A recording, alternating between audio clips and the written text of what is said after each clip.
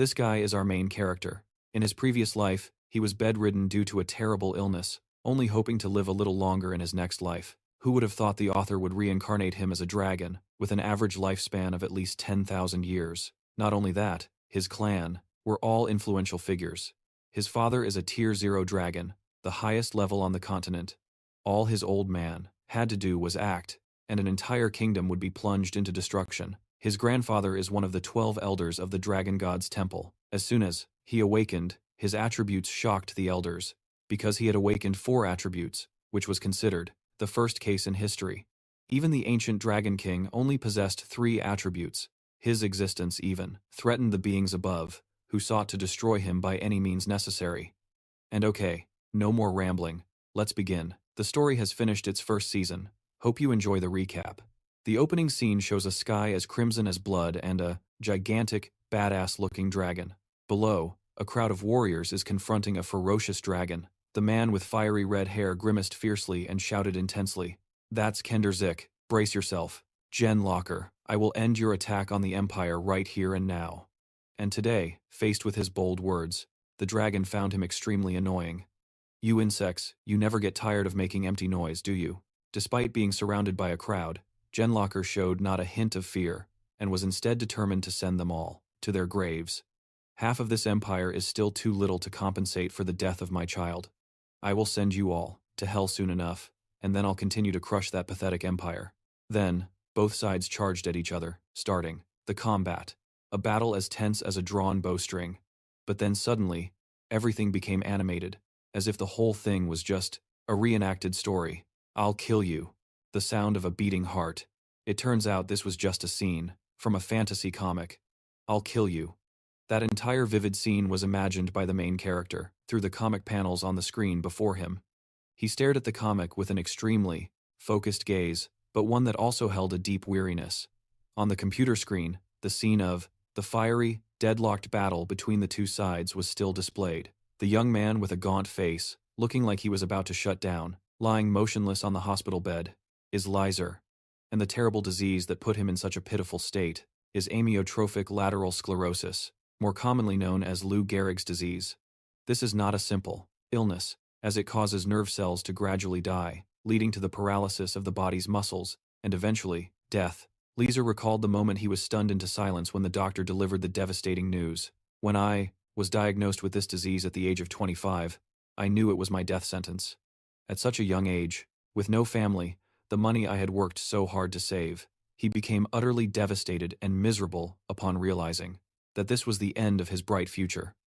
And a healthy body, with so much left to experience, it was all destroyed by that disease.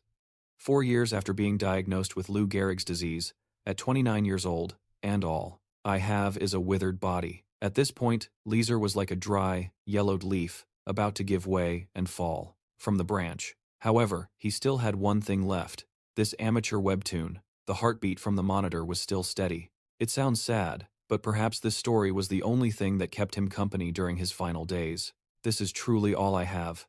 Luis stared blankly ahead as if his soul had left him, as he realized that perhaps the Grim Reaper was coming to take him away. The heartbeat was normal, but suddenly, the next second, the heart monitor began to beep incessantly, signaling an abnormal heartbeat. Now, reflected in his deep eyes was only the image of his heart rate line, as it gradually weakened. It seemed Luis could no longer fight the illness, and his eyes began to grow heavy, preparing to end his youth right here. So this is it. The last thing he saw in his life was the sight of a doctor frantically rushing toward him. Luis's vision started to fade. Now, there was only pitch-black darkness, just like his unlucky fate. In the end, I still didn't get to see the ending. Luis had already anticipated this outcome. "Of course, this is how I die." The fluctuating heart rate line changed from green to silver. Suddenly, in contrast to the endless darkness, a blinding light flashed like the sun. Luis slowly opened his eyes, but the sight before him was none other than Jen Locker, the character from his favorite webtoon. Upon seeing Luis, the man looked as happy as if he'd won the lottery and broke into a huge grin. He was the only one who had no idea what was going on. "What is this?" Then, he was lifted into the air, but the strange thing was, when he looked in the mirror, he saw that he had turned into a tiny little dragon. Faced with this surreal sight, he couldn't believe his own eyes. "What? I thought I had already kicked the bucket." But now finding himself in this situation, Luis couldn't help but turn pale with fright. He just couldn't accept this absurd resurrection, so he let out a scream loud enough to shake the castle. What in the world is happening? And that is how the story began. I've turned into a dragon. After he calmed down, he put his hands on his hips, huffily. At first, I really thought I was going to pass out. Although this whole thing was a huge shock to Luis, he had now gotten a grip on himself. I've already moved past the denial stage. Now, Luis paced around the room, exploring this new world. And after getting over that, I tried to figure out what was happening here. Before long, Luis started to adapt to his new identity. But once I accepted reality, I realized that I had been reincarnated as a dragon. To him, this was incredibly cool and awesome. In all the novels and webtoons I've ever read, there's never been a weak dragon. How could I possibly complain about being reincarnated as a dragon and becoming the strongest creature in the world? But it didn't stop there. The most important thing he focused on was that the average lifespan of a dragon is 10,000 years. Now, possessing such an overwhelmingly powerful strength, he was reminded of his miserable past life. I had to start working from a very young age. Not only that, but Luis also contracted a terminal illness, and in the end, Luis's life came to a regretful close, as he hadn't been able to accomplish anything, a lot, then got sick and died in the prime of his life. But this time is different. He's been reincarnated as a dragon. A long and healthy life is the blessing of a lifetime, and just the thought of it made him so happy that he was grinning from ear to ear, but just a few seconds later, his attitude started to change. Am I getting too excited? At this rate, I can overcome any obstacle with ease. He couldn't stop wagging his tail, showing how incredibly excited he was about his new life. I am a dragon. Just then, Genlocker walked over and lifted him up. My dear Luis. He gently held Luis like a baby and affectionately asked, "Why do you look so happy?" Then Genlocker carried him to his first meal. All right, let's go eat. In the small room, lit by a single candle, it looked very cozy. Luis was given a cute yellow bib to wear. However, his face suddenly turned dead serious. His eyes widened as he looked down at the food before him, breaking out in a cold sweat, utterly bewildered. And as expected, a dragon's food was anything but simple. It was incredibly bizarre. It was a pile of red mush served on a plate. Seeing him freeze up at the sight of this strange dish, Genlocker asked with concern, "What's wrong? Aren't you hungry? This is the best dish, and it's fresh, so hurry up and eat." A moment ago, he was overjoyed about being a dragon, but now his face was all gloomy. Why didn't I think of this? However, he'd already committed, so he had to reluctantly see it through. When in Rome, do as the Romans do, so as a dragon, he had to follow the dragon's rules. Luis mustered all his courage, picked up a piece, squeezed his eyes shut, and took a bite. Talk about a quick change of heart. 1 second he was disgusted, and the next he was completely hooked on the dish. Wow, this is actually pretty good. He didn't want to eat it at first, but after one bite, he couldn't resist the craving and grabbed more. The more he ate, the more delicious Luis found it. Seeing him eat so enthusiastically, Genlocker was also very pleased. "Is it good, son? There's still plenty left. Eat more." Looking at his expression, Luis was quite judgmental. "Your eyes are literally sparkling." However, the next second, Luis suddenly said something that stunned the old dragon. "I don't want to eat anymore, Dad." Hearing those words, he couldn't believe his ears. Dad? But what he thought would be a touching scene turned out to be a total letdown. What's wrong with you? It's supposed to be father, right? He couldn't let him just say whatever he wanted, so he decided to correct him.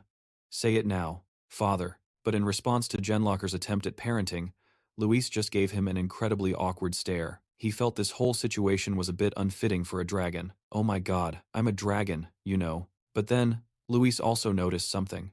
What? Come to think of it, I don't even know his name. Do I? While the old dragon was getting all teary-eyed about what to be called, Luis spoke up and asked, "Hey, what's your name?" Genlocker still didn't answer right away, instead asking back, "Is that the only thing you're curious about now? Your father's name is?" He held the food in his hand, eagerly awaiting Genlocker's answer. But as soon as he heard it, Luis froze for a good 5 seconds in speechless astonishment. "Genlocker?" The old dragon confirmed it. "That's right, your father's name is Genlocker." At that moment, a memory started to surface in his mind. He remembered the ferocious image, when the monster inside him had truly awakened. "I will destroy you all." He thought he'd been reincarnated as a dragon, but it turns out he just became a dragon from a comic book. Hearing that voice, his eyes shot open as he stared ahead, unable to believe that the person was actually his own father. At that moment, the chandeliers on the ceiling were still hanging peacefully in place. When he saw Luis looking at him with an utterly bewildered gaze, he couldn't help but be confused. He hadn't even done anything, yet Luis was already pressed up against the door, with a look of pure terror on his face. "Hey, Luis!" Luis couldn't handle the shock, so he immediately burst through the door and ran outside, wailing his eyes out. This can't be happening. He knew Janakar better than anyone, so he shot out like the wind, his mind in complete turmoil. No way. As Luis ran, he repeatedly denied to himself that this couldn't be real. No way. A moment later, he reached a room and threw the door open, stepping inside. Before him was a magnificent, spacious room filled with countless books. He walked over to a bookshelf and quickly reached up to grab a book. Luis frantically flipped through it, turning one page after another, with intense focus. After a few moments, he finally found what he was looking for and stopped, staring intently at the page. What Luis had been searching for was the history of this land. The HW Empire is the name of the empire, from that amateur webtoon I read before I died. It's like life just loves to mess with me. He let the book fall from his hands and looked up, his heart sinking. I wasn't reincarnated as a dragon. I was reincarnated into that webtoon. Then, all of a sudden, Luis remembered something. Just then, Jenniker found his way to the library and called out to Luis, scaring the living daylights out of him. When Jenniker saw him, suddenly acting so strangely, he brought over a plate of fruit and gently asked, "My son, are you hurt?" Faced with Jenniker's concern, Luis found it completely at odds with the aggressive image of the man he remembered from before. He was such a kind and loving father, but then there was, "All of you. I will kill you." Is he really going to become a genocidal maniac? What the hell is this? The mere thought of it made Luis's heart ache, and in his mind's eye, he couldn't stop seeing the image of Jenniker rampaging through this place. "I will never live peacefully again. Because of your arrogance, I must drown this entire continent in blood." However, at that moment, the look on Luis's face suddenly brightened as he remembered a crucial detail. That's right, Janakar only goes on a rampage after his son is killed by a human. But as soon as he thought that, he froze in his tracks. Something felt terribly wrong. Does that mean... Afraid that he himself was that ill-fated son, he hastily asked, "Father, do I have any older brothers?" But it seemed his terrible fate was sealed, as his father replied, "An older brother? No, Luis, you're the eldest child." Hearing this, he started breaking out in a cold sweat, frantically waving his hands as if to ward off the bad news, and immediately asked Janakar, "So, are you planning on having any more kids?" But life isn't a fairy tale. His father just gave a bright smile and completely crushed his last hope. "Nope, I promised your mother we would have only one child and raise him well." The situation became as tense as a drawn bowstring, and the atmosphere grew, so it felt even heavier when he realized his future fate. So, does this mean no one hatched before or after me? It meant that his life, which had just begun to blossom, now felt like it was collapsing, as if the world were ending. The child who gets killed. That is me? The mere thought made him dizzy, his head spinning. In the webtoon, Jen Locker lost her child and took revenge on the entire empire. Suddenly, after realizing this earth-shattering truth, he was so shocked that he fainted on the spot. Luis was now utterly bewildered, realizing he was just a minor character, nothing more. I'm just the key to starting the story. The child of a villainous dragon who will disappear and vanish into thin air. Right before the story even begins, Luis felt tears streaming down his face, silently mourning a life that had to end before it even truly began. I've become a dragon born only to die. The space outside was now incredibly dark and quiet, without a single soul in sight. Only one room emitted a soft, gentle golden light from within. It's true that being rich doesn't always bring happiness. Even though Luis was rolling around on a high mountain of gold coins, he still couldn't feel a shred of joy knowing he was about to meet his maker. He lay sprawled out, endlessly brooding and sighing in exhaustion. Just like in my past life, I'm still fated to die young, even though I'm living in the lap of luxury, with a family that has nothing but money. When he knew he was about to be 6 feet under, all these coins suddenly seemed fleeting and meaningless. How am I supposed to spend all of this now? Die? Die again? Did I trade everything just for this? But, with his incredibly strong survival instinct, he couldn't just accept this fate and decided he had to do something about it. No, I refused to die such a pointless death. This time, Luis wouldn't just sit back and wait for death. He decided to act. To change his fate, he flew up to a high bookshelf and grabbed a book. Out of all the books available there, Luis chose one with a brown cover. Flipping it open, he saw that the inside was densely packed with countless words. To change his fate, he first had to remember the story's plot so he could prevent it from happening. The year she went berserk, I have to remember it. Luis began to reason with intense focus about what he needed to get started on. Jen Locker only went on that rampage after losing her child, right? If I can just figure out the timing of that event, it means I'll know the exact moment I'm supposed to die. And that year is. After racking his brain, he finally recalled the first crucial piece of information. The year 3589 AD. Luis's face filled with panic, his eyes wide with shock. This is it. He picked up an ink pen and began to write a few lines on a blank sheet of paper. Luis jotted down his predictions for the future. The current year is 3090 AD. So by that time, I'll be about 498 or 499 years old. He couldn't help but feel a pang of regret as he wrote, so I'm going to die just 1 year before I'm considered an adult. To die while I'm still just a kid? But this time was different. This time, he had to act, instead of just waiting to die. No. The hell I'm dying. He made a firm resolution to himself that he absolutely had to survive for the next 499 years. I will not give up. A fierce flame of desire to live now blazed in Luis's heart. Just you watch. The scene shifts to a meanwhile, in another room, it was time to eat.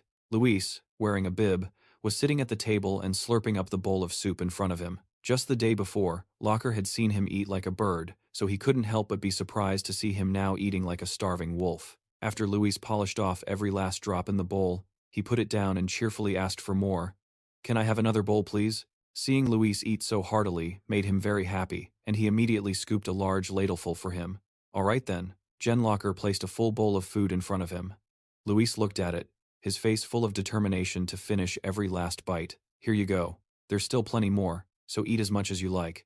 Suddenly, while they were eating, a bug started flying around above their heads. However, that bug didn't seem harmless at all as it flew straight towards Luis's food. It could have landed anywhere, but it landed right on the spoonful of food Luis was about to put in his mouth. Seeing Luis about to eat the bug, Jen Locker could no longer contain himself and became extremely panicked. My son, truly the reflex of a parent seeing their child in danger so fast, he immediately knocked the food away. Suddenly, while he was enjoying his meal, Jen Locker ruined it, which made him very annoyed. What's wrong? After confirming for sure that the bug had kicked the bucket, he finally breathed a sigh of relief. You were almost in big trouble, you know. The next second, Jen Locker held the bug out and explained it thoroughly to Luis. This is an artificial creature that I'm researching, but it's not dangerous to our dragon kind. But because you're still young, it's better to be safe. It's very poisonous. Hearing Jen Locker's shocking words, he jumped in surprise, his face utterly astonished. Poisonous? But seeing him so scared that his face turned pale, he quickly reassured him. But you haven't eaten it yet, so you should be fine. While Jen Locker was still wondering how that bug got there, Luis still hadn't gotten over the shock of his near-death experience. That was close. I need to be more careful. He then entered a large room.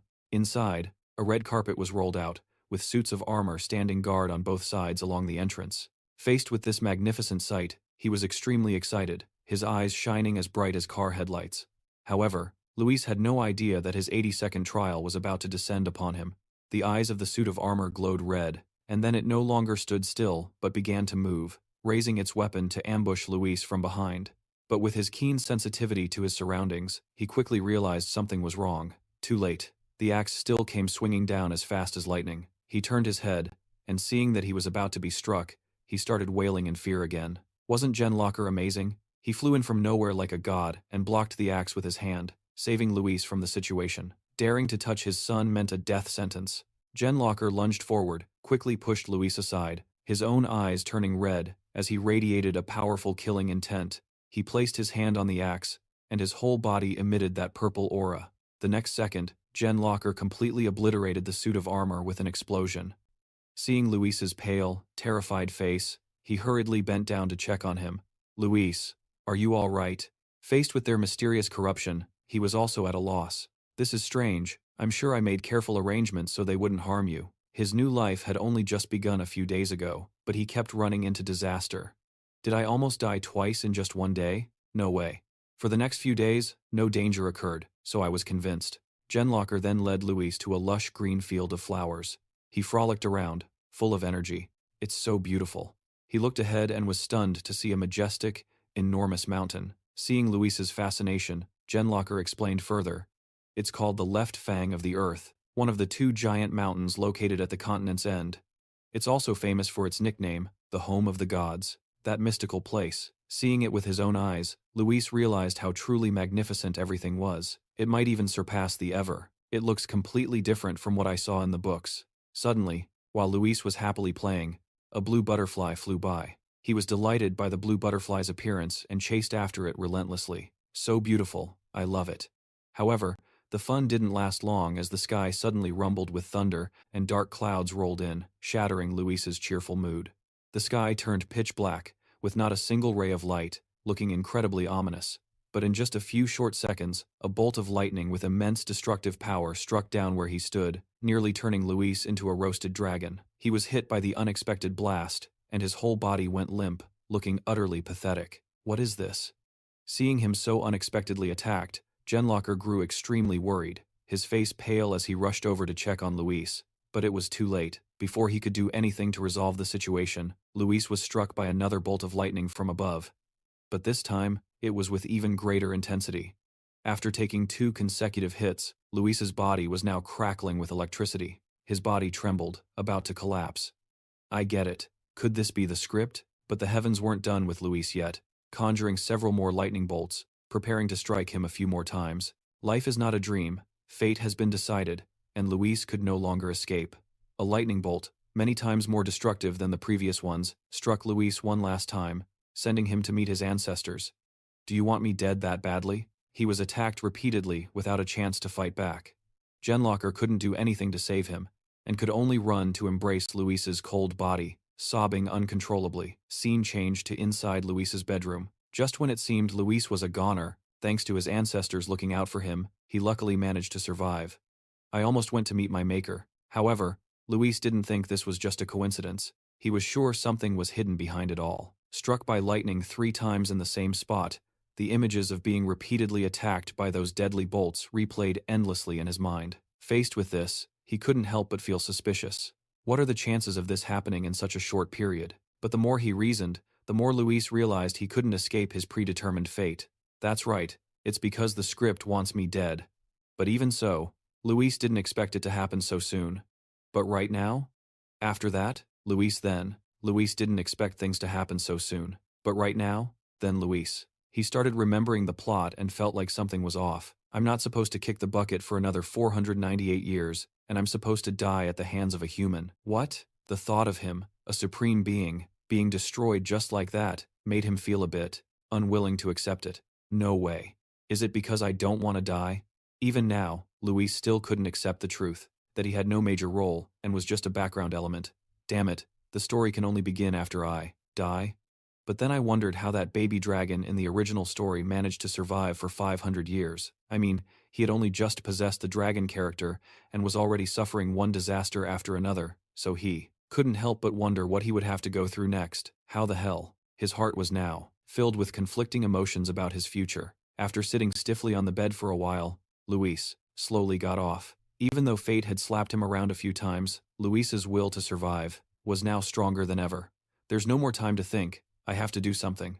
From outside the room, one could feel his powerful desire to live. I need something that can save me from this death. After making up his mind, he boldly went to Genlocker's room and threw the door open. Father, seeing Luis finally call him father, a bright smile bloomed on his face, and he was overjoyed. Genlocker gently bent down to ask, "What is it, son?" He didn't beat around the bush and asked directly, "Father, do you have any devices at home that can be used to protect you?" Hearing him ask such a strange question, he was a bit surprised, but then, he replied, "A device to protect me? I do have one, but it's still too early for you to use it." Then, Locker explained in more detail. To use it, you'll need a power called elemental power, and it also takes a lot of training to be able to use them. Seeing that Luis seemed curious, he gently patted his head and said, "You're still too young. Wait until you're older to learn, okay? Just a few hundred more years." However, he knew very well that if he waited a few hundred years, he would already be 6 feet under, so he was determined to insist. "No, I want to learn right now." Faced with this stubbornness from Luis, was Genlocker just going to give in? Luis let out a long sigh. His face, full of determination. I don't want to wait. I want to learn right now. Genlocker was flustered. Huh? He became flustered. But you're still too young. Luis ran over and clung to his arm, his eyes sparkling. Can't I? I can't learn just because I'm young? Genlocker scratched his head and thought. But usually, you can start learning after you've passed the hatchling stage. His eyes looked pitiful, yet still sparkled. He couldn't resist and helplessly agreed. All right, I'll teach you. Luis was so happy he waved his front paws around wildly. Really? Then teach me right away. Right now, Genlocker continued. But before we begin, he smiled. There's a place we need to go first, he asked curiously. What place? Genlocker snapped his fingers. He said, It's the place where young dragons go to discover their element for the first time. You have to meet the elders first. Luis ran out the door, happily shouting as he went. Father. Genlocker immediately hugged him, laughing. I'm right here. Luis looked up and asked, But how will we get to the elders' place? Suddenly, around Genlocker, purple sources of light appeared. To get there, we'll have to fly, he said with a smile. Luis raised his small arm to shield himself from the purple lights. Those purple lights gathered together to form a large circle. Luis watched in alarm, thinking to himself, Is he transforming into a dragon? In just a moment, Genlocker had transformed into a huge black dragon. With an admiring gaze, Luis shouted, A real dragon? The dragon gently bent down and said to Luis, Come on, climb on.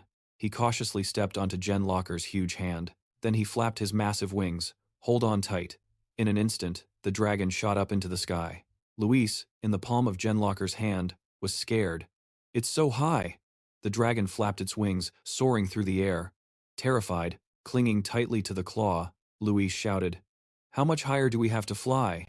Genlocker glanced at him and chuckled. The journey is still long. He shot up into the blue sky. Luis looked down. Are we going to pass through the atmosphere and fly into space? Genlocker spoke. Luis, we're almost there. By now they had flown into space, and in front of them was a shining castle. Luis was so surprised he was horrified. Oh my God! Genlocker glanced over. Surprising, isn't it? This place is also known as the Holy Land of Dragons. In front of them now was a castle floating in the air. It was the Golden Flower Castle. Genlocker landed on the ground. Luis looked up with an admiring gaze. Whoa, it looks even bigger up close. Genlocker transformed back into a human and walked beside him. All right, let's go in. The two of them stepped inside into a vast space, and a voice spoke up. So you've arrived? It was Sandurgia, the leader of the 13 Dragon Elders. Genlocker bowed respectfully. Greetings, sir. I am Genlocker, son of Pamus. Luis was still in shock, stammering. Hello, Pamus. One of the 13 elders laughed and said, Huh, is that your son? He looks smarter and more polite compared to Pamus's grandson. The dragon next to him immediately got annoyed. You old geezer. Genlocker spoke. It's been a long time, father. Pamus, one of the 13 elders, said, Yes, it's been 623 years. The last time you came here was to introduce your wife, Valentina, wasn't it? Then he angrily continued, And hey, you should have brought the boy here as soon as he was born, right? Why is the first time I'm meeting my grandson with all these old geezers around? Genlocker explained. Luis is only 1 month old. Did you want to force him to come here? Pamus gritted his teeth. Then he observed Luis. Luis looked up with his innocent face, staring intently. Pamus and Luis just stared at each other, when suddenly the boy's eyes started to sparkle, his face adorable. Grandpa Pamus was startled, as if he'd been love-struck. His cheeks flushed red. He laughed loudly. That's right, I'm your grandpa. How can my grandson be this handsome? The two dragons next to them talked. This old guy seems to really dote on his grandson. He's been waiting for a grandchild for a very long time. Let's let him enjoy this moment. Sandurgia said. So you want to know about Luis's attribute? Isn't it still too early? Genlocker replied. Yes, I thought so too, but Luis has expressed his wish for this. So Pamus, standing beside them, smiled. Great. This kid really has a thirst for knowledge, just like his grandfather. Sander said angrily. Shut up, you old geezer. He glared at the humming old man with an annoyed look, always muttering. Step into the center. Luis. Luis became anxious. Father. Genlock raised a hand to reassure him. There's no need to worry, son. Just go on in. All you need to do is just stand still. He stepped into the circle in the middle, surrounded by the elders. Luis took a breath, his face tensing up. Sander glanced over. Let's begin. The elders held out their hands, creating streams of light. Each elder possessed a different power, and all their powers simultaneously flew upwards. Luis watched with admiration. Amazing. Sander held up an orb of light. Hey kid, close your eyes and chant, my lifelong companion. Luis closed his eyes earnestly, and above his head appeared various sources of power. Come forth. A stream of light radiated from around Luis. Sander looked at the orb in his hand, which had the shape of an hourglass. Genlock was surprised. An abstract attribute? Is it time? He thought with a hint of pride. Abstract attributes are usually even stronger than natural ones. My son is truly a genius. Elder Muso looked at the orb in his hand. Suddenly, he burst out laughing. A strength attribute? Just as expected from our bloodline. My grandson has 2 whole attributes. Elder Toso also stared intently at the orb in his hand. A dual attribute in this day and age? It's been quite a while. Elder Muso said in surprise. A space attribute as well? 3 attributes? He continued. The first Dragon King, Keter, and the worst dragon who was consumed by evil. In the long history of the dragon race, only those 2 have ever possessed 3 attributes. Luis floated among the orbs. This child was destined to write a new page in history. The elders were all shocked. Is this for real? He even has a mental attribute? All the powers flew towards Luis. Genlock used his hand to shield his eyes from the bright lights being emitted. Luis jumped for joy. He happily hugged the orbs to his chest. Whoa, whoa. Suddenly, he seemed to realize something. Large pairs of eyes stared down at him from above, startling Luis. While hugging the orbs, he trembled. Why is everyone looking at me like that? Genlock's jaw dropped in surprise. Luis sat with his arms crossed on a chair, deep in thought. He recalled the meeting with the elders. Time, space, strength, mental, all 4 attributes were abstract, a talent that left all the elders there speechless, holding immense potential, enough to upset the balance of the original story. With such an ability, could I personally resolve all the events that will happen in this story? He slumped, resting his hands on the table. It's also possible that the plot's development will change because of this. They'll probably be furious that they can't kill me. Luis sighed and leaned back in his chair. But in the end, what's the point of having this talent if I'm likely to kick the bucket before I even get to grow up? He crossed his arms, thinking seriously. Then suddenly, Luis slammed his hand on the table. It's okay, there's still hope. And if this talent can cause a shift, it means I have another chance. He flew to the bookshelf and pulled out a few books. As long as I cultivate it well, my chances of survival will definitely increase. The most important thing is that I'm no longer the Luis from the original story.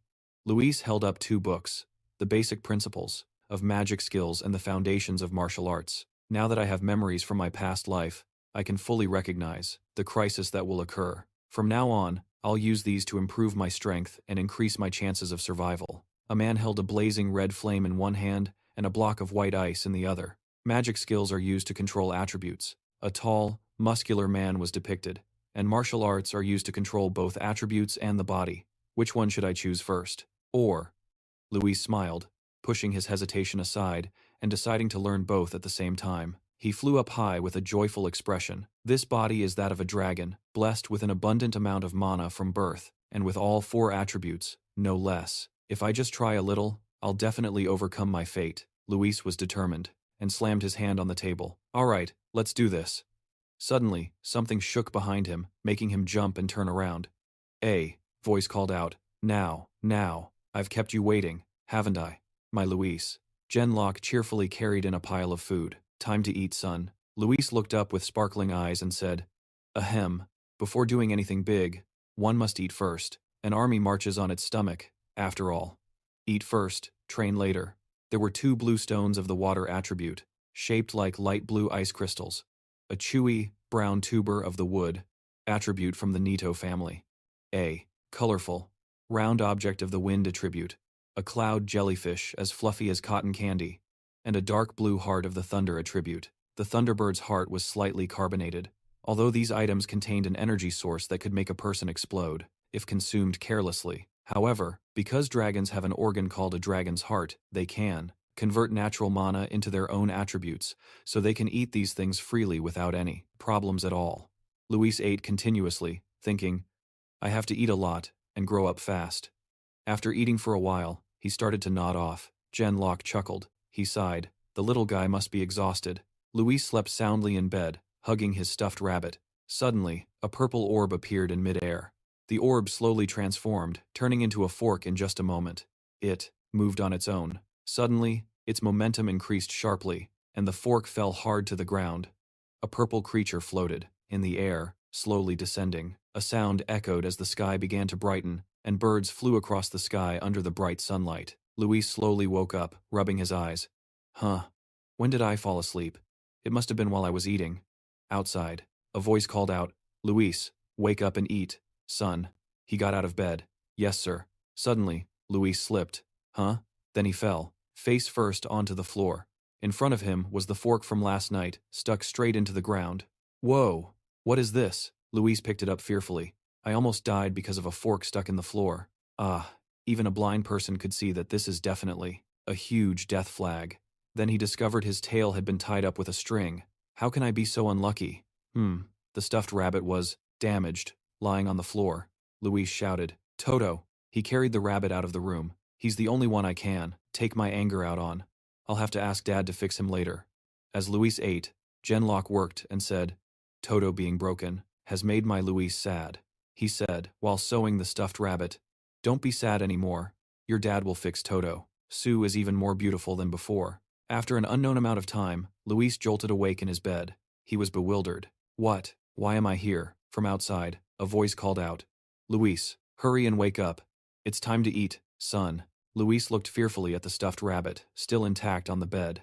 Sue is already fixed? Yes. He cowered by the door in fear. Dad, something feels really strange. Genlock was startled. What? Why? Where did my son get hurt? Luis walked over and crossed his arms seriously. I don't know if this counts as being hurt or not. I'm not really sure. But my memories are all fuzzy, and I feel sleepy too. He looked on, confused. Then he continued cooking and said, So, it's that time, isn't it? Luis was taken aback. No, I'm not hurt. It's just that my sleep cycle is approaching. Genlock explained. Our dragon race has to go through 2 sleep cycles to become adults. If you're constantly feeling sleepy, then your first sleep cycle is probably approaching. Luis wondered, how long will I be asleep for? Genlock hesitated. There's no exact time, but it'll be around. He was shocked by his father's words. About 100 years. Luis panicked. Damn it. Just a few days ago, I got through that Discord fiasco. And what? I have to sleep for a whole 100 years? He helplessly clutched his small head. This is definitely telling me to get ready to kick the bucket. He ran off. This can't be happening. Genlock was startled and called after Luis. Luis tied a towel around his head, his body filled with fiery determination. I have to make a plan to stay awake for as long as possible. A whole plan was drawn up. First, avoid eating too much because a full stomach will easily make me sleepy. Second, don't take a bath because bathing will make me feel relaxed. Third, reduce movement to a minimum. That will make me feel restless. Fourth, do not go near the bed. Just seeing the bed will make me want to lie down immediately. Luis wrote diligently. All right, from now on I have to try my best to stay awake. He walked wearily down the hallway. Luis sighed tiredly. Genlock, holding a bowl of food, shouted, Luis, you have to eat more for me. He tried to stuff the food in his mouth. Come on, just one more spoonful, son. Luis ran away in fear, and he shouted, Luis! He tiredly entered the library. Phew, that was a close call. Lucky I snapped out of it in time. Luis picked up a book to read. I can't let my guard down until I find a way to avoid sleeping. The book page read, How to always stay awake. Stand up and pinch your own cheeks. Eat spicy food. Wash your face with cold water. Don't read books. His vision started to blur. Luis startled himself by pinching both his cheeks. Whoa, no, no. Then he started nodding off again. No! He jolted awake. Luis slapped his cheeks again, shouting, I can't! His vision began to blur, but his mind was still resisting. No. After an unknown amount of time, familiar calls of Luis's name echoed in the space. From the bed, Luis jolted awake. A cheerful Genlock appeared before him. Did you sleep well? Dad. Luis raised his hand. I didn't sleep. I just passed out for a little bit. He knelt on one knee. Congratulations. My son. Luis looked up. What? What are you congratulating me for? Then he gasped, his mouth wide open. I'm celebrating your 100th birthday. Luis. 100 years ago, a voice called in the room. Luis. Genlock walked in. Luis, do you want a little snack? He saw him fast asleep on the floor, surrounded by many stacks of books. Book. Genlocker smiled happily. Well, it looks like you fell asleep while reading, huh? Then he picked Luis up and placed him on the bed. Genlocker said gently, "Wouldn't it be better to eat a little more before you sleep?" Looking at Luis sleeping so soundly, he thought, "But the boy is already fast asleep, so never mind. I hope he will wake up safely." Luis looked incredibly adorable while sleeping. "Sleep well, my good son. Tomorrow, I will come to you." Genlocker sat in a chair, diligently writing, when a sudden loud noise startled him. Immediately, Locker rushed to open the door. "What the hell is this?" Seeing Luis sleeping soundly on the ground, surrounded by dust and smoke, he screamed in panic. "Ah, Luis!" Genlocker knelt and pushed the wooden beams aside. "Are you okay? Are you hurt?" Luis was still fast asleep in his arms. He scanned the surroundings, but there were no signs of an intruder. Suddenly, a wooden beam snapped in two. "Don't tell me my wooden ceiling just collapsed for no reason." The entire wall and its bricks came crashing down. Genlocker used all his strength to protect Luis. For many decades that followed, a series of mysterious incidents continued to happen regularly. It was as if someone was trying to kill the boy. His room even caught fire, but Luis slept soundly through it.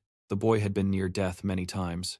Genlocker used his power to create a magic circle. "I don't know why these things keep happening to Luis. So, using various safety measures, I've created protective barriers in every way I can." He got injured, and as a result, his lifespan was also shortened a little. But that's not a big deal, as long as Luis remained safe. The night sky was filled with the moon and stars.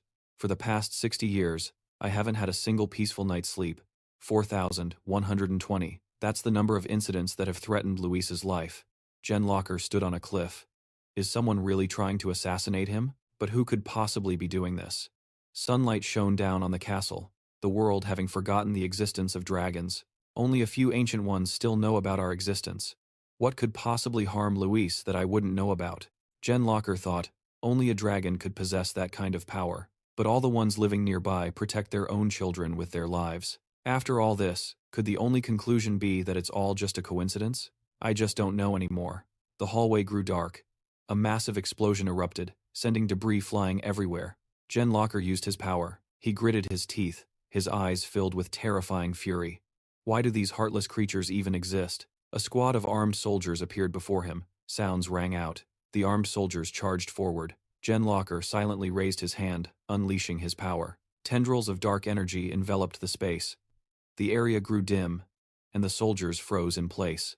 Suddenly, the tendrils of energy sharpened, piercing through the soldiers' chests. The surrounding space grew even darker. Genlocker frowned, watching intently as the soldiers were swiftly annihilated, their bodies littering the ground. He recalled a conversation his father had with him. A genius must face many hardships. Not only that, but there will be many more trials and tribulations. Genlocker worried about those words, thinking of what awaited Luis in the future. Baser. Baser frowned sadly, just like what happened with the first Dragon King. Back in the present, Genlocker stood amidst the body parts of the soldiers. Is it true? Is Luis's talent so powerful that they want to kill the boy? He clenched his fists. No, that can't be right. Genlocker's eyes filled with determination. God, fate, or whatever the hell it is, I will protect Luis from everything. The room had been tidied up. Currently, Luis was staring intently at the wall, thinking. Looking at himself in the mirror, he rubbed his face and made a few noises, then raised his hand to his head to see if he'd grown any taller. Luis stomped his foot angrily, spending a whole 100 years just to sleep, and this is all I've grown? Speaking of which, he trembled. I didn't pay much attention before, but a large part of my life has already passed. So 100 years have gone by, Luis thought to himself, and I'm still alive. He recalled his near-death experiences, almost attacked by a stone statue and struck by lightning until he was charred black. He almost fell onto spikes sticking out of the ground. He thought to himself, not a single day went by without a near-fatal accident. Luis felt it was miraculous, but also confusing. How was I safe while I was sleeping? How is that even possible? Luis thought in silence, and after a moment, he closed his eyes and spread his arms. Oh well, why bother worrying about it? I'm still alive, and that's what matters, Genlocker called out, holding some food. Luis, it's almost time for dinner. Get ready, and come downstairs, okay? Yes, sir, he observed the man. What's wrong with father? Has he gotten older? Luis recalled the past. Maybe I really am a tragedy for my father. He became determined. All right, from now on, I'll be a good son and always listen to my father, Luis called out, making Genlocker turn his head. Father, wait for me. The man said cheerfully. Haha, come with me, father. I'm so hungry. Louise chatted with Jen Locker. But why do you look so tired? Do I look that worn out? Yes. You should remember to sleep before you work, father. Haha, I know. Beside a tall mountain, on a lush green lawn, under the beautiful, bright sunlight, with green canopies rustling in the wind, a boy holding a wooden sword raised it high, then swung it down hard through the air, creating trails of smoke around it. The tip of the sword came to rest on the grass at his feet. The boy panted, sweat trickling down his cheeks, when a voice called out, "Young master." The boy immediately turned his head. Young Master Luis. The story begins with a scene of blue skies, white clouds, and golden sunshine. At this moment, a voice called out to the boy, "Luis." A boy with platinum blonde hair and deep violet eyes turned his head upon sensing another's presence. Young Master Luis. Suddenly, a white handkerchief was floating in the air, and the voice seemed to be coming from it. "Here is your handkerchief, sir." Luis quickly lifted the handkerchief, and a pair of tiny, cute feet were revealed. Oh, I thought it was a talking handkerchief, but it turns out there was a tiny fairy hiding under it this whole time. When she could finally breathe in the fresh air, she let out a sigh of relief. But the next second, the maid named Phi began to comment on his behavior. "I see you've been in your human form for quite a while now. You are clearly a descendant of the divine dragon clan, the great and holy one." When she saw that young Master Luis didn't answer and just stammered while wiping his face with the handkerchief, she wondered, "What is it, young master?" Turns out, he was also extremely annoyed by Vin's form of address. "It's been 100 years. Can you stop calling me young Master Vin?" However, she didn't seem too pleased with Luis's strange request. "But you are my young master." Then, she suddenly did a 180-degree turn and expressed her opinion with extreme intensity. "The honor of serving the Forest Lord is the greatest aspiration of us fairies." Hearing this, a knowing smile unconsciously formed on Luis's lips. Such an honor. Come to think of it, I never even paid attention to that. At that moment, old memories began to play in his mind like an old film. The incident probably began after I went through my first hibernation. Luis was relaxing and reading a book in his room when he suddenly turned his head, sensing someone's presence. When he turned around, he saw a huge white gift box, tied with a red ribbon, placed neatly on the table. But as he got closer, he looked around, completely puzzled as there wasn't a single soul in sight. "I'm sure I just heard something." While he was still wondering what had just happened, the box began to move, as if some living creature was inside. Surprise! A girl suddenly burst out of the box, her face deathly pale as if she was about to suffocate. "I can breathe." The sudden appearance of a girl in his room scared Luis stiff. What the heck? The sudden appearance startled Luis so much that he smacked her hard with his tail. Phi took a massive hit from Luis, sending her spinning through the air while screaming non-stop for a good while. After being spun around like a top, her head was spinning, causing her to lose her balance and collapse in a heap. The next second, he approached Phi and began to poke and prod, inspecting her wings. "What is this giant flying thing?" Seeing Phi lying there, stiff as a board, Luis took a brush and poked her to check on her condition. Then he used the brush to lift Phi up. At this point, she hadn't fully regained consciousness and was still in a daze, which confused him even more. "What is this?" But in just a flash, Phi regained her senses and snapped her head towards Luis, looking extremely fierce. She finally snapped out of it when she saw herself being hung up like a clothes rack. She struggled, hoping to get free. Although Phi had just made an extremely clumsy and misleading entrance, she now composed herself, bowed, and introduced herself. "It is a great pleasure to meet you, Holy Dragon. My name is Phi, from the royal family of the Fairy Light Kingdom. I am greatly honored to be the one to bring you joy in the future." However, despite Phi's friendly and sincere introduction, Luis looked at her with an extremely scrutinizing gaze, as if she were an alien. When she saw him just staring at her with a blank, soulless expression, Phi's shoulders slumped as she slowly spoke. "Could you please put me down?" At this, Luis also regained his composure, sat down on the floor, and crossed his arms to question her. "Hey, what did you just mean? What honor?" Hearing him ask about the very thing she had painstakingly prepared, she eagerly pulled out a white cloth. "All right, please take a look." Phi, as if she had been waiting for this day for a very long time, excitedly whipped off the white cloth that was. A great surprise was in store for the mighty holy dragon. "We of the Fairy Kingdom have prepared a special gift." In the blink of an eye, a wardrobe filled with countless top-notch outfits appeared. The dress-up toy set of a fairy, Starlight, Faye, totally in her element, immediately launched into a sales pitch for her insanely cool product, taking advantage of the androgynous nature of the fairy race. The toy set included clothes for both men and women, as well as outfits for demons and angels, and countless other fascinating options, including a limited edition set, you know. But that wasn't all, as the true star of the show was about to make her official debut. However, the most essential part was this. With her overflowing confidence, today's star was none other than Faye. I, a noble starlight fairy, and the owner of a perfect body that can pull off any kind of outfit. However, after listening to her ramble on, it seemed none of it registered with Luis, and it even made him freeze for 5 seconds, unable to process what she was doing, although he seemed quite annoyed. By her roundabout introduction, he still managed to ask patiently, "Ah, so you mean I should use you as a living toy?" Hearing that he had finally understood her intentions perfectly, she snapped her fingers in confirmation. "You are a holy dragon who is both noble and wise." Suddenly, as if a switch was flipped, Faye hyperactively leaped into the air. "So, it must be you." But just when she thought Luis had accepted her, Faye was sent spinning in the air by him. In your dreams. Finding himself suddenly saddled with this nuisance, he grabbed her like a chicken and ran to complain to Genlock. I had to personally go and ask my father why he would give me a gift like this.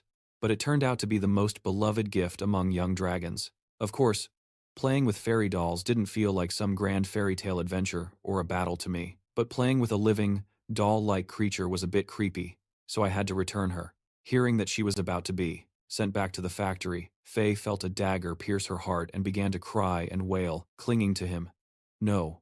Why? Would you do this? Why? I'll do anything you want.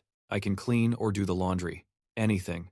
She threw all her shame out the window, grabbing Luis's tail so tightly that it even startled him. A little. "Please don't throw me away. I beg you, don't throw me away." It was only later that I learned that becoming the friend of a dragon was a great honor and a guaranteed path to greatness. The first king, who was also the one who united the fairy tribes, was the childhood toy of the first Dragon King.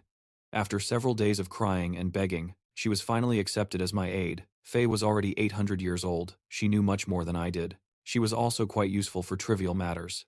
Faye looked up at Luis with wide, sparkling eyes and asked, "Master Luis, what are you thinking about?" He held out his hand and requested, "It's nothing.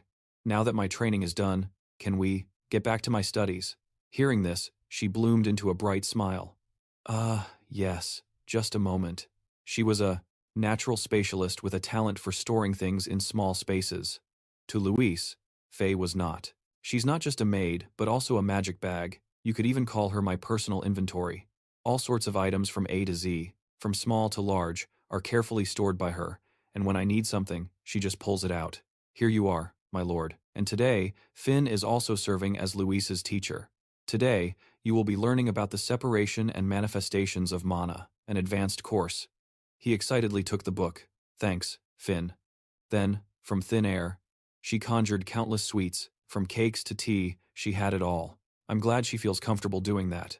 He approached the table, which was laid out with a delectable spread of desserts, and thought to himself, "I'll have to get used to this soon. The weather today is perfect for an outdoor tea party." While Luis was engrossed in his book, Finn was also trying her best to pour him tea. However, the clear blue skies didn't last long before the sky started to turn gray, with dark clouds rolling in accompanied by flashes of lightning. He was finally in the mood to study diligently for once, but the weather ruined the atmosphere, which disappointed him, so he closed his book. It's only been a few days.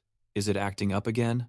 Looking up at the sky, the dark clouds gathered even more intensely. Thunder roared, and lightning flashed. Bolts of lightning that lit up the entire sky suddenly struck the ground right where he was. Finn, seeing the potential danger, worriedly shouted a warning to Master Luis. However, instead of being scared, he was, on the contrary, extremely calm, and held out his hand. Who would have thought that in just an instant, all the energy from that lightning would be completely absorbed by Luis into the bracelet on his wrist? Feeling himself being recharged with more power, he broke into a very satisfied smile. Having been struck so many times, Luis was now completely unfazed, and on the contrary, he even used it to increase his own power. "I've been struck by lightning hundreds of times by now. That's more than enough." Seeing the gleaming green gem on his hand, her jaw dropped in complete astonishment. An elemental gem, it utilizes the phenomenon where the purer the power, the stronger it becomes, and conversely, the weaker it is, the more easily it leaks out. It's a relatively stable, low-grade elemental gem, As it began to absorb the lightning, it also started to fill up. When he saw that all the energy had filled his bracelet, he started to get a new idea. It's already full, I need to change it out quickly. However, before he could act on his plan, she immediately objected with all her might. No, master. At that moment, Luis looked up at the sky with his eyes wide open in utter shock. Master! While he was still trying to figure out what was happening, several bolts of lightning struck straight down on him. At this moment, Finn witnessed the scene as if she'd lost her soul. A spatial field? After a while, everything returned to normal. But she still couldn't escape the thoughts in her head. He's so fast. So that's magic nearing level 1? Faced with Luis's incredible display, Finn was filled with immense admiration. Even if he is a chosen dragon, this is still progressing way too fast. With him, I must write a great page in history for everyone in the elf tribe to hear about. While she was thinking about a bright future, Luis was looking at her with a very scrutinizing gaze. At this moment, he felt incredibly lucky. Thankfully, ever since I learned about spatial fields, these life-threatening incidents have also been prevented with ease. My space attribute has almost reached level 1. Space and time are level 3, but my mind is still stuck at level 5. I focused too much on training my spatial abilities just to survive, but because of that, I completely neglected my other attributes. I guess it'll take a little more time. Huh? Then he clenched his fist with determination, but it's okay now. I'll definitely live long enough to see MU win a trophy. After finalizing everything he needed to do, Luis clenched his fist and looked toward the bright future ahead. Alright, let's do this. He couldn't just sit around and wait for things to happen, so he called out, Finn, bring me the next book. When she heard that, she quickly brought it over. Right away, right away. The scene changes to a cozy dining room. Right now, Luis and Genlocker are having a meal together. While holding a huge chicken leg in his hand, Luis turned to ask him, Dad, where are you planning to go? With a gloomy and slightly sad face, Genlocker announced his upcoming schedule. I'm planning to go to the Silver Flower Castle. Luis. At the end of this month, Jia will be retiring. With a pure and innocent soul, he asked again to confirm, Oh, is that Grandpa? After hearing that, he fell into deep thought, not knowing what to say. It's true that he is retiring, but for you to call him Grandpa is a bit. However, Luis didn't care about those trivial details and just addressed him the way he wanted. What's the big deal? Grandpa's friend is also a grandpa. At that statement, Genlocker didn't want to say anything more. Whatever you say. Luis then grabbed another big chicken leg and expressed his curiosity. I understand that Grandpa is retiring, but why do you have to go there, Dad? Since hiding it from him would be pointless anyway. Genlocker hesitated for a moment before answering. The thing is, he announced while putting a hand on his head and flashing a joyful smile, Your father has been recommended to take over Elder Jia position. Upon hearing that his father was honored with such a great responsibility, Luis immediately gave a thumbs up. Amazing, good job, you're so awesome, Dad. Being praised by his son, Genlocker was on cloud 9. If you say so, then it must be true. Now he realized, it wasn't just himself who had been trying hard every day, but Genlocker was also doing his best. I wasn't the only one who grew over the past years, but also my father, who has always been at the top for a long time. He finally reached level 0 of the dark attribute. Faced with his impressive and outstanding progress, Luis felt a sense of admiration. Even ordinary dragons couldn't achieve that. My father did it at only 4,000 years old, a relatively young age for a dragon. He placed great faith in his father's daily growth, which was enough to turn him into the final big boss. This reminded Luis of the image of him turning into a demon in the webtoon he had read. In the original storyline, Genlocker was also the madman who ravaged the entire continent. His two main attributes were darkness and magic. With just those two attributes, Genlocker's entire body was dyed a jet black color. He became known by the title of the second one to turn into a demon. However, with his own determination, Luis could rest a little easier because he knew he would be the one to change this story. But that's not going to happen this time. I've trained myself bald for the past 150 years just to prevent that from happening again. But at that moment, Genlocker suddenly became very, and stammered, as if about to say something embarrassing to him. Luis saw this and replied, yes, but he still didn't get straight to the point, but just kept hesitating. After waiting for what felt like an eternity for Genlocker to say something, Luis finally urged him to get to the point. Just say it, Dad.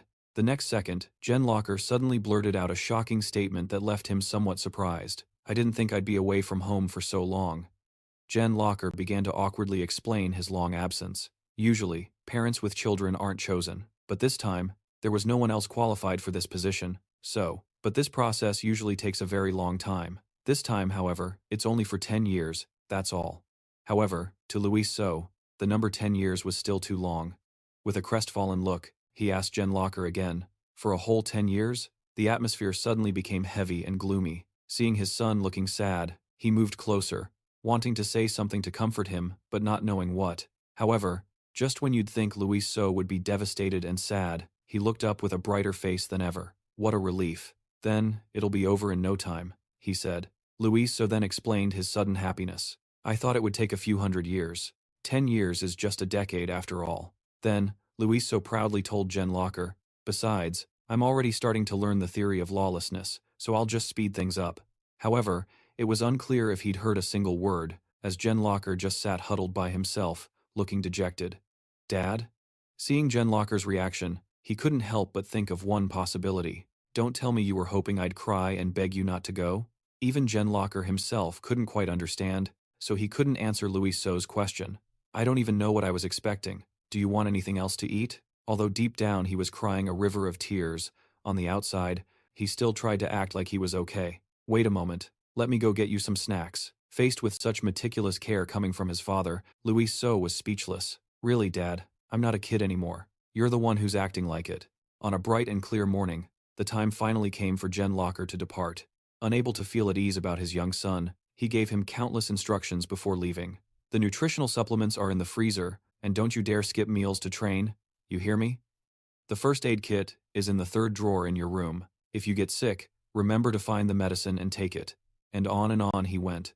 Seeing Jen Locker treat him like a baby, he couldn't take it anymore and urged him on. Dad, I'll be fine. You should just go. You've been repeating the same things for 4 hours now. Luis So couldn't stand being treated like a child any longer, and exclaimed, I'm not a kid anymore, and I'll only be alone for 10 years.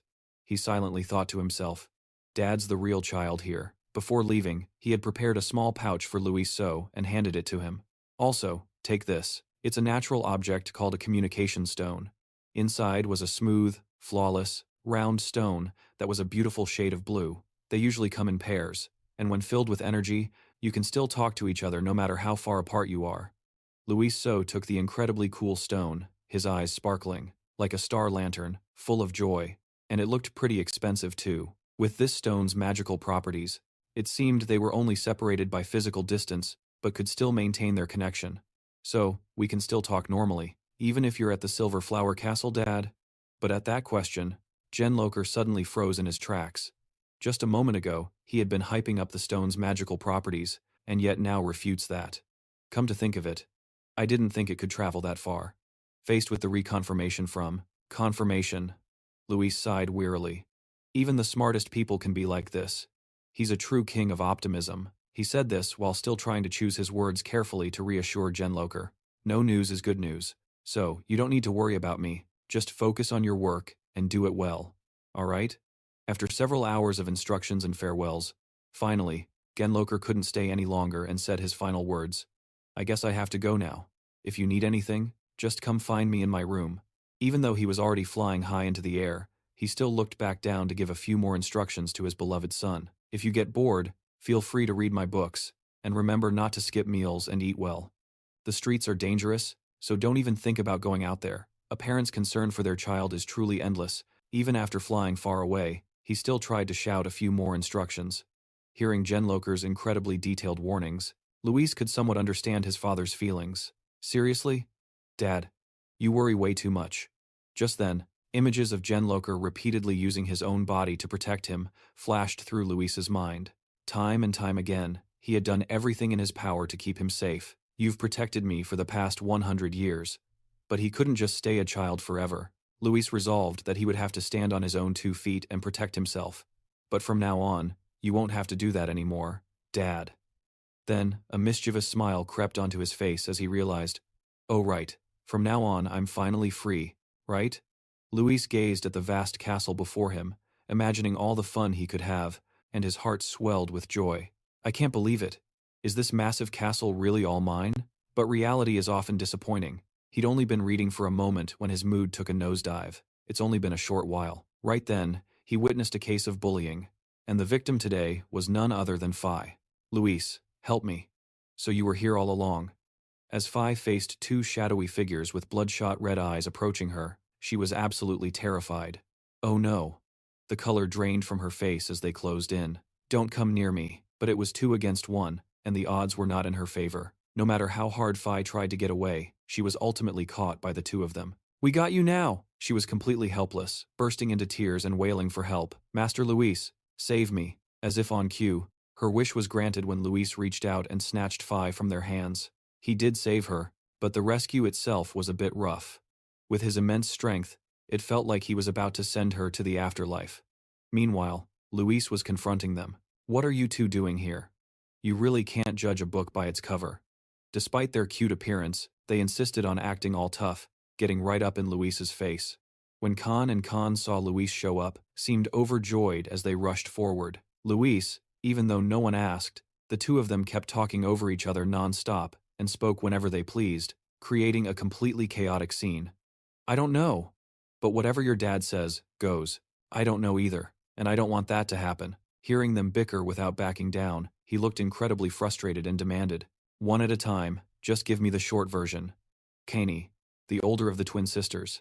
She was the one who spoke first. Your father went to the Silver Flower Castle and left us all alone. Khan, the younger twin, was the one who added fuel to the fire. He said he'd be back in 10 years. I'm sure Luis is just as worried as we are. Faced with their overwhelming enthusiasm, Luis felt like he was about to suffocate. So we came here to see if you were bored. It's so much fun. We're doing fine, but we were sure Luis would be bored. Seeing them chattering away like a pair of magpies and not giving him a moment of peace, Luis tactfully said, could you two possibly get out of here? Hearing this, they both got riled up. Hey, why are you being so selfish, Luis? You can't say that. Then, the two sisters pointed at him in unison. This pair of troublemakers are my neighbors, who live next door. The 10,000-year-old twin dragon sisters. Karen Locker was the one who brought this first great trial upon me. I was really down because I wasn't growing taller, so my father introduced them to me. At first, I thought they were adorable, with their silver hair and chubby cheeks. We played together a few times, but that cute exterior was just a facade. The truth was, they soon started showing up uninvited and causing a ruckus every time. And here I thought I'd finally have some private space to train. Just thinking about that disastrous pair of twin sisters made Luis want to tear his hair out. Father, why would you subject me to this torture? The two of them then teamed up to verbally assault him. I can't believe it. We came to hang out with you because we were worried you'd be bored, Luis. And you're acting this selfish. Then, Khan pulled out a glowing purple sword. This time, I even brought a toy. However, the moment he saw the sword, he realized something. Suddenly, Luis snatched the sword from Khan's hand and examined it intently. Holding the sword firmly, his mind was flooded with questions. This. He turned to the two of them and asked, where did you two get this from? At Luis's question, the two of them thought for a moment, recalling its origin. Just then, an orb glowed purple, revealing a magic circle engraved within. The answer was closer than he could have imagined. Kani and Khan innocently revealed where they had gotten the sword. Oh, that? I took it from our dad's storage room. That's right, we got it from our dad's storage room. However, hearing how they had just taken someone else's property, Luis couldn't help but find it impolite. Did Uncle Kalos give you permission? Seeing the two of them suddenly go dead, silent, and avert their gazes, he understood the situation. You two are only good at causing trouble. Holding the sword, Luis examined it with intense focus. This is a magic sword with a spatial attribute, stone, and it contains even more power than I do. Just then, the purple magic orb began to glow brightly, drawing their attention. Luis's attention. Looking at the round object with intricate magic circles drawn inside, he had a pretty good idea of what it was. A magic orb? What could it be used for? After a while, Luis was still staring at the sword without looking away, and even asked for Phi's opinion. What do you think, Phi? I think it's broken, and has lost its function already. Although she wasn't very knowledgeable about the world of magic, she hesitated and said, I'm not too sure. It's some kind of high-level magic. But I've seen many spatial swords and items like this before. Seeing the meticulously and detailedly engraved magic circles inside the orb, she could guess that this orb is very complex, so its storage space must be quite large. Hearing that, Luis broke into a satisfied smile, as if he had just come up with an interesting plan. Really? All right, it's true that idle hands are the devil's workshop. Before the eager and expectant eyes of the others, Luis decided to do some at-home exploration. Getting rich isn't hard. With his big brain, he began to plan and calculate. Since this sword came from a dragon's treasure hoard, he must have hidden many valuable items inside. I have to take advantage of this and get all the treasure. However, they were still green and inexperienced. Just a few hours later, everyone had already collapsed and given up. When they first started, the twin sisters looked very excited. But now, everyone seemed exhausted. This is so boring, when will this be over? However, after waiting for what felt like an eternity, Luis's voice finally rang out. It's finally done. Before everyone's sparkling, admiring gazes, he held up the completed sword. I've fixed it. All right now. Hurry up and try it, Luis. Can't rush things and mess it all up. So he calmly said, wait, I need to increase my elemental power first. Then he channeled all his strength to activate the sword. Feeling the abundant power within the sword, Luis couldn't help but wonder, there's more energy than I thought. What on earth is stored inside it? Suddenly, an orb of light was created, and from within it, bolts of lightning carrying an extremely powerful murderous aura shot out. Everything now seemed to be beyond Luis's control. The orb grew larger and larger, sucking everything inside. Faced with this surreal spectacle, Luis quickly covered himself with his hands, completely stunned. What is this? Is this thing a subspace? It looks like they're done for. A small mistake leads to a huge disaster. The orb above their heads continued to grow in size, now looking like it was about to swallow everything around it. Faced with this situation, Luis couldn't just stand there and do nothing, so he tried to calm himself down. No, I can't. With the current abilities of the three of them, we probably can't withstand this energy for long, and we certainly can't resolve it. And as expected, they were swallowed into a black vortex. The scene in the library had now vanished, replaced by a dark, cold place with many ice pillars around. The orb, after swallowing them, finally appeared in this place, and the three of them, before they could even understand what had just happened, were unintentionally transported to a strange location. After Luis opened his eyes and looked around warily, he also had somewhat surprised. Huh? Looking at this place full of ice before us, with me and the two kids way up high like this, Luis couldn't help but stare wide-eyed, utterly bewildered and stunned. What is this? The three of them were then sent into a free-fall down below, and what was bound to happen, happened. They then had a landing that was anything but smooth, and was instead extremely painful. Right now, one was clutching their stomach in pain, while another couldn't even stand up. Is everyone okay? My butt is totally shattered. But what Luis was concerned about right now was what the heck kind of place they were in. Where in the world are we? Looking around, there was nothing but ice and more ice, as deserted as a ghost town, with not a single soul in sight. After calming down, he also realized, a cave? But at that moment, the magic orb he was holding in his hand started emitting some kind of energy, and in a flash, it shattered into many pieces that flew everywhere through the air. The orb, after putting everyone in a hopeless situation, just crumbled to dust before their petrified eyes. Khan, after all, was still a child. Seeing that they were trapped here, coupled with the shattered sword, he became terrified and started wailing. No, Luis broke my sword. At this, he hesitantly explained to the boy so that he wouldn't be misunderstood. No, that wasn't a sword, it was just an elemental stone. But no matter what he said, Khan kept screaming, blaming everything on Luis, which gave him a massive headache. Luis broke my elemental stone. Of mine. However, Luis didn't care about the boys crying and instead asked CNI, do you know whose sword this is? Recalling what she knew, the little girl recounted, I heard it belonged to my mother's great-grandmother. Hearing about the girl's great-grandmother, he asked again, was she a mage? Faced with this question, CNI was also clueless and stammered while looking away. I don't know much about that. The deeper Luis delved into this, the more confused he became. So curious, so curious. At the very least, I need to know its purpose before I can use it. However, while they were digging into the sword's origin, Phi had already walked quite a distance and called back, young Master Luis, there's something over here. Following the direction of her voice, they now saw a sword stuck straight down into a block of ice. Finding a sword in the middle of nowhere like this made Luis wonder, what is this? Connecting the dots, he boldly proposed a theory. Could this not be a subspace containing treasure, but a dimensional gate connecting two places? That's just my guess. It's too late for regrets now. He started reprimanding himself for his carelessness. Damn it, I should have been more cautious. That was way too reckless. Suddenly, as he started walking forward, the other two asked, Luis, where are you going? Unable to just sit and wait for rescue, Luis decided to take matters into his own hands. I need to find out where we are so we can get home. Of course, the other two didn't want to stay behind either, so they offered to follow him. All of them ventured deeper inside together, but so far, nothing had changed. Suddenly, Luis stopped in his tracks and frantically looked around. Everything had been going very smoothly until now, but now a massive block of ice was blocking their path. This was a terrifying obstacle, yet, with Luis's fighting spirit, this little bit wasn't nearly enough to challenge him. Let's get out of here. Luis gathered all his power into his hand, forming a square block, and then launched it forward.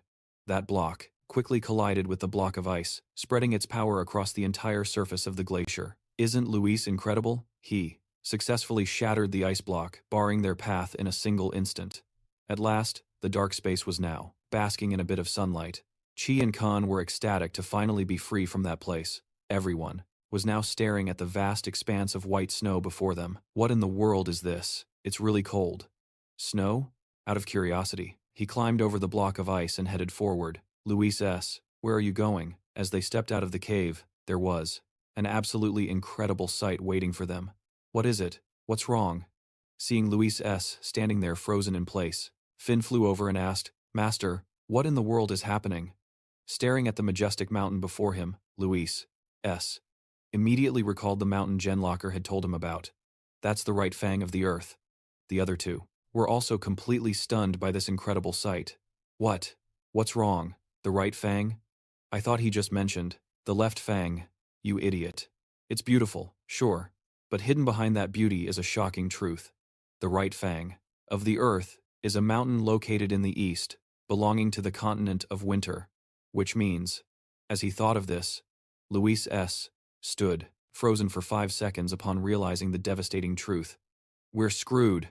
Before them now was a mountain completely covered in white, and the entire landscape was shrouded in a blanket of white snow.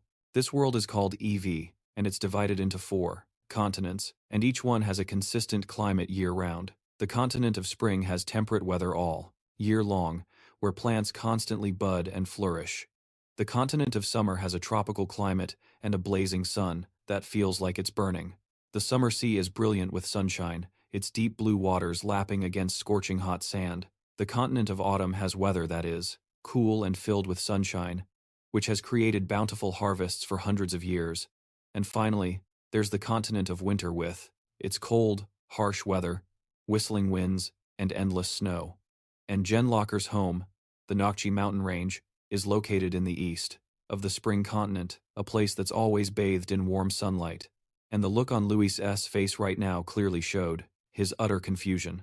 To be precise, we're at the very edge of the winter continent, near the right fang of the earth, which is located in the east.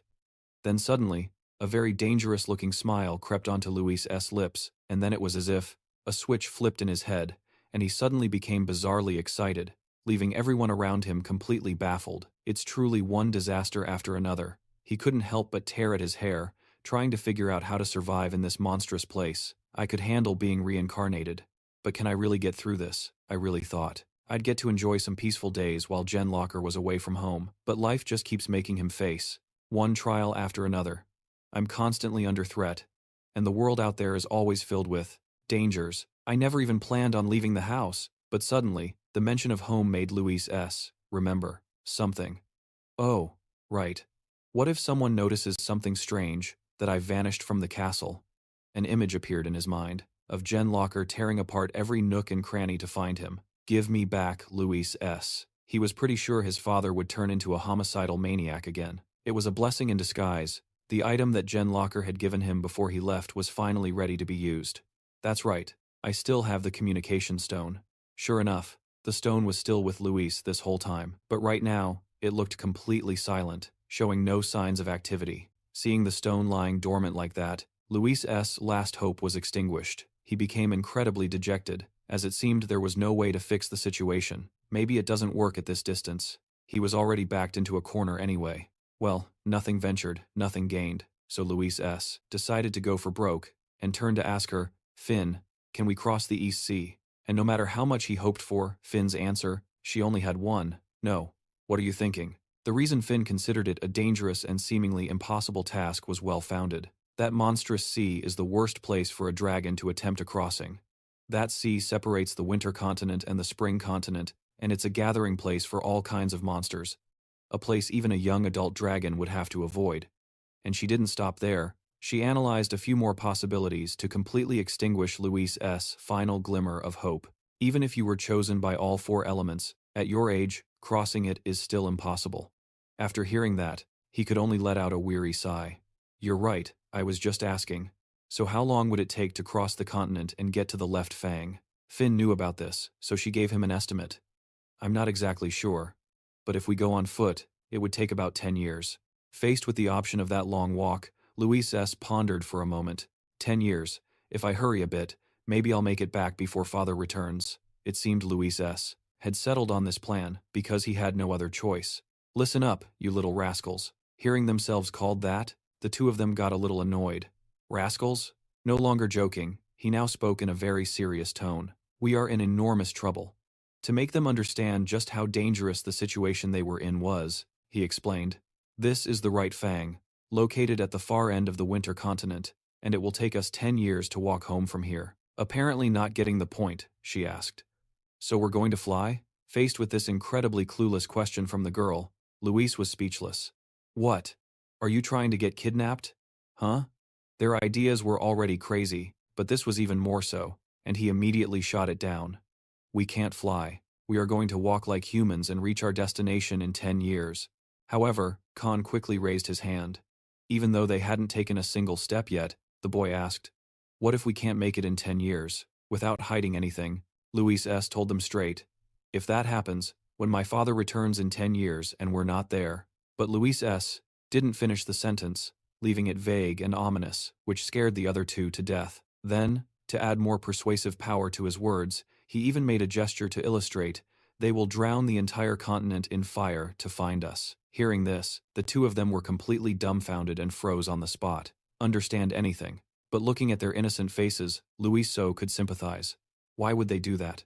Oh, right, these idiots aren't human. After thinking for a moment, he finally came up with a scenario. That sounded plausible. They'll beat us half to death. He was so clever for hitting them right where it hurts. They might not buy us snacks for the next 100 years. They stood frozen for a moment, their mouths agape in disbelief. Seeing them burst into tears at his words, Luis So was left speechless. Are your toys and food more important than the survival of the continent? No more beating around the bush, he decided to save time and start right away. All right, we'll head back before father returns. From now on, I'll be in command, so you'd better listen to me. But with their competitive nature, both of them fought to be the leader. Me? I'm the commander. I want to be the commander. To end this squabble, Luis So asked the two of them a question. Hey you two. The leader has to be the smartest dragon. Are you two smarter than me? But who would have thought Kan and Khan would retort with something that shut Luis So up immediately? But Luis So is younger than us. That's right, much younger. It seemed Luis So wasn't one to back down, as he argued back vehemently. You children, I'm much taller than you, and she was only born 1 month before me. It was like the pot calling the kettle black. Luis So was determined to argue until they couldn't respond anymore. And besides, I have to be the boss because I was the one who spoke first. Faced with such a fierce reaction, they silently judged him. So childish. Phi watched from a distance, observing the three of them in their war of words, not knowing how to join in. She felt like a mother with 3 Finn couldn't help but sigh at the childishness of all 3 of them. We still have a long way to go. Luis So's group prepared to cross the high, snow-covered mountains to return home within the next 10 years, and their party consisted of leader Luis, support Phi, and the twin Burdens.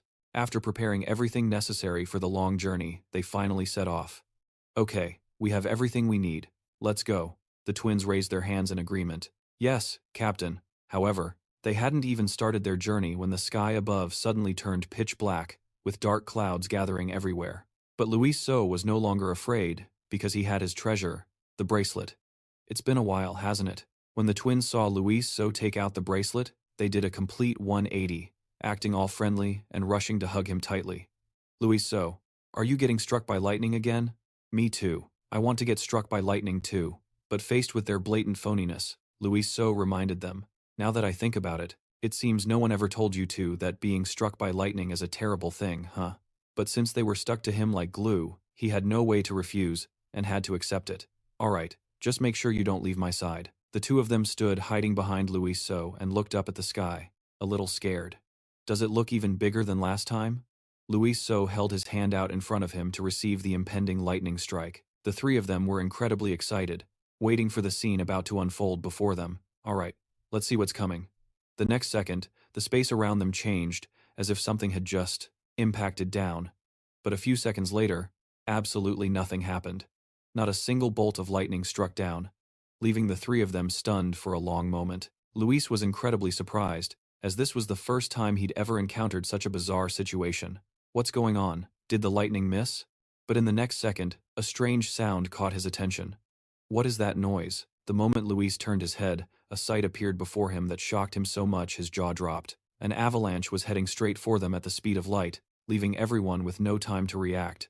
What is this? Seeing that it was just a short distance away, Luis had no more time to think or explain and immediately grabbed the two of them like chickens by the scruff of their necks and bolted. So that was your plan all along? Run. However, the twins were still incredibly naive, completely unaware of the danger, and even looked thrilled. It's snow! Look at all that snow! While running at a breakneck speed, Luis yelled at his dead weight to transform already. At that moment, the terrifying blizzard was right on their heels. It seemed like one disaster after another was striking before they could even catch a break. Seeing how ferocious the blizzard was, he realized that simply running away wasn't going to work. When Finn saw the blizzard was about to swallow them whole, he screamed out in panic, "Master Luis!" But Luis was no longer running, instead deciding to stand his ground and face it head-on. He gathered all the energy within his body with all his might. Damn it, I can't let anything happen to them, so Luis instantly created a massive cube to protect them all. Separate! Sure enough, when the blizzard hit, they were still shaken a bit. But ultimately, they were fine because the cube absorbed the entire impact. Luis and Finn were tossed around by the force of the storm, tumbling over and over like acrobats. And of course, the same was happening to the twins, except they were a little more optimistic about it. One would think the blizzard would be terrifying to them, but they just treated it like an amusement park ride, grinning from ear to ear. Eventually, the whiteout blizzard carried them with it as it plunged down a cliff. Now, the landscape of white, snow-covered mountains was gone, and in its place was a pine forest, standing tall amidst the thick snow. And Luis had saved everyone's life. Thanks to his cube, everyone was safe and sound. After experiencing one shock after another, he was completely exhausted, looking like he was about to pass out. I'm so tired. I really thought we were dead that time. The twins, however, emerged from the snow with cheerful faces, as if they had just returned from a festival. They really are the masters of optimism. The two of them had just escaped the clutches of death, yet they treated it like it was just a game. Luis, that was so much fun. Let's do it again. Just one more time. Seeing how hard he had just struggled to keep them safe, and now they were treating it like a joke, Luis couldn't help but get ticked off. In such a dire situation, the twins couldn't be serious for even a single second, so he decided to give each of them a bonk on the head to teach them a lesson. He was afraid that just talking would make them cry, but saying nothing was out of the question. He immediately spoke up to correct Ka and Khan's behavior. Do me a favor. Please grow up a little. Both of you. Now, putting that aside, the thing Luis was concerned about at this moment was that they had been transported to a completely new location. What the hell kind of place did that avalanche bring us to? But both places had one thing in common. Snow was everywhere, making it difficult and dangerous for them to find a way out. The snow has covered the path. I can't see anything anymore. No wonder I didn't realize where we were. Suddenly, a voice called out to him from a distance, Luis. And it turned out to be the twins. After taking a hit to the head, the two of them still hadn't learned their lesson and continued to play around everywhere. Look, Luis. Doesn't it look like a swimming pool now? Indeed, anything seen through the eyes of the twins became so lively and interesting. Khan leaped high into the air and pointed his hands down toward the white snow as if he were going for a swim. Let's swim. Then, before Khan's sparkling, admiring eyes, Khan dove headfirst and jumped into the white snow. Seeing how much fun the boy was having, the little girl's own enthusiasm and playfulness began to surface. Khan climbed out of the white snow with her eyes shining brightly. Me too. I want to swim too. And the next second, she also began to imitate Khan, launching herself up and jumping into the snow below. And then she also submerged her entire body and vanished without a trace into the white snow, leaving only her two arms sticking out above. When Luis saw that his words to the two of them were like water off a duck's back, he could only stand there and watch helplessly, not knowing what else to say. However, their main mission was to go home, not to play. So, he immediately urged the twins, "Stop that and get up here now. We still have a long way to go." But in response to his words, there was only a long silence, Not a single reply and no sign of them anywhere. Seeing that he was being completely ignored, he became very annoyed and stomped his foot on the ground, repeating, "Get out here now. How long are you going to keep playing around?" Luis kept stomping his foot on the pure white snow, trying to drag them out no matter what. "Get out now." But to his surprise, the twins didn't appear, and instead, he now saw a deep pit in front of him. Master Luis, in a panic, grabbed Finn, who was next to him. Seeing the two of them falling deeper and deeper, his only hope now was her wings. Finn, fly. But in this situation, she couldn't seem to process it. You make it sound so easy, and in the end, no miracle happened, and they ultimately fell into that deep, dark pit. Both of them were screaming nonstop, as if they were on a thrill ride at an amusement park. Finally, Luis and Finn landed safely on an ice slide. When is this going to stop? Although Finn's head was now spinning like a top, before them was still a long, dark path with no end in sight, and they still couldn't get a break, and had to continue on another stretch of the path. However, this time was different from the last, as it seemed that at the end of the path, there was something dangerous that made Finn take special notice. "Master Luis, be careful now." Sure enough, before them now was a sharp rock ledge jutting forward. A cliff. Before Luis could even figure out what to do next, he had already slid off the ice path. Then, the two of them continued to fall into another pit, but this time, he couldn't just let things drifting aimlessly again, so it decided to act. Transform, quick. But something felt off. It still hadn't had a chance to do anything when something grabbed its two legs and pulled it up. It turned out to be Khan and Khan in their dragon forms who had done it. Before, Luis saved their lives, and now it was their turn to repay the favor. "It's us, Luis. Hey there, Luis." But you'd think he'd be overjoyed and hug the twins for saving him, yet Luis, just lay there motionless, completely oblivious to the world. In just a flash, they both transformed back into their human forms. The twins, at this moment, still had cheerful smiles on their faces. So much fun. Now, after being saved by them, Luis was starting to have a different perspective on this troublesome duo. "Phi, I think we need to show them more respect." "I agree, young master."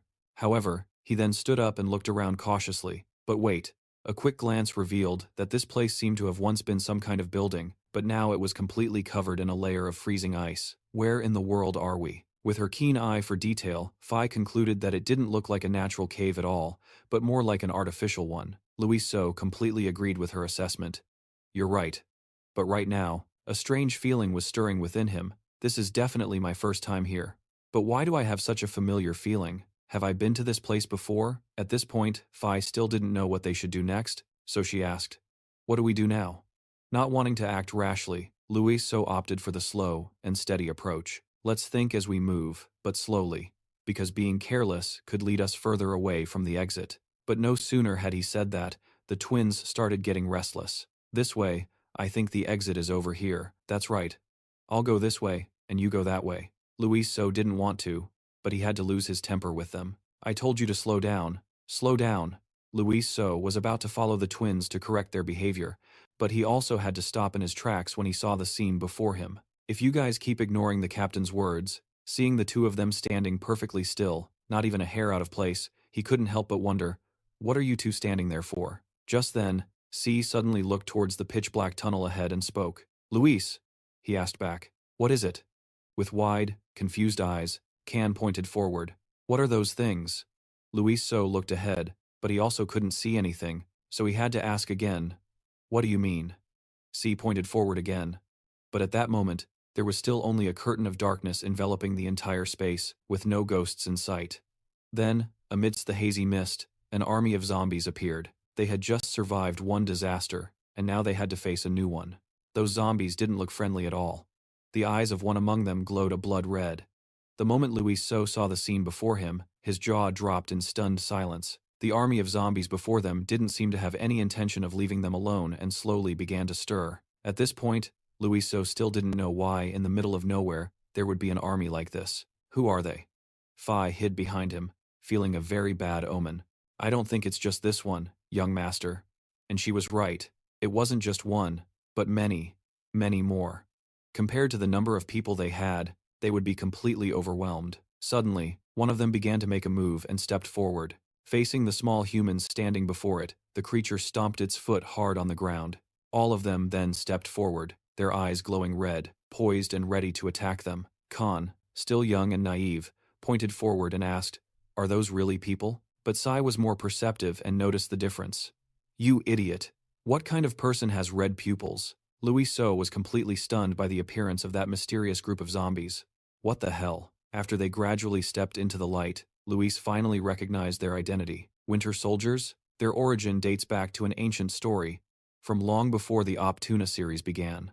There was a hero named Valencia who saved everyone from a chaotic world, and after saving them, even in death, he still wanted to continue that work, and they are the Winter Soldiers. So this is the place where those warriors appear. Finally, Luis figured out where they were. This is the tomb of the great Ice King. As things became clearer, Luis let out a relieved smile. So it's this far from my home, huh? What a coincidence. But then, he suddenly remembered something equally important. Wait, if this is that king's tomb, doesn't that mean the items from the Op-Tuna set are here too? Just then, Phi seemed to have noticed something. Pointing forward and calling out to him, "Master Luis, the Winter Soldiers were created with good intentions to protect people, but they seem a bit dangerous right now. Don't they look a little aggressive?" Anything was possible, so it was better to be on guard. He called out to Khan and Sai. The twins immediately got into position and replied, "Understood." All of them, with battle lust already coursing through their veins, weren't afraid of any one. Let's crush them. Sai and Khan, full of youthful energy, eagerly rushed forward. All right then. Khan was the first to initiate combat. He leaped high into the air, full of energy, gripping his sword tightly. The next second, he activated his sword, which became enveloped in lightning, ready to show them a world of hurt. As the boy, Khan didn't hesitate to charge in and clear a path for Sai behind him. "Let me go first."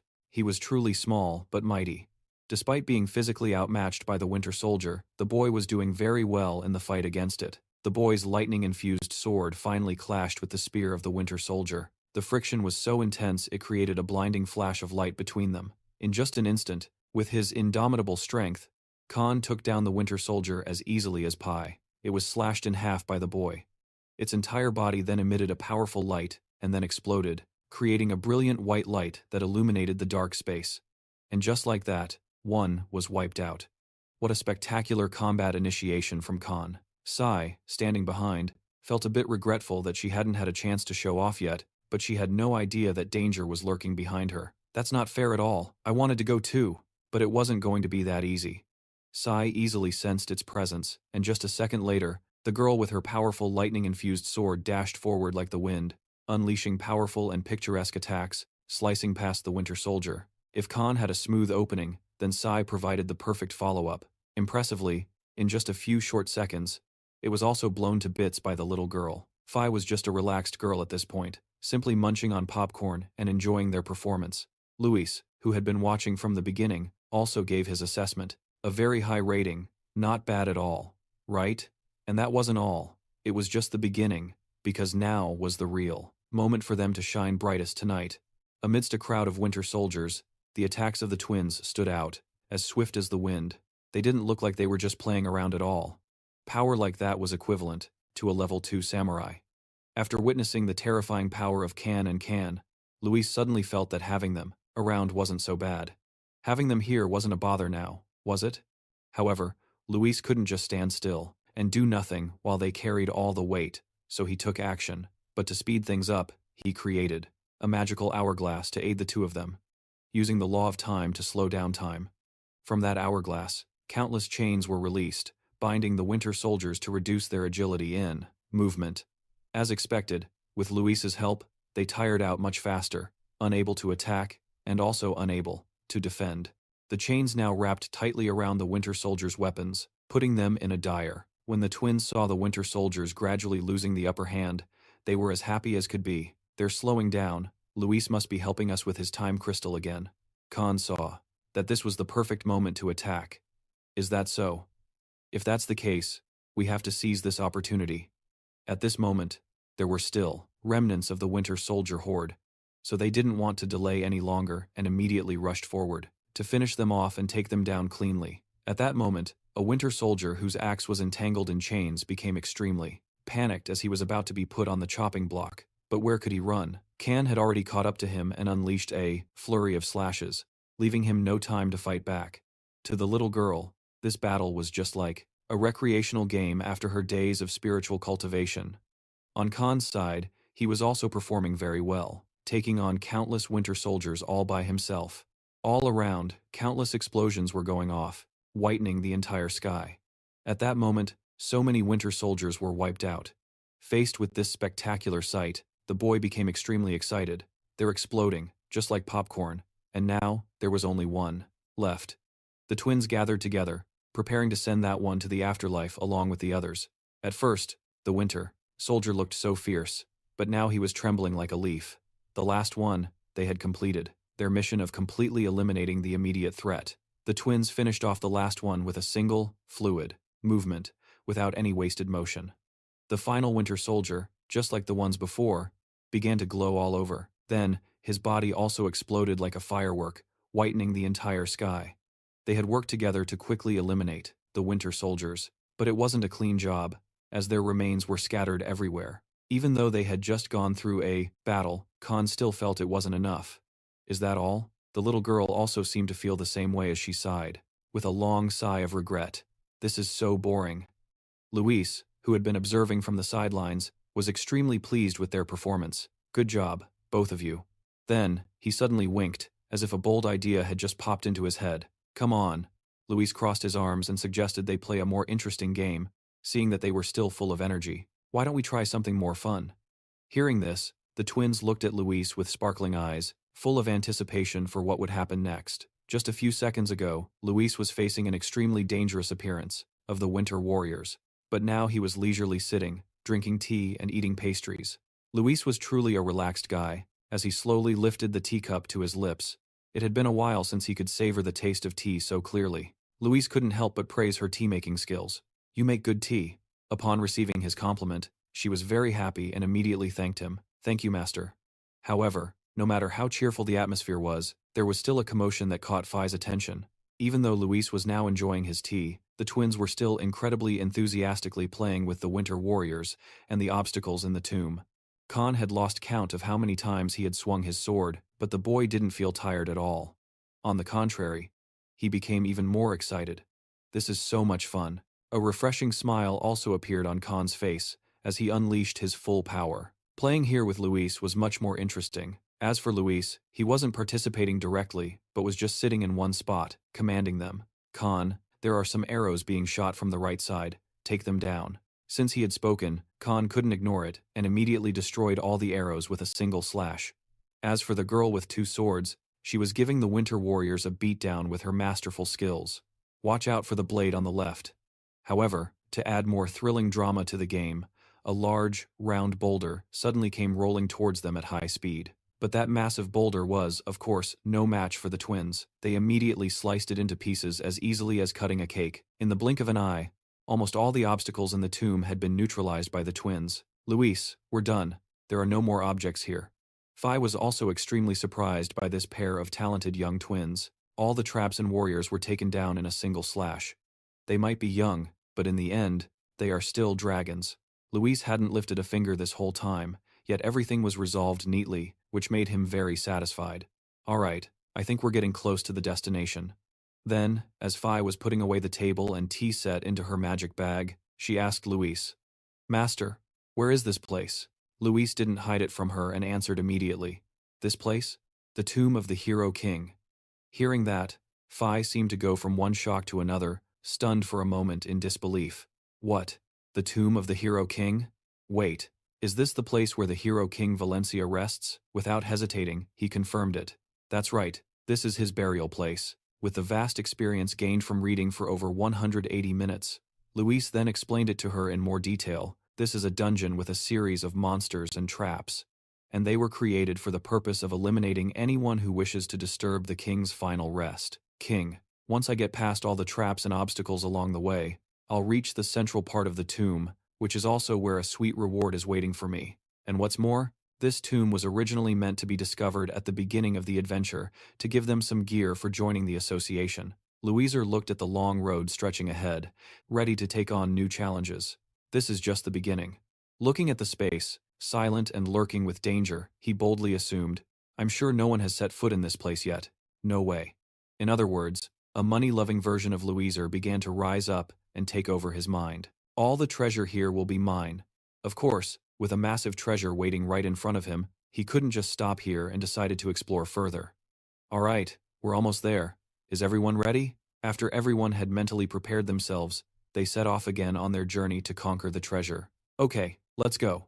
The deeper they went, the more the ceiling was covered in a thick layer of ice. Louiser's footsteps moved slowly forward without a hint of fear. Before them now was a dark, cold cave that seemed to stretch endlessly deep. Phi looked ahead, his eyes wide with admiration. It's huge! But just then, with his keen senses, Ci pointed into the distance and announced, Louiser, something's coming. It's big and really ugly. And the strange things waiting for them up ahead also came into Louiser's sight. Yeah, I know, I see them. And the monsters waiting for them from this direction looked larger and more ferocious than the winter warriors from before. 10 giants that looked like final bosses, and with the advantage of knowing the script, Louiser had already figured out how to deal with these monsters, just like in the original story. So then, looking at the large, tightly shut door before him, he guessed that the treasure must be behind that door. After locking onto the target, Louiser turned to the twins. All right, everyone. However, they were currently radiating killing intent, staring into the distance with eyes like bullets. Seeing the steel-like spirit of Kay and Khan, Louiser felt extremely lucky to have them as companions. Amazing, they aren't intimidated by them at all. The dragon race was destined to stand at the top of all species from the moment they first took flight, and at this very moment, those young dragons bared their fangs, as if showing contempt for the enemies in the distance. After a moment of internal monologue, he asked the twins, You two know what I mean, right? It's true that adversity breeds ingenuity. The twins quickly understood Louiser's intention and gave a bright smile to signal that they got it. Awesome. Louiser is the best. Nothing is impossible if you put your mind to it. The three of them once again set out to clear all the monsters here. All right, let's take care of them. Even though they had a large and terrifying appearance, everyone charged forward without the slightest hesitation. Let's go. The monster with an axe in its hand raised it high, ready to strike after identifying its enemy. But before Sukuna thought he could even show his stuff, the twins stole the show. Connie and Khan were too fast and too furious, and they let him have it. A few slashes to its body. After taking the full combo from Connie and Khan, the monster was now on the verge of death. Arrived. And of course, this battle wouldn't be complete without Louiser's contribution. He held out his hand, gathered his power, and then clenched his fist as if about to unleash a terrifying, explosive force. And sure enough, the monster began to writhe in agony as its entire body was crushed by an invisible force, violently. A moment later, it exploded like a balloon, a flash of white light brilliantly illuminating the entire dark space. The three of them now worked together in perfect harmony to send them to their graves one by one. The twins were the main combat force, with Louiser providing support from the rear. They're mine. No, you should let me have them. Slowing time, slowing it down even more. Even Phi, who was just observing from the sidelines, could tell that to them, this battle was just a warm-up game. They're really having fun. After a while of fighting their hearts out, the twins had gotten a good stretch. This feels great. I'm definitely going to sleep well tonight. I am. After completely wiping out every obstacle, the treasure was finally just an arm's length away from Louiser anymore. Now, it's time to check out our reward. Everyone opened the door together and stepped into the vast space filled with treasure inside. Sai was already getting excited, unable to hold back any longer, and constantly urging him on. Hurry up and open it, Louiser. Khan was no exception, his eyes now filled with anticipation and excitement. Open it. Open it. Although Louiser was ecstatic on the inside, he still tried to contain himself and appear calm, slowly pushing the door open. All right, I'm opening it now. After going through countless trials and tribulations, the door, hiding the treasure within, was finally opened. Everyone peered inside. They all stood frozen, for a moment, unable to believe their eyes at this mind-blowing sight. Just as expected, the inside was filled with mountains of gold coins. The only color anywhere was the glistening yellow of shiny currency. This hoard of treasure was probably enough for them to live in luxury for the rest of their lives. Khan, with eyes shining like stars, quickly dashed forward. There's even more treasure here than in my dad's vault. Khan was so excited that he got into position to jump into the pile of gold and swim in it. Even Phi and Kaney were dazzled by this sea of endless gold. They sat down, holding the coins in their hands while gasping in awe. Oh my goodness. And the first person Phi thought of was Louiser. Master Louiser, you have to see this.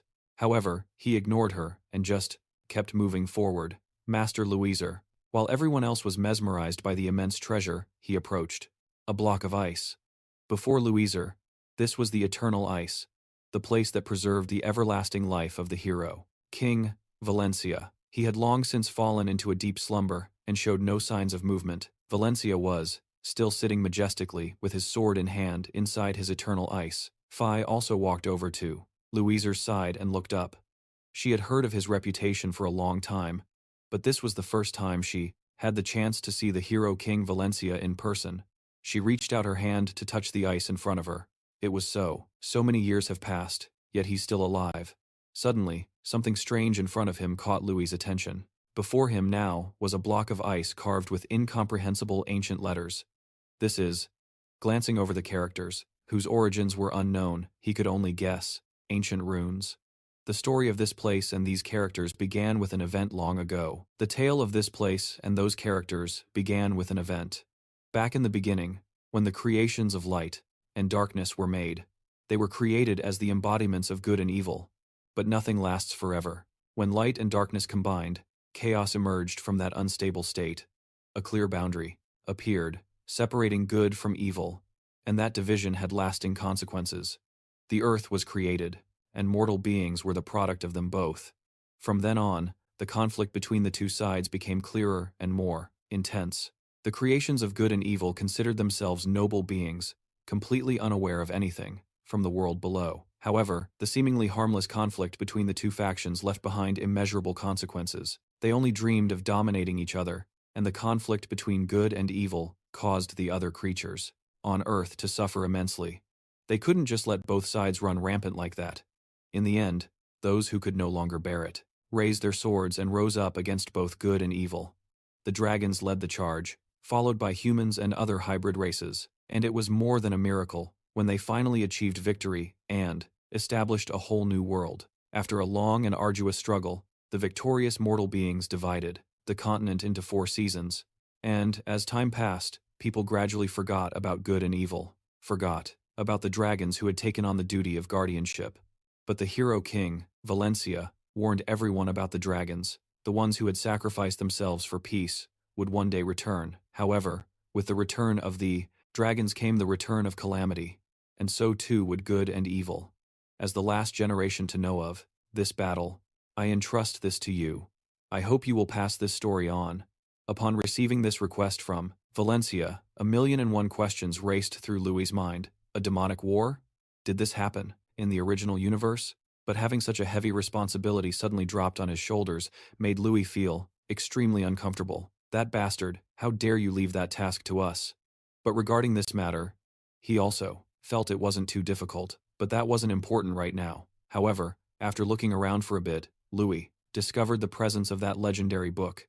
This is the lawless book of the hero Valencia. This wasn't just an ordinary book, it contained so much within it. Valencia, an unorthodox genius who had reached level 0 in human form. This book was the culmination of all his experience and knowledge. This grimoire contained everything he had accomplished in his life. It's no exaggeration to say that the original protagonist, the swordsman, Kender Zik, became the strongest in the human world because of it. And it's an undeniable fact that all the glittering gold coins here aren't even worth a fraction of its value. Pages of this book. Compared to this book, the other treasures aren't even worth mentioning. Holding the book in his hand, Louis still couldn't stop looking at that pile of treasure. Seeing a whole mountain of gold before his eyes, he felt like it was a huge waste not to take some of it back. Oh well, leaving all this here would be a shame. I should at least bring back a little bit, right? Then he moved closer to the pile of gold and began to meticulously inspect the amount he was going to haul back. However, while Luis was enthusiastically engrossed with the pile of gold in front of him, Valencia began to stir behind him, some kind of movement. It seemed that after a long, deep slumber, he had finally awakened. The block of ice had started to show small cracks, looking as if it was about to shatter into 1,000,000 pieces. The sound from the cracks also caught Luis's attention, causing him to turn his head to look. At this moment, Luis still couldn't comprehend what was happening after seeing those cracks. The cracks spread wider and wider, looking like it was about to burst. And then, the inevitable happened. That block of ice had existed for countless years, yet now it shattered into smithereens. Faced with this sudden explosion, Luis was hit with one surprise after another, unable to believe the sight before his eyes. This is absurd. Suddenly, Valencia's sword was planted straight into the ground. After being freed from the thick layer of ice, he kept his eyes closed, looking completely relaxed. It was unclear whether he was aware of his surroundings or not, but for the moment, he hadn't made a single move. Seeing the man in the flesh right before his eyes, Luis was a bit stunned. The Hero King has awakened? Suddenly, he opened his cold, chilling eyes. In Valencia's eyes, there was nothing but a chilling blue. Luis looked at the new calamity before him, his heart filled with unending anxiety. At this point, everything had gone off the rails and was beyond his control. This wasn't supposed to happen in the original story. Suddenly, he pointed down at the ground as if to express something. Valencia was unbelievably perceptive. The moment someone touched his treasure, he woke up instantly. "This is not your property." The twins rushed over, their faces pale and filled with terror. "What is this? Luis, what the hell is going on?" He couldn't evade the question any longer, as they were in too deep now. "This is Valencia, the Hero King." Hearing this, the twin sisters' jaws dropped in astonishment, unable to believe their own eyes. "What, that's him?" However, Luis knew full well that with their current strength, they couldn't even make a single one of his hairs fall. "He's a void rank warrior, so there's no way we can fight him." Void rank? A human? He then turned back to the others and proposed a plan. "So, how about we try transforming back into our dragon forms?" While everyone was still discussing the plan, a huge commotion erupted ahead of them. Valencia seemed to be truly enraged now. He was determined not to let them go and was going to make them pay. "The penalty for those who dare disturb me is death." Then he raised his sword high, preparing to strike them down.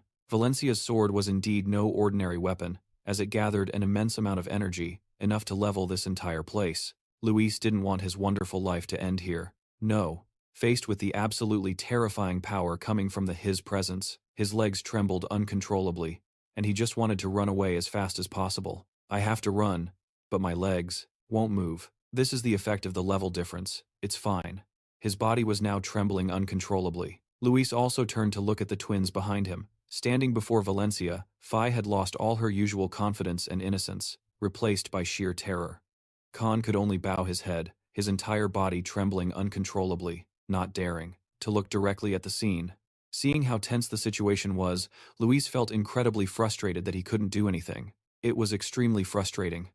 Damn it, you can't be serious. After all the immense effort he had put in, he couldn't accept things ending here. Did I train this hard just to die like this? Luis was absolutely determined not to let anything happen to them, so he unleashed his full power, emitting a powerful aura to face the man. He couldn't let Valencia control the fight, so he charged forward and threw the first punch. Now, both sides clashed. Isn't Luis incredible? He actually rushed in to fight Valencia with his bare hands, while the other man wielded a sword. However, with his powerful will to survive, no matter how difficult or arduous the challenge, Luis was determined to overcome it. "I want to live." And just like that, the two of them charged at each other, fighting with explosive force, neither giving an inch. A triumphant smile unknowingly spread across his face as he thought he had finally defeated him. Yes, but things were never that simple. Valencia's sword suddenly came whistling through the air, straight for Luis. The blade then slammed directly into the ground, creating a deep crater. Phi was also sent flying by the terrifying blast of power. The entire area was now shrouded in an inky blackness, and the ground was completely torn apart. After regaining her senses, she immediately looked toward the source of that immense power. But now, all she could see was a deep, bottomless trench before her. Phi looked around frantically for Luis, and when she couldn't find him, she felt a sense of dread as her face grew pale, reaching a hand out in front of her, sobbing. Amidst the desolate ruins, a heart-wrenching scream echoed from the very depths of Phi's soul. Master Luis. As he saw the man's sword hurtling toward him at the speed of light, Luis silently said his prayers. For himself, "I'm dead." Time and space seemed to freeze in the moment before the cold tip of the blade made contact with him. Just then, the sword seemed to collide with something, and everything shattered, sending earth and rock flying everywhere. However, after the chaos subsided, he slowly opened his eyes. Luis had thought he was at heaven's door, so to find himself completely unharmed was a huge surprise. "What? I'm still alive?" Seeing that Luis had just been spared by the Grim Reaper, Phi cried tears of joy and flew over to hug him tightly. "Master, thank God, you're all right." Luis quickly reassured her. "I'm okay." As he gently removed Phi's arms from around him, a huge question mark formed in his mind. This is weird. Why am I still alive? However, just a few seconds later, he seemed to realize something he had overlooked. Looking at the scene before him, Valencia, with his sword in hand, had split the ground in two, creating a massive trench. What is this? But it wasn't. Stop there, as another event unfolded when C pointed upwards. Luis, so, look, the tomb now, not only had a fissure in the ground but also had another one in the sky. Before the power of a supreme being, coming from Valencia, Luis was now completely dumbfounded with his jaw dropped in amazement. Good heavens, just a single sword strike was enough to slice the ceiling of a cave in half? Faced with his terrifying power, it also felt a bit intimidated deep down. What the heck? It couldn't believe its own eyes. This was the power that came from a single person. A mere mortal. Could a human really do this? Suddenly, Valencia started to move again. He placed his other hand on his right arm. Truly, the older you get, the tougher you become. He was actually toying with Luis, so, with his sword strikes. No way. Did he just change the direction of his slash at the very last second? But after a fierce assault, the intensity of his attacks gradually decreased. And then, finally, Valencia dropped his sword to the ground, stopping the fight with it. This act of giving up midway through the fight left Luis so utterly confused and frozen in place. Suddenly, Valencia mumbled a few strange-sounding words. The young dragons protect. Hearing this, it seemed like the ones he was talking about were them, protecting us? What? In just a moment, foe had turned into friend. Valencia no longer attacked them, but instead gave them a careful warning before leaving. Go. And be careful. His sudden change in attitude made it hard for Luis to process. Huh? What did you just say? But before anything could be cleared up, he had already vanished, and from above, rocks began to fall on their heads. After seeing that this place couldn't hold on any longer and was about to collapse, Phi immediately urged Luis, Master, we have to go now. The tomb is collapsing. However, because there were still many unanswered questions, Luis So was a bit hesitant to leave. But before it now was the sight of Valencia gradually fading into thin air. Facing a character who had brought it so many emotions, it still felt a little reluctant to leave. But if they didn't leave now, perhaps all of them would be buried in this place. Here, the boulders began to fall more densely. The twin sisters were now huddled in a corner, cowering in fear of being hit by the falling rocks. They were panicking non-stop. Luis, so, we're going to die. But now, looking at the surroundings, it started to feel overwhelmed as things got progressively worse. There's no time left. At this moment, Luis, so transformed into his dragon form to increase his own chances of survival and also to rescue everyone around him. Seeing the two of them not running away but just sitting still, waiting to die, Luis So shouted an order, get up, quickly. All three of them quickly transformed into their dragon forms. Fly and find an exit. Don't get left behind. At this time, even though Phi could also fly, she chose to cling to it to fly faster and not be left behind. Master, Master. The rocks and dirt in this place were falling more and more, and now in front of it was a massive, gigantic boulder that could be used to crush Luis So, but it was determined not to let anything stand in its way. Even though Luis So was in his dragon form, he still tried to use all the power he possessed. Then he immediately unleashed a powerful purple stream of energy. That attack into the iceberg ahead, aiming to shatter it to pieces. And just as he expected, the iceberg in front of him was completely obliterated. Boulders from above then began to fall continuously, like a hailstorm. Finally, an opening large enough for them to fly out appeared above. Without any further hesitation, they immediately took advantage of this opportunity to escape. All three of them flew at full speed towards the wide hole before them, and after a period of relentless effort, they finally made it and escaped safely. On the vast white snow, there was still no sign of them anywhere. However, just a few short seconds later, on the surface of the snow, a huge explosion occurred, sending snow flying everywhere. And appearing in that whiteout was everyone. At this point, they had all successfully made their escape. Louiser, after having so many near-death experiences, was now gasping for breath. I really thought I was going to die back there. Louiser suddenly recalled Valencia's strange behavior from before. That was exhausting. Wait, what the hell just happened? Logically, that king hero should have killed me. But he stopped himself. However, the image of him letting his sword drop to the ground was deeply etched in his mind. If he hadn't done that, The four of us would be in the afterlife now. He didn't understand the reason why they were an exception. But why? Didn't he say he would kill all intruders? And what Louiser couldn't figure out at the last moment was what kept bothering him. Furthermore, he tried to say something before he collapsed, didn't he? But after wrestling with his thoughts for a while, Louiser didn't want to overthink it any further to avoid a headache. After all, just being alive was good enough. And most importantly, Louiser had managed to get his lawless book, and he'd also gotten what he wanted. But just then, Phi spoke up worriedly. "Young master, I don't think the twins are doing very well." Sai and Khan were still trembling uncontrollably after the recent incident. It was terrifying, but it's all over now. What's important is to move on. First, he decided, the first thing to do was find a place to rest. Everywhere was covered in a thick blanket of white snow. After those tense moments, Louiser now lay sprawled out on the white snow. Somehow, I'll manage to survive. However, the soft sobbing of the twins caught his attention. Sai and Khan were, after all, still just two children. The two of them were still in shock from what they had been through. Seeing this, Louiser immediately sat up, and he felt a great deal of sympathy for them. I was just as surprised as they were, but since they're still young, they're more shocked by it. He didn't want to just sit by and watch the twins cry, so he got up and offered them some food. Louiser gently coaxed them, "Don't cry anymore. Here, take this and eat. You're both out of mana."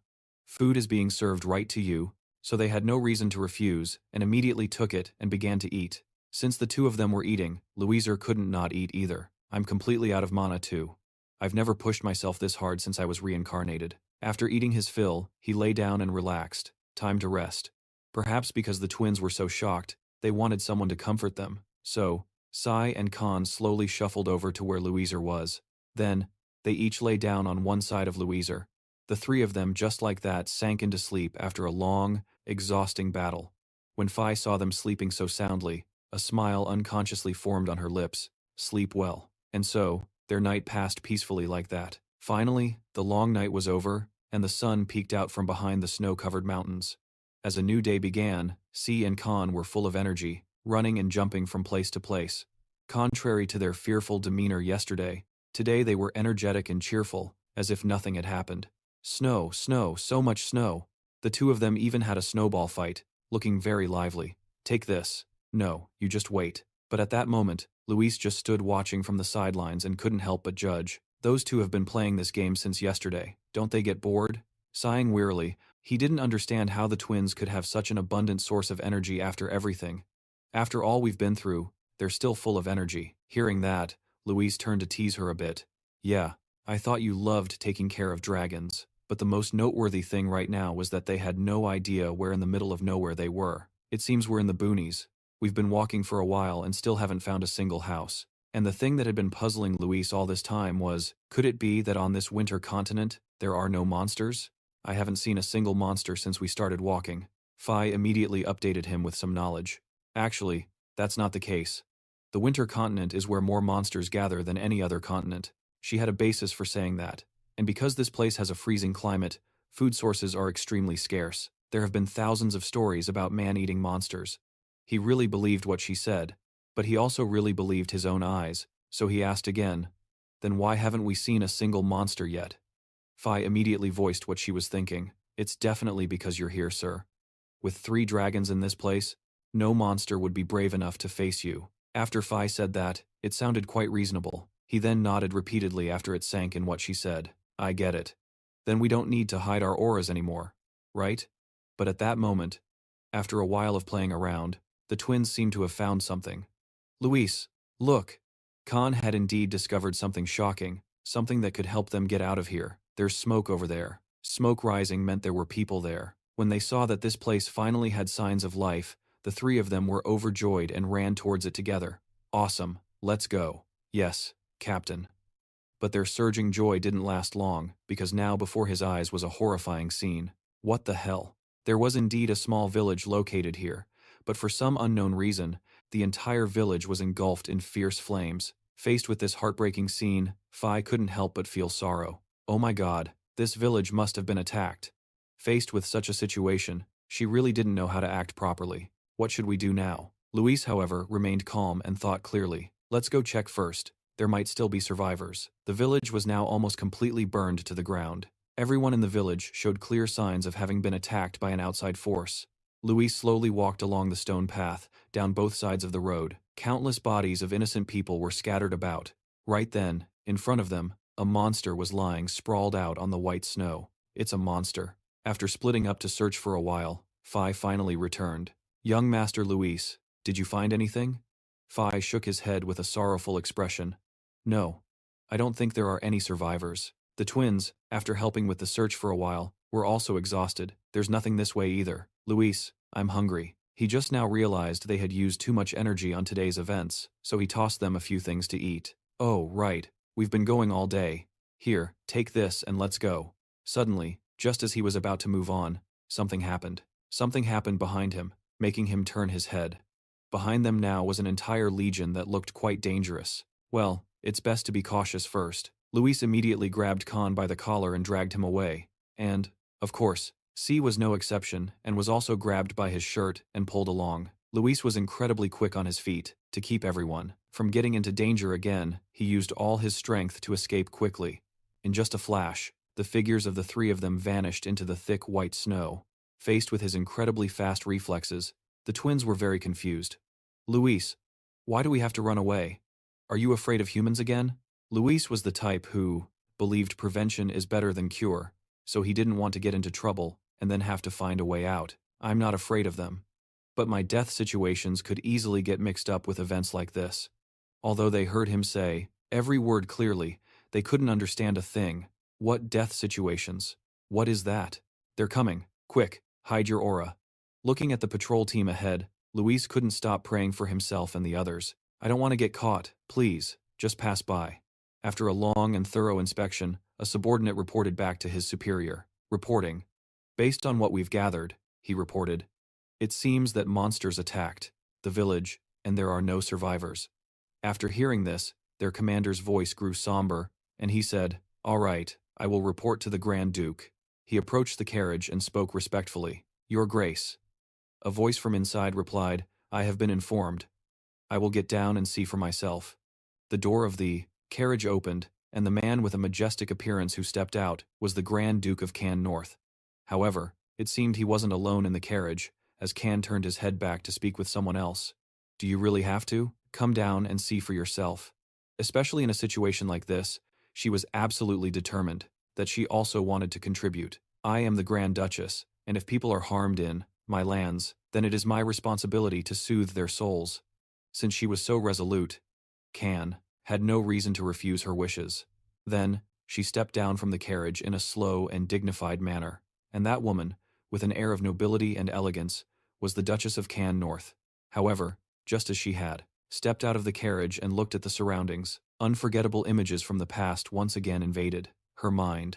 The image of herself lying on the cold ground, her entire body covered in wounds, suddenly flashed through her thoughts, the Duchess of Canbach. At that moment, she suddenly turned deathly pale and became dizzy, unable to stand steady, which made him very worried. Are you okay? The next second, she regained her composure and reassured Kanta. I'm fine. Seeing the Duchess of Canbach's unstable condition, Kanta suggested that she get into the carriage and rest. However, being stubborn, she immediately refused. Are you trying to upset me even more? He stammered. But, faced with her stubbornness, Kanta was helpless. We've been together for 10 years, and I still can't overcome your stubbornness. After that, a smile unconsciously bloomed on the Duchess of Canbach's face. Whoever loves more is the one at a disadvantage. Then, she turned to the commander and asked, so there are no survivors at all? Although it was regrettable, he had to speak the truth. Unfortunately, no. Around this time of year is when the monsters are usually less active, but for some reason, they started rampaging yesterday. He fell into a thoughtful silence for a moment, as if recalling the monsters sprawled on the ground with terrified expressions on their faces. The commander concluded they were being hunted by a high-level entity. Hearing this, Kanta, who was trembling uncontrollably, felt his heart fill with guilt. It's my fault. If I hadn't mobilized the villagers, this wouldn't have happened. The Duchess of Canbach didn't want him to drown in sorrow, so she quickly comforted him. It's not your fault. Don't blame yourself. However, after eavesdropping on the entire conversation, Luis suddenly realized a harsh truth. Wait a minute. So what happened to this village is because of us. The fact that their survival came at the cost of the entire village's lives meant he couldn't help but feel guilty and blame himself. However, from where the twins and Sukuna were, a sound suddenly erupted, attracting the attention of the soldiers outside. Luis looked over at the two of them with a horrified expression and saw them acting like a pair of relaxed twins, casually making noise. The next second, they were in deep trouble with the commander as he realized another party was present. "Who are you? Come out now if you don't want to be cut down." It was one disaster after another, forcing Luis to carry the team on his back. He looked up at the sky, tearing his hair out in frustration. Is this some kind of cautionary tale for parents about watching their kids or something? Step out now. The commander was clearly not pleased and grew tense. He took a wide stance and pointed his weapon forward, growling, "Hurry up and get out here." Seeing that they still refused to show themselves and remained hidden, the commander issued a threat. "If you continue to be stubborn, don't expect me to show any mercy." At this point, Luis had a massive headache, not knowing whether to move forward or run for it. What should I do now? We can't just hide here forever. Seeing that no one had appeared despite his warnings, the commander began to radiate a furious killing intent as he stared ahead with a glare that could kill. "I've already warned you, so what I'm about to do is your own fault entirely." True to his word, he immediately channeled his energy into his sword, making it glow, before unleashing a crescent-shaped slash forward. The powerful attack sent dirt and rocks flying toward their hiding spot. "This is bad," and just like that, in a flash, the entire area completely exploded. With an explosion of that magnitude, they must have been injured to some degree. Luis So was pelted by small wooden splinters from the explosion.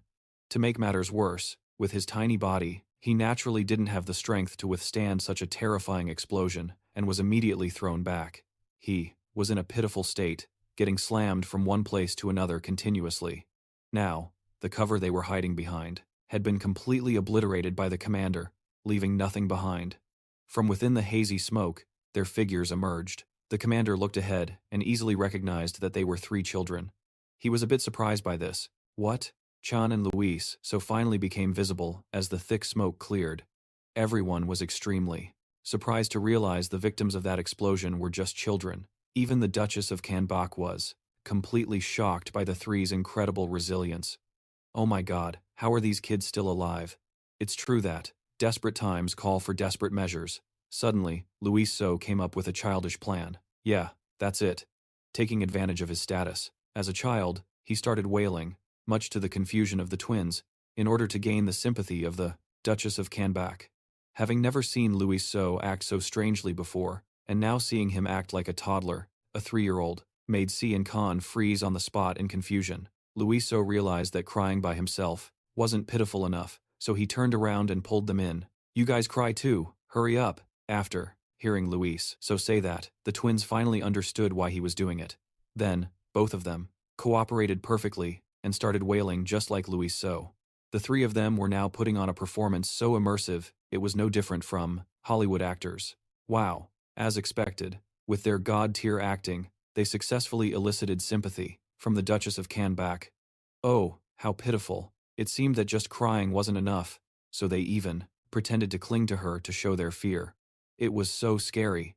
At first, it seemed like the twins were just imitating Luis So, but it turned out they were much better at it than he was. Are these kids even smarter than me? I wonder if the pranks they usually pull are also just an act. Kanta didn't give them a hard time, instead just gently kneeling down to ask, "Are you the only survivors?"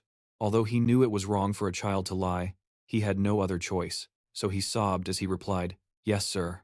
The man also felt great pity for the boy in front of him and gently patted Luis So's head. "You've been through a lot." However, from behind Kanta, the Duchess of Kanbak suddenly spoke up. "My lord?" Seeing that the children now had nowhere to go, she couldn't bear to see them left all alone, so she suggested, "Can we take these children back to the castle?" Kanta then sighed and agreed with the Duchess of Kanbak, as he couldn't bear to abandon the children either. "I suppose we have no choice." Kanta then ordered his subordinates, "Take these children and bring them back to the castle with us. Prepare to leave." Luis So had only intended to put on an act to avoid being attacked. Who would have thought they would take it this far? "You're really taking us with you?" The subordinates didn't say much, simply following orders and taking them away, even after being put onto the carriage, already. But Luis still couldn't believe his eyes that he and everyone else were being taken to another place. At that moment, Only one person was left behind, and that was Phi. Perhaps due to her small size, no one noticed her presence. Phi watched from a corner as the carriages rolled away, a little confused about her master, Luis. Now, they had been brought to the castle of the Duke of Canback. Luis was in a magnificent and splendid bathroom, which even had a lion-shaped fountain spouting water. Soaking in the water, he couldn't help but get lost in thought as life's currents had pushed him into this situation. This wasn't Luis's intention at all from the beginning, and he had no idea why he ended up here, or why everything turned out this way. I thought they would let me go if I looked pitiful enough. It seems like those two overdid their acting, but every cloud has a silver lining. It was lucky they ran into good people. Otherwise, they would have all gone to meet their maker by now. I didn't know they were so kind. Well, in for a penny, in for a pound. From now on, I have to observe and find an opportunity. Suddenly, a voice called out to Luis from beside him. It turned out to be the twins. Both of them were playing happily in the cool water. They even teased Luis by splashing water right in his face. After seeing Luis's hair, soaked like a drowned rat, Si and Khan pointed and burst out laughing with glee, saying Luis's hair looked so funny. Although they were stuck in a difficult predicament, hearing the twins' crisp laughter made Luis feel a bit better. Well, it's a relief to see them so relaxed. Just then, the maids standing above couldn't stop gushing and complimenting them. They're so adorable. Look at their fair skin. I knew it. They're just so lovely. One of them knelt down and cheerfully joked with the twins. Come on, little ones, can you call me Nuna? However, only Luis didn't like the presence of the maids at all. So noisy. After they had bathed, they were taken upstairs to get ready. All right, let's go change our clothes and eat now. Yes, ma'am. Outside, the sky was clear and cloudless, perfect for a meeting. The Duchess of Canback was currently sitting in the dining room waiting for everyone to arrive. Your Grace, the children are here. The three of them looked as if they had been completely transformed. Everyone was dressed in beautiful clothes. They all looked so elegant and lovely.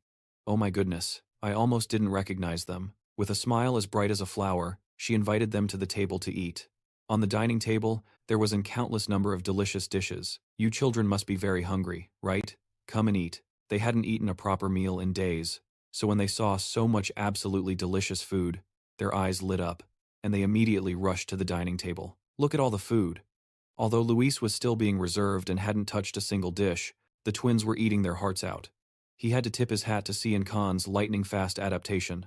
How did they adapt so quickly? Luis thought to himself as he ate. Whatever. We might be leaving this place soon, but I can't just be indifferent when Phi might be in trouble. Where on earth could she be right now? Back in the snow-covered forest, the sky was now blanketed by the dark of night, but just then, a brilliant light flashed like a shooting star streaking across the sky. And that streak of light turned out to be Phi. She was desperately trying to find the castle where everyone had been taken. The carriage tracks are definitely heading where I need to go. I have to get back to Master Luis as fast as I can. What rotten luck. On her way, she ran into a flock of troublesome eagles. If I hadn't been caught by those snow eagles, I wouldn't have lost track of Master Luis. Phi zipped forward, filled with the determination to get there as quickly as possible. Please just wait a little longer, Master Luis. At the speed of light, she shot forward, following the tracks that the carriage had left behind. I'm coming. Night had now fallen over the entire castle, and all living things had begun to fall asleep. But for some reason, Luis was still awake and was walking down the hallway by himself. Suddenly, a voice from a nearby room caught his attention. We can't keep the children with us forever. Luis cracked the door open and peeked inside, curious to eavesdrop. I know, but right now. Inside the room, the Duchess of Canback was sobbing, looking deeply heartbroken. Every time I look at the children, I hear the voice of our late little girl. Kanta placed a comforting hand on her shoulder. My love, I understand how you feel. It seemed the two of them were disagreeing, but seeing those children as our deceased child is not right. You must stop. Please forget our late daughter. But the Duchess of Canback, with a mother's heart, couldn't possibly do as he said and retorted, how can you ask a mother to forget her own child? Hearing their conversation, Louise could sense her immense pain. It seems she lost a child, which explains why she's been treating us with such unusual kindness. Suddenly, the Duchess of Canback gripped his hand tightly, as if pleading with him for something. As a mother, who had lost her child, the Duchess of Canback hoped those children could soothe her pain. So, she proposed to Kanta. My dear, no, Kanta, please, let's treat those children as our own son and daughter. Hearing her intention to adopt them, Luis was completely stunned with his jaw on the floor. After eavesdropping on the conversation between Kanta and the Duchess of Canback, Luis went into another room and began to think deeply. He sat, with his arms crossed on a chair, unable to comprehend their feelings. We've only just arrived, so why would they see us as their own flesh and blood? With his vast experience, he was well aware of the social standing of Kanta. The Grand Duke of Canback is a member of the royal family of the most powerful nation, and the ruler of the Winter Continent. So it was certain that if Luis became their son, he would practically have the world in his hands. Becoming the adopted son of a Grand Duke means I could immediately become a key figure in the country. Thinking about this, it was a huge step up for Luis, but for Kanta, this would be incredibly difficult to do. This is definitely a very difficult proposal, even if the one who wants it is the Grand Duke's wife. Perhaps the pain of losing a child is too great. I must leave this place quickly, before things got more complicated. But remembering the image of the Duchess of the North begging him back then, it gave Luis a stinging feeling in his heart. Seeing them like that just made him feel endlessly uncomfortable. Now, finding himself in a difficult situation, the first person he thought of was Phi. If Phi were here right now, I could have discussed it with her. But just then, there was some movement outside the window that caught his attention. Speak of the devil.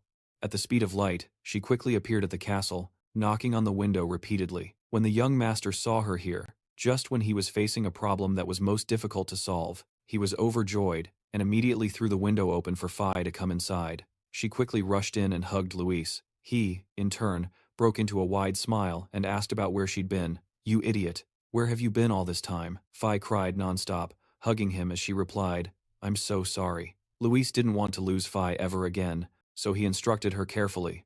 From now on, you stick with me until you die, you hear? Through her tears, she obediently replied, I know. When the twins saw Phi's safe and sound comeback, they were also overjoyed. It's Phi, you're back. Seeing that Sia and Khan were perfectly healthy and smiling brightly, she was secretly happy in her heart. My twins. Now, everyone was gathered in the room, with no one missing. Phi, after seeing that all the members of the expedition team were now present and safe, immediately suggested continuing their journey. We're finally reunited. Now we can get going again. However, recalling his earlier conversation with the Duke of the North, Luis stammered, right. But actually, I was thinking we should stay here a little longer. At his words, Phi was extremely puzzled as to why Luis would want to linger here. Why? Can't we leave right now? Faced with her question, Luis also didn't know how to explain, so he looked away and stated his opinion. I mean, you see, they've treated us very well. And I also found out that the Duke and Duchess just lost their child, so I feel it would be a little strange if we suddenly left like this. It seemed that even with Luis's explanation, Phi still didn't quite understand what he meant, so she just looked at him with a confused expression and said nothing more. Seeing everyone standing frozen for 5 seconds, Luis tried to dig up something more to convince them. I'm serious. Besides, we're not stuck in a dangerous situation, and we can also gather more information about the Winter Continent. However, what caught Phi's attention right now was Luis's attitude. Usually, the young master was very calm, but he seemed a bit flustered in this situation. Now, after listening to Luis's idea for a while, she was also very happy to know that Luis had such a warm heart.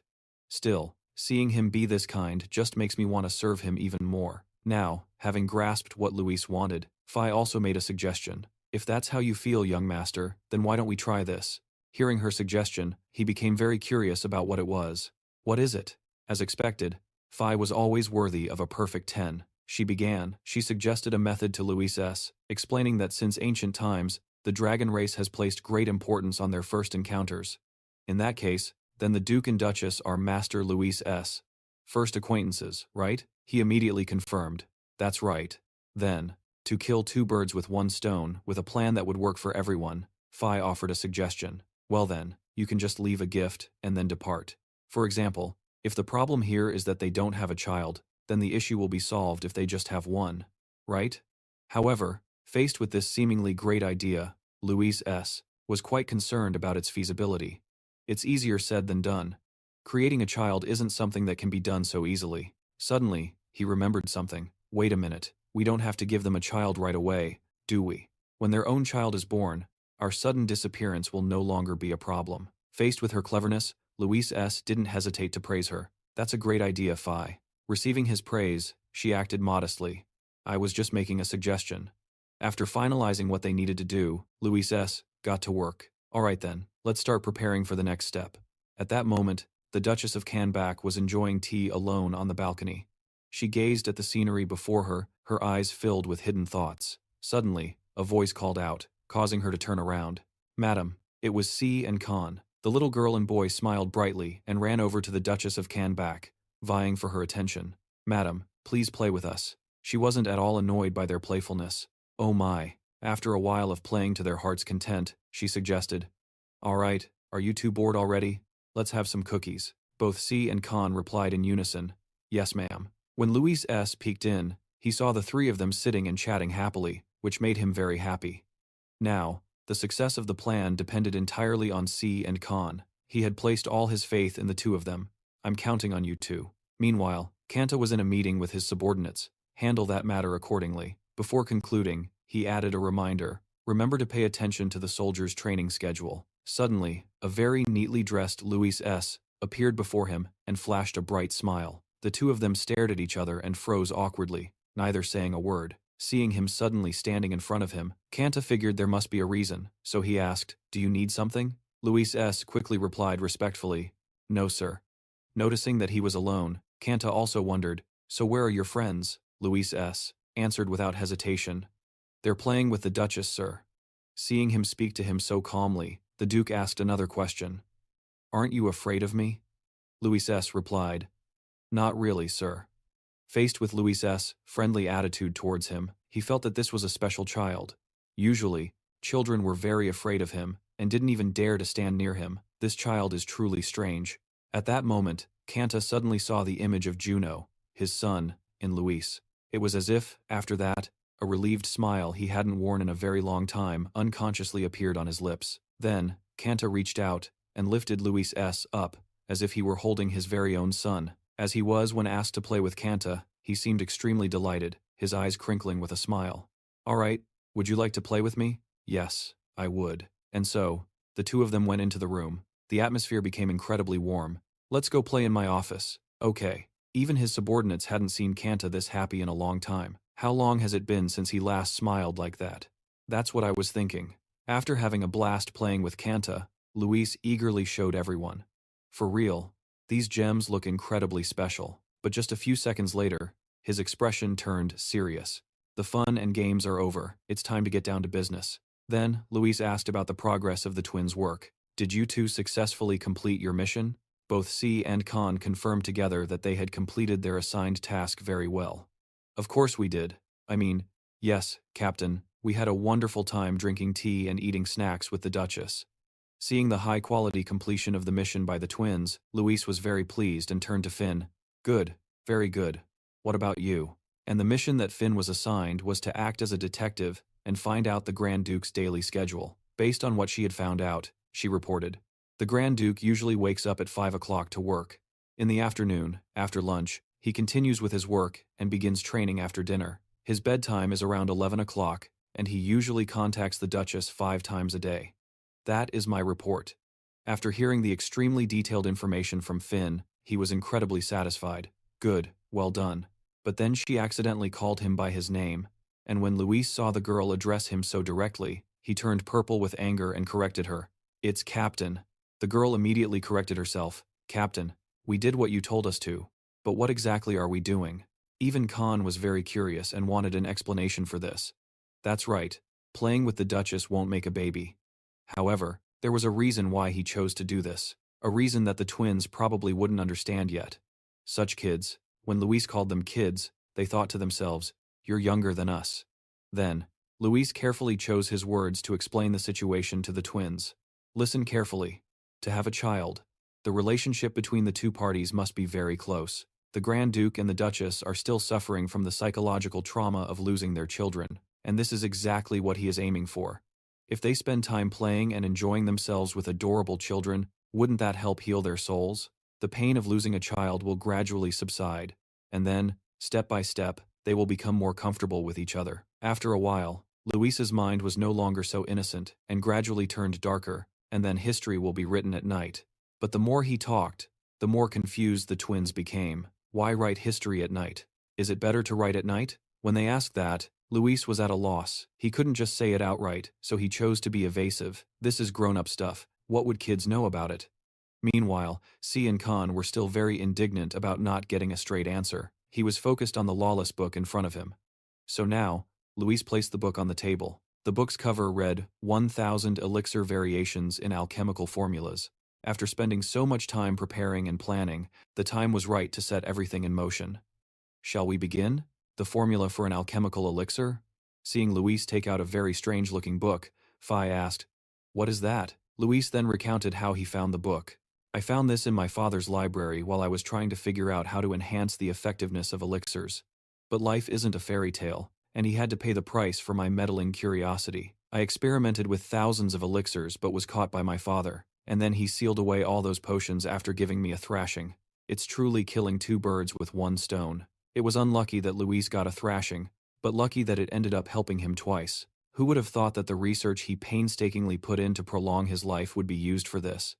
After flipping through the pages to search for information, he finally found what he was looking for. Here it is. An elixir for couples who are no longer passionate. A few drops are enough to reignite the initial feelings of love. And what's more noteworthy is that the book guarantees this elixir will have absolute success.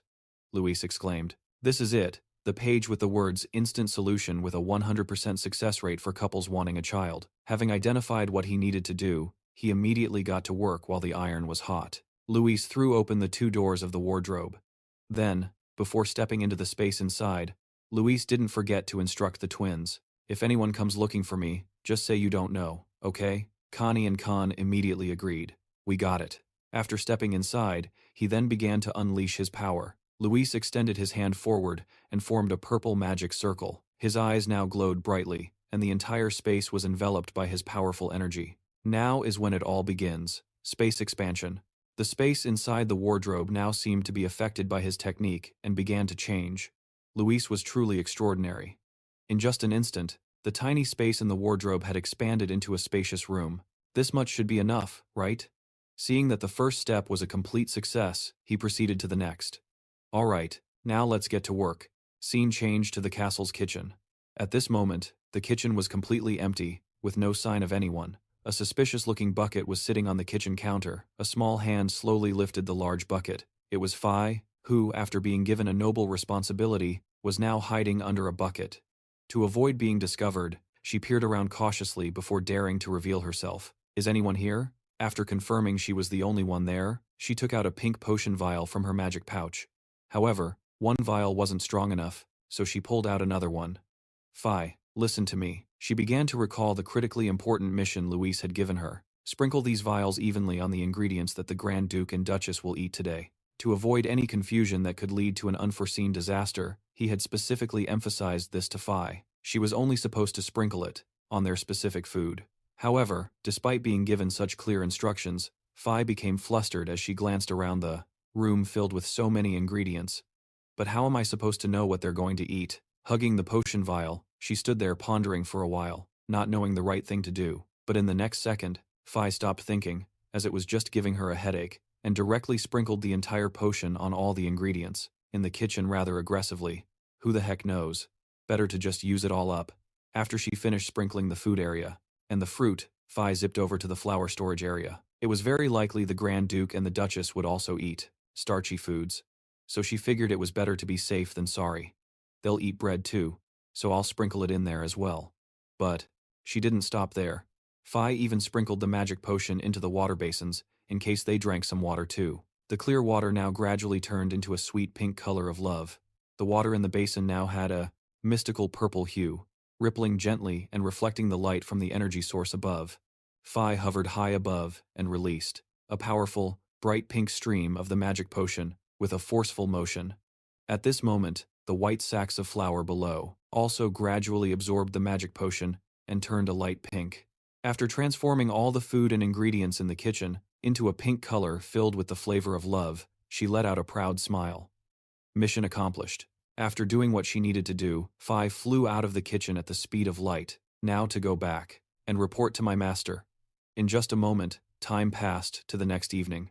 At this time, Luis was hiding behind a corner to scout the situation and see how his plan was progressing. The sun had now gone to sleep, making way for the stars above, and it was time for Luis's magic potion to take effect. "That's the Grand Duke and Duchess's bedroom, right?" If Phi did exactly as I said, then the food that they ate today already has the magic potion in it. However, as he was scouting the situation, he suddenly whipped his head around when he heard the whispers of the maids. So what I mean is this. And, oh my gosh, really? The two of them are laughing and talking, looking very happy. Wow, so Genis suddenly confessed his feelings, huh? I never would have expected that. The two of them walked on, giggling shyly. Tonight is going to be so embarrassing. After they had disappeared from view, at this moment, Luis, hiding behind the wall, still didn't dare to make any noise. He was almost discovered, and now, he breathed a sigh of relief, having escaped a close call. That was close. But then Luis had to focus, back on his main mission. He immediately looked into the couple's bedroom. At this moment, Kanta and the Duchess of Canback were together, but neither said a word to the other. However, this awkward atmosphere didn't last for long, as Kanta was the first to speak. Ahem. Then his eyes began to look affectionately towards her. At this moment, the Duchess of Canback was still sitting motionlessly, not making any move. Although on the outside she was as calm as a still lake, inside her heart was now fluttering strangely. Oh my. I suddenly feel so strange. Why is my heart beating so fast today?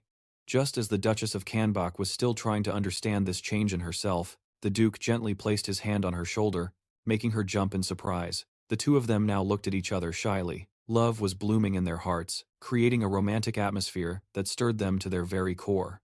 With a serious yet infatuated gaze, he gave her a compliment. You look very beautiful today. It had been a long time since the Duchess of Canback had felt the sweet taste of love, so she looked at him with a fluttering heart and slowly replied, My dear. The two of them, perhaps sensing the emotions blooming in each other's hearts, held each other's hands tightly. In their eyes now, there was nothing but love for their other half. Luis, who had been watching all this time, standing outside and witnessing the whole thing, could finally feel relieved that everything was going according to his plan. This is going to be a steamy night. But just then, the twins came over and asked curiously, Luis, what are you doing here? What's steamy? Caught by them, he immediately covered his mouth, not wanting to reveal adult matters to these two kids, no matter how much they demanded to know. Huh? What is it? Tell us, please. Anyway, it was already dark, so Luis grabbed one in each hand and dragged them to their room for bed. What do you need to know that stuff for? Being dragged so roughly by Luis, they cried out, It hurts!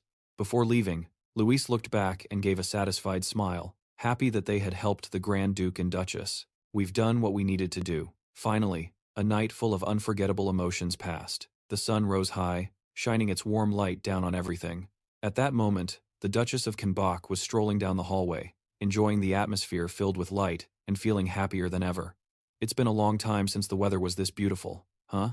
But suddenly, she saw maids pacing back and forth as if they were looking for something. Seeing that they seemed to be having some trouble, she approached to ask, What's all this commotion so early in the morning? One of them stammered, My lady, it's just... It seemed the Duchess of Canback had just received some shocking news, as she immediately rushed into their room and threw open the door. A maid who saw her burst in had a somber expression, My lady. She seemed very panicked as she questioned them. What on earth happened? Why are the children missing? The maid was also extremely confused, not understanding the reason why, as she recounted through tears. When we came here this morning, the children were already gone. We are still searching for them now. Suddenly, at that moment, another maid discovered a letter they had left behind. My lady, there's a letter on the table. The Duchess of Canback saw it and hastily snatched the letter from the maid's hand, opening it and reading the first few lines, which left her completely stunned. This is the Duchess of Canback reading the letter. The letter read, We guess you must be very surprised that we've disappeared. However, all meetings must eventually lead to partings. From now on, we will walk our own path. We are very grateful for your kindness in taking us in, taking care of us during our time here, and we hope you will overcome the grief of losing your son. Soon. Soon a new life will come to the Grand Duke and Duchess. Please give that new life as much love as you gave us. We are eternally grateful, Li Chu and the other two. As soon as she finished the letter, the Duchess of Canback sorrowfully clutched it to her chest. Tears streamed down her face at the same time. Oh, so they knew everything? It's all my fault, because I selfishly treated them as my own deceased child. But right after, looking at the letter again, she felt a bit puzzled. But what does a new life mean? What are they trying to say? A few weeks later, in the room, the priest's joyful shout echoed, I have good news. He looked at the Grand Duke and Duchess of Canback and hurriedly announced, Her Grace the Duchess is carrying a new life. The Duchess of Kanbok looked at the priest and asked in astonishment, "A new life?" Ken immediately grasped her hand and exclaimed joyfully, "My dear?"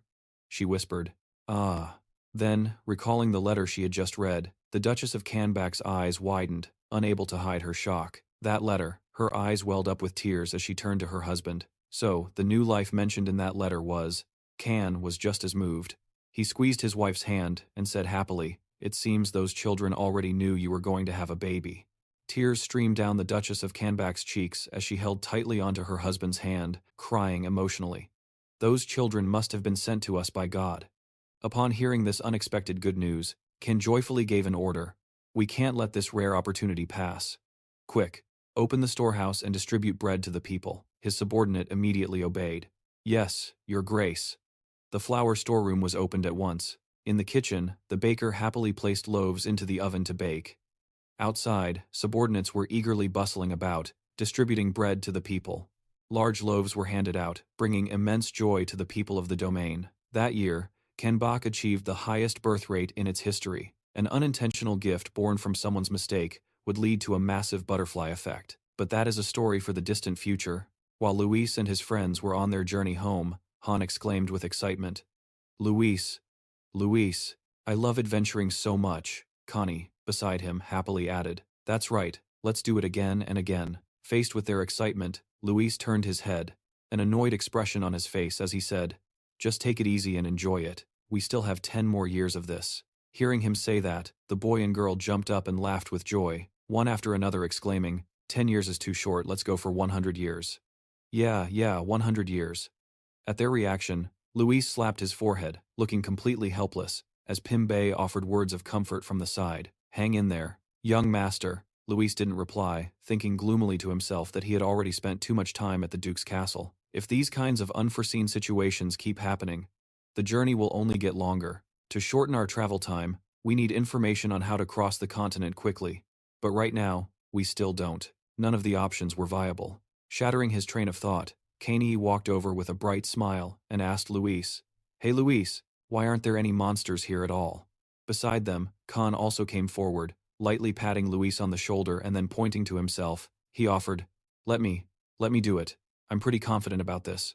Luis put his hands in his pockets, looked at the two of them, and asked, "Hey, there are 3 dragons here, giving off an incredibly strong scent. Do you think any monster would be crazy enough to come near this place?"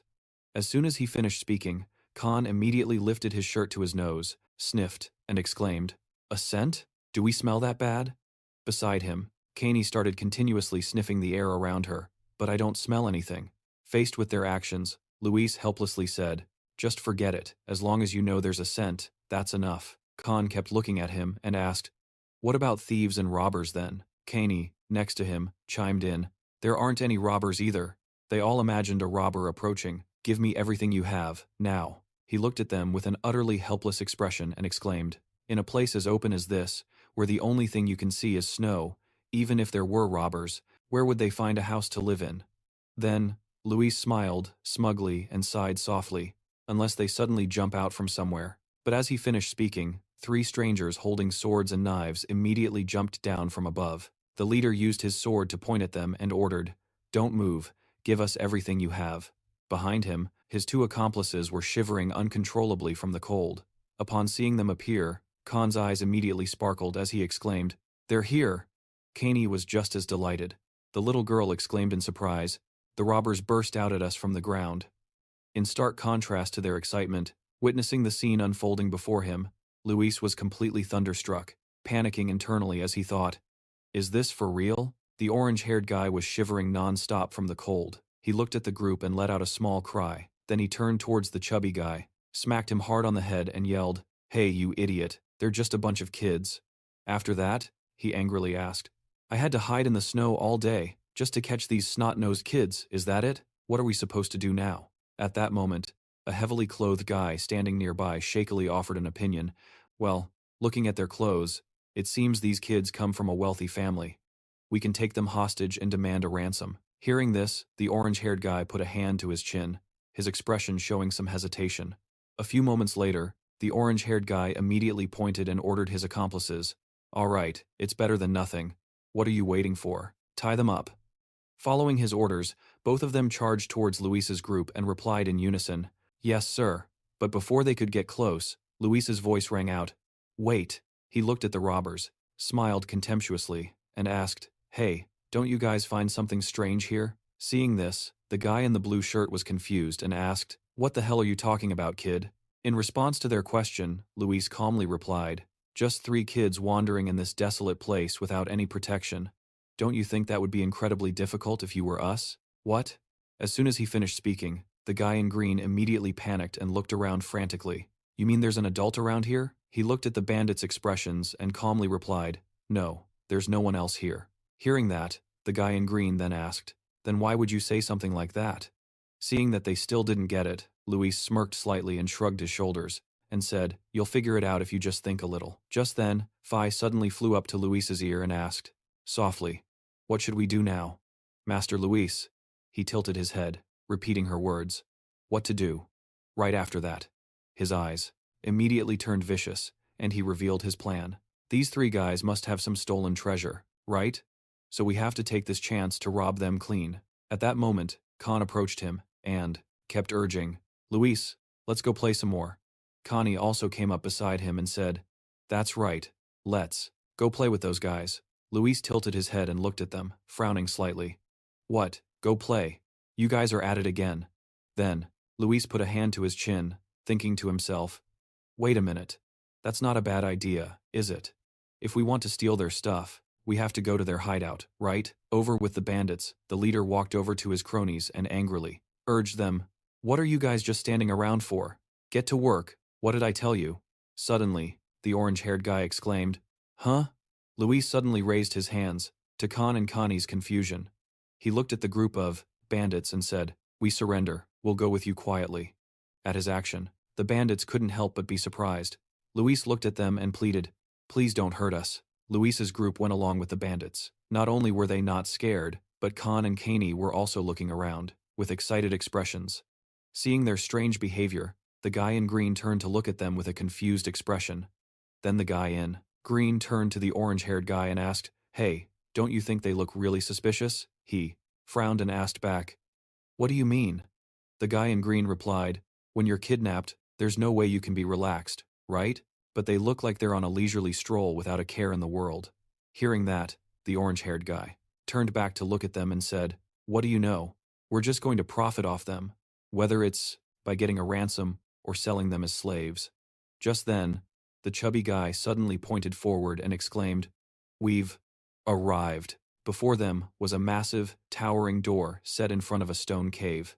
As soon as they saw the bandits' hideout, Khan and Connie couldn't help but feel excited and exclaimed one after another, "Whoa, this is so cool." Upon stepping inside, Luis placed his hand on the stone walls to feel them. His eyes filled with amazement as he thought to himself, "I've only ever seen this kind of complex craftsmanship among my father's assets. Is this really a hideout for bandits?" Just then, the chubby guy walked over to Luis and boasted proudly, "Isn't our hideout cool? It was all done by our boss." Seeing this, Luis couldn't help but wonder and asked, "A boss? Who is that?" The chubby guy raised his hand and replied, "Our boss is." But before he could finish, the orange-haired guy rushed over and smacked him hard on the head. He angrily grabbed the chubby guy's collar and said, "Why do you always run your mouth? What's with that mouth? What if these kids get out and talk?" Faced with the orange-haired guy's anger, the fat one was a bit scared and flustered. "Sorry. I'm sorry." The orange-haired guy immediately threw the fat one down and ordered, "Take the kids and throw them in the cell." The fat one quickly got up and replied, "I got it." He slammed the cell door shut, and after locking them in, he immediately left. The 3 of them watched the fat guy's retreating figure with looks of utter annoyance. Luis turned his head, glanced down at his neck, and said, "It should be okay now." As soon as he finished speaking, Phi slowly and tiredly crawled out from Luis's neck. Luis propped himself up on his hands, looked at her, and ordered, "Go and remember to find anything worth us stealing." Phi obeyed, replying, "Yes, I understand." Immediately after, as he instructed, she quickly escaped through the small keyhole. After Phi left, Khan sat on the dirt floor, bored and whined to Luis, "Can't we go too?" Ka, equally dejected, added, "It's so boring in here." Seeing this, Luis turned to look at them and said, "Just wait quietly for Phi to return, and we can play later." Then his eyes suddenly turned sinister as he thought to himself with glee, this is definitely the bandits' hideout. If that's the case, they must have a lot of loot hidden here. How interesting. Heh heh heh. Meanwhile, the bandit chief was busy crafting a weapon. He slowly hammered at the stone with his hammer. A piece of the stone wall cracked and fell, making a loud noise. Suddenly, from outside the door, his subordinate's voice called out to report, "Boss, we're back." He was the boss of the Red Axe bandits, Balo. He looked at the orange-haired man bowing before him with some satisfaction and asked, "All right, good work. Did you get a big haul?" The orange-haired man shook his head and replied, "Not exactly, sir. The monsters went on a rampage earlier and scared off all the travelers, but we still managed to get something. We kidnapped 3 kids while they were walking along the road. Based on their appearance, it looks like their families are pretty wealthy, sir. We could make a huge profit by demanding a ransom or even by selling them." As soon as the orange-haired man finished speaking, Balo laughed heartily, praising them with a delighted expression. "Good, very good." Then he headed towards the cell where Luis and the others were being held. "Well then, I suppose I should stop working on this? They'll lose their innocence. Let's go see how they're doing." The orange-haired man respectfully followed and replied, "Yes, sir." Back with Luis. Khan and Ke were so exhausted that they had fallen asleep. Sensing someone approaching, Luis slowly opened his eyes. The orange-haired man looked towards them and said, "They're in here, boss." Balo put a hand to his chin. He looked at them and remarked, "They look quite refined, don't they?" The moment he saw the man, Luis's eyes widened in surprise as he thought to himself, "This guy looks pretty strong. With that kind of strength, he must be at least level 3, right? But he doesn't look like the type of person who would become a thief." Balo's gaze shifted towards Luis. The boy stared back at him with his sharp eyes. The boy's gaze startled the man, making him gasp. Luis squinted at him with a puzzled expression. Then he smirked with amusement and thought, "Aha, could this guy be?" Luis called out to Balo, "Hey you, fat old man." The man pointed to himself and asked, "Me? Are you talking to me, kid?" Luis just smiled at him. He then replied, "Is there any other chubby old man here besides you?" Then he asked for his name. "What's your name?" Hearing this, the orange-haired guy standing next to him couldn't help but shout in anger, "You insolent brat, how dare you? Do you have any idea who this is?" At that moment, Balo, standing beside him, answered tremblingly, "Ah, Balo." Faced with his strange behavior, the orange-haired guy turned to look at him in confusion and asked, "Boss, why are you acting so strangely?" Balo raised a hand to his head, his body trembling uncontrollably as he replied, "I don't know.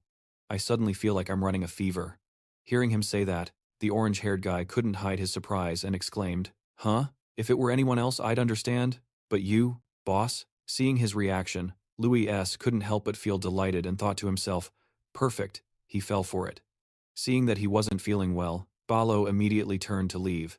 At the same time, he instructed his subordinate, "Remember to watch them carefully. I think I should go rest for a bit." The orange-haired guy obeyed, replying, "Yes, boss." But when he hadn't even made it out the door, Luis's voice suddenly rang out, "Leaving so soon?" As Balo flinched in surprise, he slowly turned back to look at Luis. Seeing this, the boy waved, "All right, rest well, see you later." As soon as he finished speaking, Balo immediately bolted out the door like an arrow, while the orange-haired guy frantically chased after him. "Let's go together, boss." Phi, who had just returned, witnessed this scene, and a giant question mark appeared in her mind. A giant one at that. Phi flew over to Luis and exclaimed, "Master Luis, I have returned." He looked at her with his hands on his hips and asked, "All right, did you find anything?" Phi sighed in disappointment and replied, "It seems the warehouse and everything else are completely empty. Instead of treasure, I think these bandits are more likely to starve to death." Hearing this, Luis, his expression immediately turned sour as he grumbled, "Tsk, so they're the broke type, huh? It seems like I've been had, haven't I? Since ancient times, they've said that humans are rich." Hearing him say this, Phi felt extremely confused. "Huh?" Then, seeing her expression, he said, "Never mind, you did a good job." After that, he instructed, "I'm going out for a bit, so remember to take care of the kids." When Phi heard that Luis was planning to go out without taking her, she couldn't help but panic and exclaim, "Master, can't I go with you?" Luis turned his head to look at her and replied, "No, if you're not here, they'll start causing a ruckus as soon as they wake up. I'll be back soon, so keep an eye on them." She replied sadly. "Yes." Luis walked towards the iron bars and grabbed them. Then, he easily pulled the bars apart, creating a large opening. Luis slowly stepped outside. He smiled, his eyes filled with excitement as he exclaimed, "All right, time to go catch some bad guys." Louis S. walked towards the iron bars and grabbed them. Then he easily pulled them apart, creating a large opening. Louis S. slowly stepped outside. He smiled, his eyes filled with excitement as he exclaimed, "All right, it's time to go catch some bad guys, isn't it?" The wooden door slammed shut. Balo exhaustedly slumped onto a chair, letting out a long sigh before feeling a bit better. He looked up at the ceiling, frowning slightly, and wondered to himself, just who is that kid, anyway? I've never felt so strange before. It was like facing an invincible monster. It made my whole body freeze up. But soon, he was lost in thought. A moment later, Balo smirked, thinking smugly to himself, no, there's no way a guy like me would be afraid of some ordinary kid. He propped his head up, resting his chin on his hand, and muttered, I've been resting for too long. I must be getting rusty. Suddenly, Luis appeared right next to Balo. He smiled with a wicked grin and asked, something fun going on? Hearing his voice, the man couldn't help but be startled and let out a shout. Balo pressed himself against the wall, staring at Luis in panic. The boy waved at him. Hey there, we meet again. Huh? Seeing him, Balo couldn't help but ask in astonishment, how in the world did you get out of here? Luis calmly replied, I just walked out, that's all. Seeing him slowly approach, the man narrowed his eyes, watching Luis warily. Just then, he grabbed a nearby club. Balo held the club up in front of him, looking at Luis and shouting, Don't you come any closer. At his reaction, Luis turned around, casually putting his hands in his pockets, and then laughing contemptuously. Oh, for such a big guy. You sure get scared easily, huh? Balo ignored Luis's taunts. He narrowed his eyes and tried to shoo him away. I don't know how you got out of there, but I'll let it slide just this once, so get lost. Hearing that, the boy turned his head back to look at him and asked, And if I don't? Balo looked at him, his voice trembling slightly as he spoke. Then I'll have no other choice but to beat you until you leave. Luis walked forward, all the while putting on an air of mockery in response to Balo's threat. But what if I still don't leave? Luis isn't going anywhere. You get it, old man? Go on, try and hit me. Hit me. Seeing Luis's mocking behavior made Balo furious. He used his weapon to attack the boy, shouting, You rotten brat. But in an instant, looking at his own attack, his eyes filled with panic as he thought to himself, Oh crap, I got too angry and accidentally used my full strength. It's too late to stop now. You have only yourself to blame for provoking me. As Balo's weapon rushed toward him, Luis's expression showed no fear. He didn't even try to dodge, just stared intently at the shape of Balo's descending weapon. But before Balo's weapon could even touch Luis, it suddenly stopped, and he couldn't move it any further. Balo looked at his own hand with a completely baffled expression. How can this be? Why did my hand just stop on its own? Seeing this, Luis smiled faintly. He moved gracefully, tilting his head to look at Balo and asked, What's wrong? Aren't you going to hit me anymore? You're a little weak for your size, you know. Luis's mockery pushed Balo's anger to its peak. He used his weapon to attack with all his might toward Luis. The boy didn't dodge, calmly placing his hands behind his back to watch Balo. Luis smiled, glancing toward Balo's weapon, making it so that no matter how he attacked, he couldn't land a hit on Luis. After a while, the man exhaustedly set his weapon down on the ground, and Balo himself collapsed, panting from exhaustion. Luis looked at him, smiled, and asked, What's this? Is that all you've got? Then the man frowned, his body trembling uncontrollably, and he looked at Luis to ask, Tell me, who exactly are you? Luis furrowed his brow slightly, then smiled and replied, Me? But Luis didn't finish his sentence. Asked Balo, You knew the answer to that question from the very beginning, didn't you? He was stunned and exclaimed, What? How could you? Suddenly, Phi's voice cut in, Master Luis S. He turned his head toward the source of the voice. She flew over, sobbing, and then reported the situation. The twins are causing a ruckus again because they said they're bored. I can't stop them by myself. Balo couldn't help but be astonished by Phi's appearance, exclaiming, A fairy? As soon as Phi saw Balo, she began to assess him. She moved closer to him to observe more carefully, then muttered in confusion, That's strange. Startled by Phi's comment, Balo cried out, What? Phi looked at him and spoke her thoughts aloud. You definitely have the scent of a dwarf, but your size is more like an orc's even. Luis S. frowned, looked at her, and said, That guy is a half-dwarf, probably a mix between a human and a dwarf, right? She flew closer to him and asked, puzzled, A half-dwarf? But how is he even bigger than a human? Luis S. replied, I don't know either, but that's definitely what he is. Breaking up their conversation, Balo asked, How can I be a half-dwarf? Luis S. looked at him and smiled faintly, then said, I told you, didn't I? I bet you already know who I am. At the same time, he thought to himself, try to remember. Ballo frowned at them in frustration, but as if realizing something, he gasped in shock. Could it be? He recalled the time he lived with his father, and the many times his father hammered a newly forged piece of iron. Ballo slowly approached his father. His father, while working, began to advise his son, there are things that we dwarves must always keep in mind. If in the future you meet someone who makes your legs tremble or your whole body shake, and if you feel you can't control yourself from obeying them, Ballo's father used tongs to pull the ingot from the forge, then continued, then you must run away, and don't look back. He then tilted his head to look at Ballo. Hearing his father's strange warning, he looked up in confusion and asked, what? Dad, what are you talking about? Ballo's father dipped the ingot into the water and replied, you are not a pure-blooded dwarf. You might be free from the compulsion of that bloodline, but as long as you carry a part of my blood in you, you will never be free from that bond. If something like that happens, you must run away immediately. Hearing this, the boy looked at his father with a worried expression and asked, but what if I can't run? His father replied, if you are in a situation where you can't run, then he turned his head angrily toward Ballo and warned, then just do as they say. His father came closer, knelt down, and placed a hand on Ballo's shoulder. Son, never forget this. If you encounter such a situation in the future, you must flee immediately. You were born with half-human blood. I know you're not a fool. Hearing this, Ballo asked in confusion, Dad, but what are those people doing, anyway? His father immediately raised his hand, clamped it over Ballo's mouth, and glanced around cautiously. Their ears are always listening. Never speak so carelessly anywhere. As for who they are, they return to reality.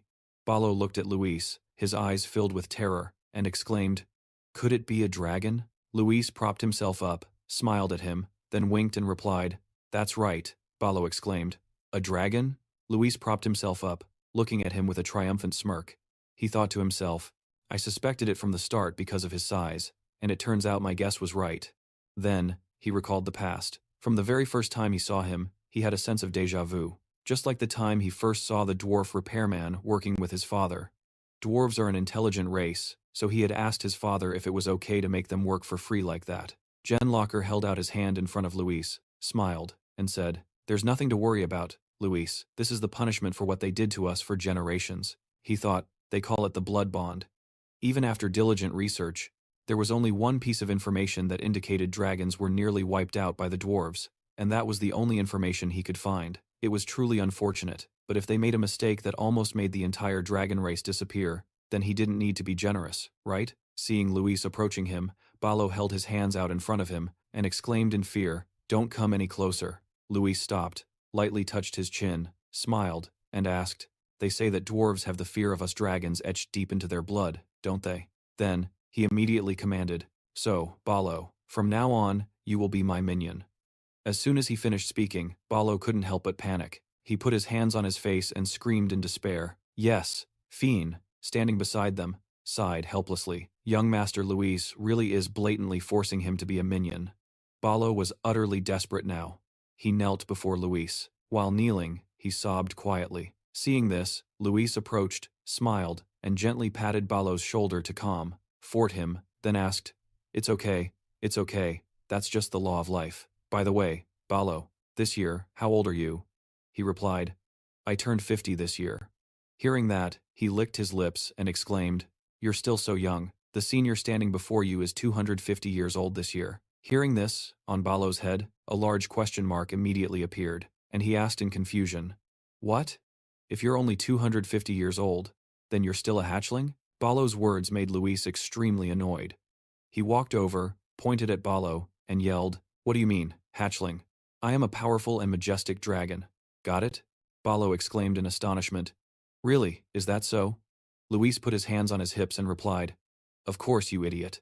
Then, he walked towards Ballo again and patted his shoulder lightly. All right, let's get down to business. You will work for me for 10 years. As soon as Luis finished speaking, he couldn't help but exclaim in shock. What? 10 years? Luis continued, around that'll be about 10 years, but it could be less. Ballo no longer objected. He looked at him with a serious face and asked, what will I have to do? He pointed straight at Ballo's face and ordered, your job is nothing other than to take us home for the peace of the world. As soon as Luis finished speaking, Balo was utterly confused. He looked at him and asked, "What does taking you home have to do with the peace of the world?" Luis narrowed his eyes and asked in return, "Do you know who I'm referring to when I say us?" Balo answered, "The dragon race." He continued to ask, and the man continued, One. Luis slightly lifted his head, his eyes filled with killing intent, an oppressive aura radiating from him that was terrifying. Luis looked at Balo and began to ask, "That's right, a hatchling. But have you ever heard the story of this?" Then, Luis began to tell a tale about a naive knight who killed a young dragon and called himself a dragon slayer. The father of the slain dragon was consumed by rage and brazenly destroyed the entire kingdom. As Luis finished his story, Balo looked at him, his eyes filled with disbelief, and asked, "Is that story true?"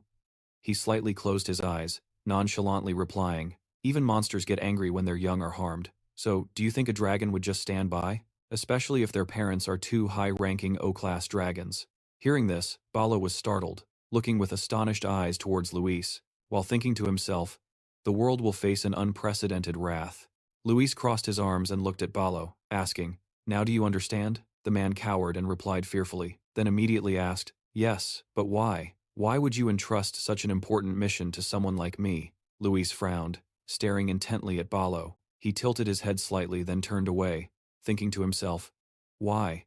Actually, it's because you're the first person I met, and you look pretty easy to handle." A moment later, Luis put a hand to his mouth, faked a cough, and replied, "Ahem, well, it's because you are the chosen one."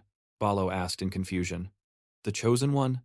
Luis replied, "Those strong shoulders, and that robust strength." Meanwhile, he thought to himself, he looks so sturdy that he probably wouldn't break. He looked at Balo's firm hands and exclaimed, "An indomitable spirit that's always ready to fight." At the same time, he thought, "Anyone who dares to challenge you will be wiped out in no time." Then Luis looked at the man's magnificent beard, and with just a single glance, "I can see the loyalty that envelops your entire body already," he exclaimed in his mind. "With dwarven blood, there's no need to worry about betrayal." He continued to praise, "Isn't that more than enough to be chosen by the dragon race?" He thought to himself, "A super servant." Hearing his words of praise, Balo couldn't help but be overjoyed. He looked towards Luis with sparkling eyes. Luis crossed his arms, then bowed his head slightly and said, "And you know, this is a once-in-a-lifetime opportunity for you." Hearing this, Balo immediately asked, "An opportunity?"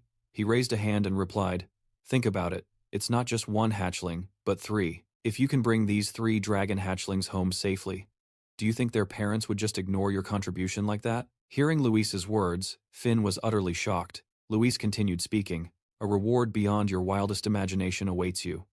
As for Balo, after hearing him speak, he couldn't help but feel excited. "If that's the case, then I understand." Seeing his eager expression, Luis crossed his arms, smiled smugly, and asked, "So, does that make you confident that you're the chosen one?" He nodded enthusiastically and replied, "Yes, it does." At this moment, Finn was standing nearby, observing them and thinking to herself, "Young Master Luis is truly amazing." On Luis's side, he looked at Balo and asked, "All right, so you'll come with us?" He agreed immediately without any hesitation. "Yes," Luis asked again. "Really? You won't regret this, will you?" Balo replied firmly, "Yes, I won't." As soon as he finished speaking, Luis smiled smugly. Immediately after, a bright light suddenly enveloped Balo. It was a brilliant, dazzling yellow. Seeing the light surrounding him, Balo couldn't help but exclaim in alarm, "What is this?" Luis smirked slyly, pointed at Balo, and replied, "What do you mean? You've just placed shackles upon yourself." Hearing this, Balo frowned slightly and asked, "What do you mean?" Luis replied, "Based on what you just did, that's also known as a blood pact. All promises made in front of a dragon must be followed unconditionally." Balo continued to ask, "What happens if the promise is broken?" He nonchalantly replied, "Oh, that? It's nothing major, it's just..." Balo sat huddled in a corner, hugging his knees and trembling. His face was pale as he stammered, I can't believe that I can't continue my family line anymore." Seeing his state, Luis spoke up, annoyed, "Why are you so gloomy? As long as you keep your promise, nothing will happen." Balo glanced at him and asked doubtfully, "Really? Are you sure?" Luis immediately shouted in anger, "Arg! I already told you. If you don't believe me, then feel free to go find some other dwarves and ask them." Returning to the dungeon room, Luis pointed at Balo and introduced him to the twins. "All right, everyone, this guy will be our minion." I mean, our temporary guardian. His name is Balo. Balo stepped forward and greeted them. Hello, I'm Balo. As soon as they saw him, the twins immediately rushed over, their faces filled with excitement and fascination, exclaiming one after another, "He's a giant dwarf! I've never seen a dwarf this tall before." Hearing what the twins said, Luis looked at Balo with curiosity and asked, "Now that you mention it, how did you get so tall? Even if you were a half-breed, you couldn't be this tall, right?" He replied, "That's right. When I was young, I was much shorter than my peers. I think when I was around 20 years old, I ate a strange fruit and was sick for 10 days. And when I woke up, I had become like this." Hearing Balo's story, Luis was quite surprised. He looked at him and hurriedly asked what the fruit looked like. In contrast to Luis's alarmed expression, Balo replied, "It looked very strange. I think it was shaped like a bone." After hearing that, his eyes widened in astonishment as he looked at him. Luis turned away and then took out his book, searching through it continuously. Balo squinted, watching Luis's actions with a confused expression. After finishing his search, Luis showed it to Balo. Name, growth fruit, water attribute, high rarity, effect. Helps you grow larger without suffering any side effects. Characteristics. An elixir that grows by absorbing cold as a nutrient, sprouts an average of 3 to 4 fruits without flowering, and is most effective after reaching 200 to 300 years of age. Then, he pointed to the fruit printed in the book and asked, "Is this it?" Balo replied, "Oh yes, that's it. The fruit I ate looked exactly like that." After Balo's confirmation, Luis immediately closed the book. A spark appeared in his eyes, filled with determination. He thought to himself, "This is it. This is the fruit. If I eat it, I can finally beat those mischievous twins. They're always making fun of me for being smaller than them." As this thought crossed his mind, Luis So held his head high and laughed triumphantly. His intimidating look made the twins feel terrified, and they stammered one after another, "We're sorry, Captain. We're sorry." Balo gently rubbed his head and started to leave. "Well then, I'll just go tell my men that I'm leaving." Suddenly, Luis So's eyes darkened, and he immediately issued an order. "Stop right there." Balo stopped, tilting his head to look at Luis So in confusion and said, "Yes?" Luis So spoke up. "Going home can wait. Our top priority right now is the growth fruit." He then raised his hand, looking at it with eyes full of fierce determination, as a fiery aura of passion ignited around him. Luis So held the book out in front of Balo. Name, growth fruit. Attribute, water. Rarity, high. Effect, helps you grow larger without suffering any side effects. Description, an elixir that develops by absorbing cold as a nutrient, bearing an average of 3 to 4 fruits without flowering. It is most potent after reaching 200 to 300 years of age. He then pointed to the fruit printed in the book and asked, "Is this it?" Balo replied, "Oh yes, that's it. The fruit I ate looked exactly like that." After Balo's confirmation, Luis So immediately snapped the book shut. A determined spark ignited in his eyes as he thought to himself, "This is it. This is the fruit. If I can eat it, I'll finally be able to defeat those mischievous twins. They're always making fun of me for being smaller than them." As this thought crossed his mind, Luis So held his head high and laughed triumphantly. His intimidating look made the twins feel terrified, and they stammered one after another, "We're sorry, Captain, we're sorry." Balo gently rubbed his head and started to leave. "Well then, I'll just go tell my men that I'm leaving." Suddenly, Luis So's eyes darkened, and he immediately issued an order. "Stop right there." Balo stopped, tilting his head to look at Luis So in confusion and said, "Yes?" Luis So spoke up, "Going home can wait. Our top priority right now is the growth fruit." He then raised his hand, looking at it with eyes full of fierce determination as a fiery aura of passion ignited and enveloped him. The moment he finished speaking, the twins immediately rushed over, looking at him with excitement. Kang and Phi asked in turn, "What fruit? What is it?" "The growth fruit, huh? What kind of fruit is that?" Luis So didn't answer. He just frowned slightly, thinking to himself, "It's mine. There's no way I'm telling these brats about it." Balo looked at him and spoke up. "But sir, there's a slight problem." Hearing this, Luis So immediately whipped his head around, glaring at him and snapping, "What? What problem?" Balo looked at Luis So with a somewhat worried expression and said, "The So Orker people live where the growth fruit tree grows, so it won't be easy to approach it." Luis So looked at Balo and warned him, "I'll say this again. Stop with the nonsense and just lead me to the growth fruit tree.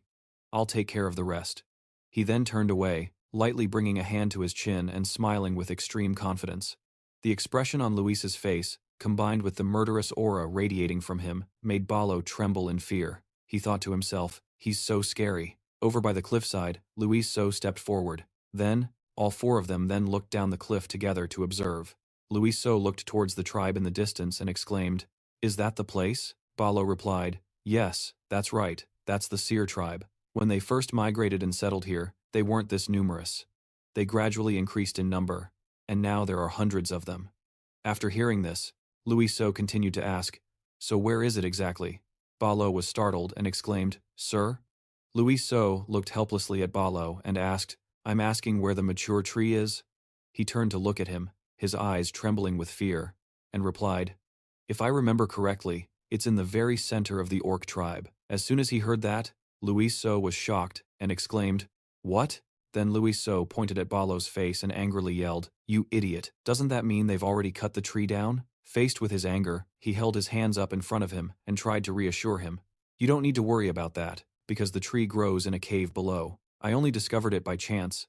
It's not a place that's easily found, so those stupid orcs won't be able to find it." Hearing this, Louise So immediately sighed in relief. That's a relief then. He then turned his head towards the twins and called out, "Hey kids." Both of them raised their hands enthusiastically and replied, "Yeah." Then he immediately gave the order, "Let's begin." To Balo's astonishment, the three of them slid down together. Balo looked at them, his face turning pale, and shouted in fear, "Wait, the seers are several times stronger than regular orcs. Shouldn't we at least have a plan?" Seeing his worry, Phi flew over, looked at Balo, and reassured him, "Don't you worry." Balo hesitated. "Yes, but. Phi looked at Balo's reaction and sighed helplessly. "You fool, don't tell me you see their childish appearance and think they're actually kids. Look closely. Why do people praise dragons as the strongest species in the world? It's because they strike fear into their opponents." Over in the village area of the seers, they immediately turned their heads upon hearing a strange noise, glancing over with confused expressions. In the distance was Louise So, with a terrifying expression, flanked by the twin siblings. They ran together towards the seers. Their sudden appearance caused the seers to cry out in alarm. The twins held their swords, then they unleashed their magic. They were enveloped by bolts of lightning that were incredibly fierce. Seeing this, the seers couldn't help but scream in terror. The twins showed no mercy, and with just a single strike, they instantly pierced through the seers. Faced with their surprise attack, the seers grabbed their weapons and charged forward in unison. Kei, holding two swords, dove down from above, looking at them with an excited gaze, and shouted, "Bring it on!" Faced with their assault, the seers were terrified, and quickly turned to flee. The twins, holding their swords, gave chase while calling out, "Hey, where are you running? Get back here and stand still." In the distance, Phi spoke up, "See that? That's what dragons are," and Ba Lo could only watch in silence. He then looked at Phi, his eyes filled with doubt, and spoke up. "Dragons are obviously overwhelmingly powerful, but the seers aren't the type to just run away like that."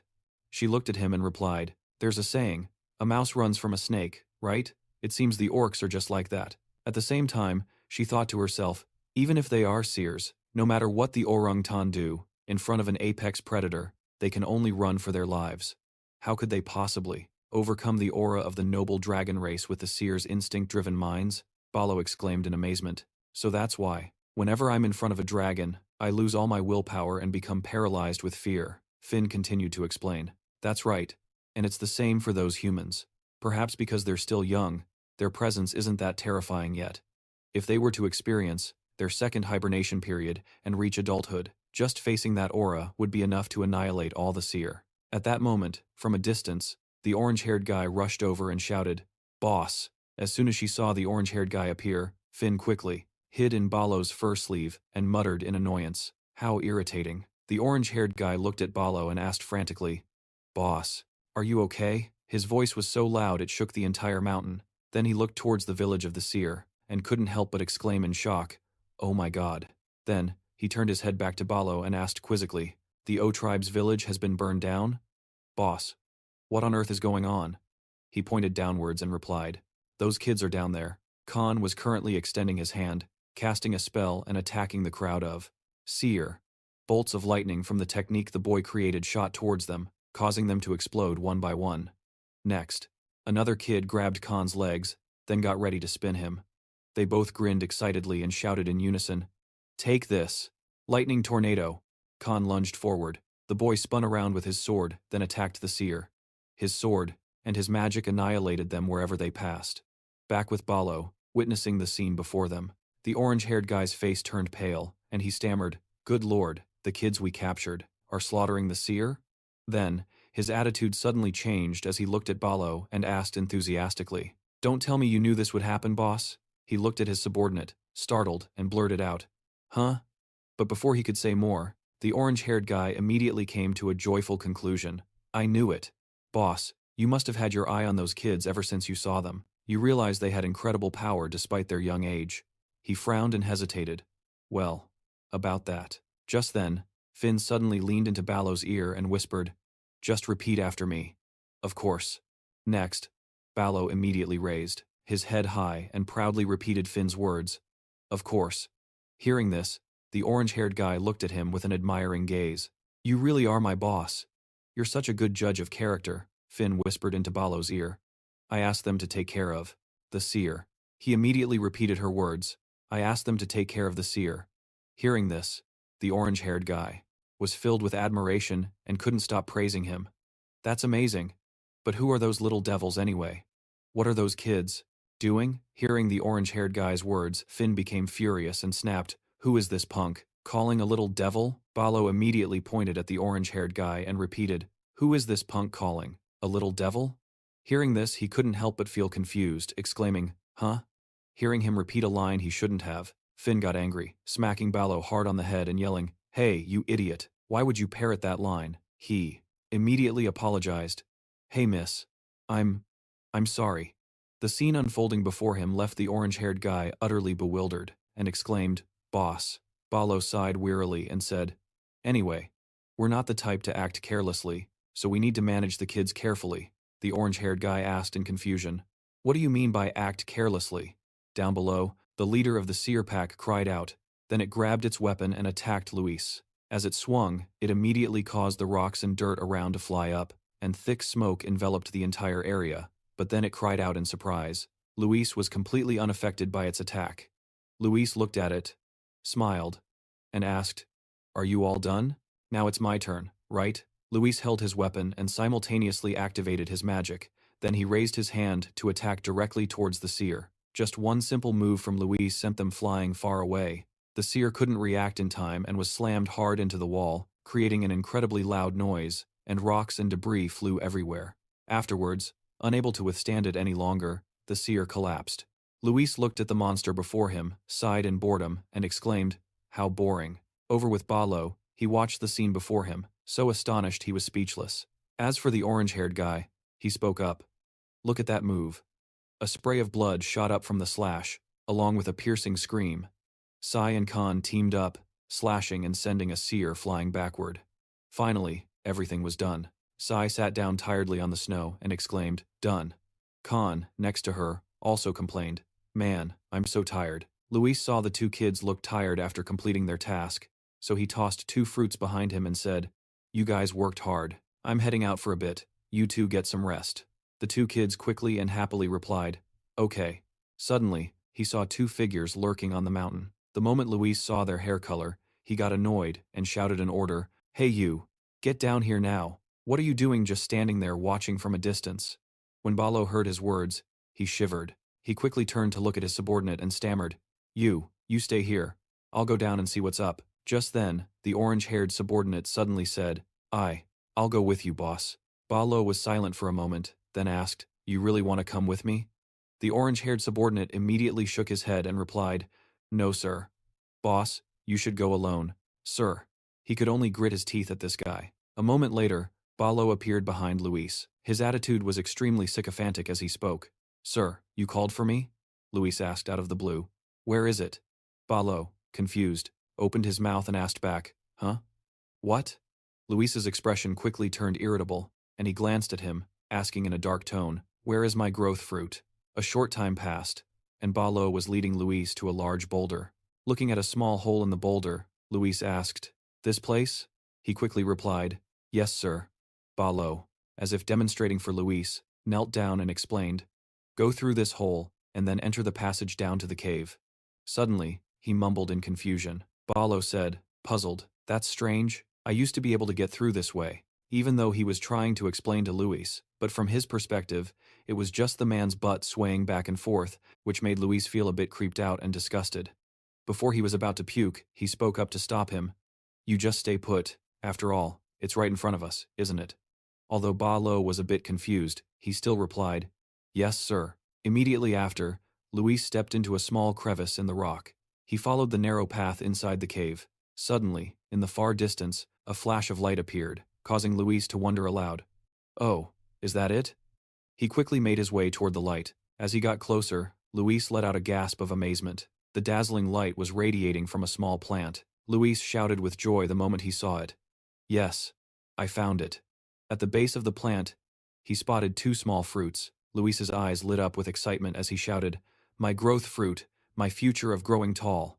Suddenly, he was taken aback. Luis reached out and picked up the growth fruit, wondering aloud, Why is it so small? This isn't even half the size described in the book. He thought for a moment before sighing in frustration. It seemed they weren't fully grown yet. At this rate, it would probably take at least 200 years for them to fully mature. Luis frowned, looking at the growth fruit thoughtfully. Eating it while it's this small would be ineffective, so what should I do? A moment later, he stepped back outside. The moment Ba Lo saw him, he asked urgently, You're back, sir. Did you find the growth fruit? Luis dusted himself off and said with a sigh, Well, you were right. The growth plant is down there, but the fruit is still way too small. Hearing this, he stammered, Then what do we do? Luis replied as he walked forward. There's no other choice. We have to wait for the fruit to ripen before it can be eaten.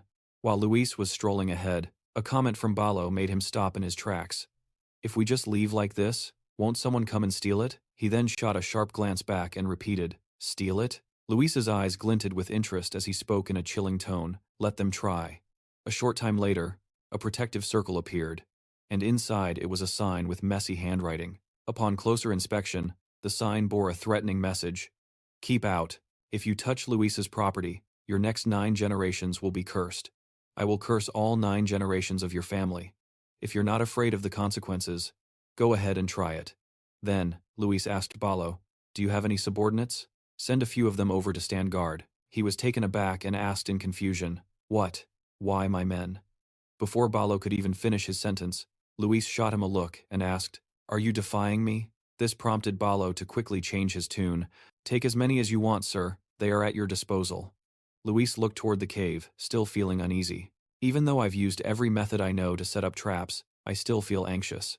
I need someone to keep an eye on things until the growth fruit is fully mature. A moment later, Luis stood with his arms crossed, looking down thoughtfully. The group of bandits had gathered below. Every last one of them looked either completely exhausted or half asleep.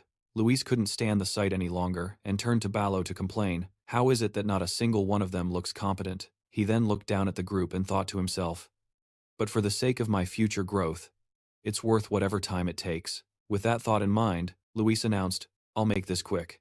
The bandits below didn't understand what was happening and began to whisper amongst themselves, What's with the sudden assembly? Beats me. Are we going to fight? The henchman with orange hair spotted him and thought in a panic, That little demon. What in the world is he doing here? What in the world is he planning to do? While they were all in an uproar, Luis shouted, Hello, my friends, my dear bandits. A slightly arrogant smile spread across his face. I have some important news to share with you, and that is, Luis paused for a moment before quickly continuing. As of today, the bandit gang is disbanded. The moment he said that, the bandits below were completely stunned. Furious, they immediately shouted, What did you say? What gives you the right to disband us? The orange-haired underling immediately turned to Ba Lo and asked, Boss, what is all this about? Don't tell me you agreed to this? In response, the boss remained silent and avoided his gaze. Right after that, Luis called for the twins. The 2 sisters quickly appeared, responding, Yes, we're here. He smiled excitedly and said, Let's begin. Upon receiving the order, the sisters cracked their knuckles and replied, Coming right up.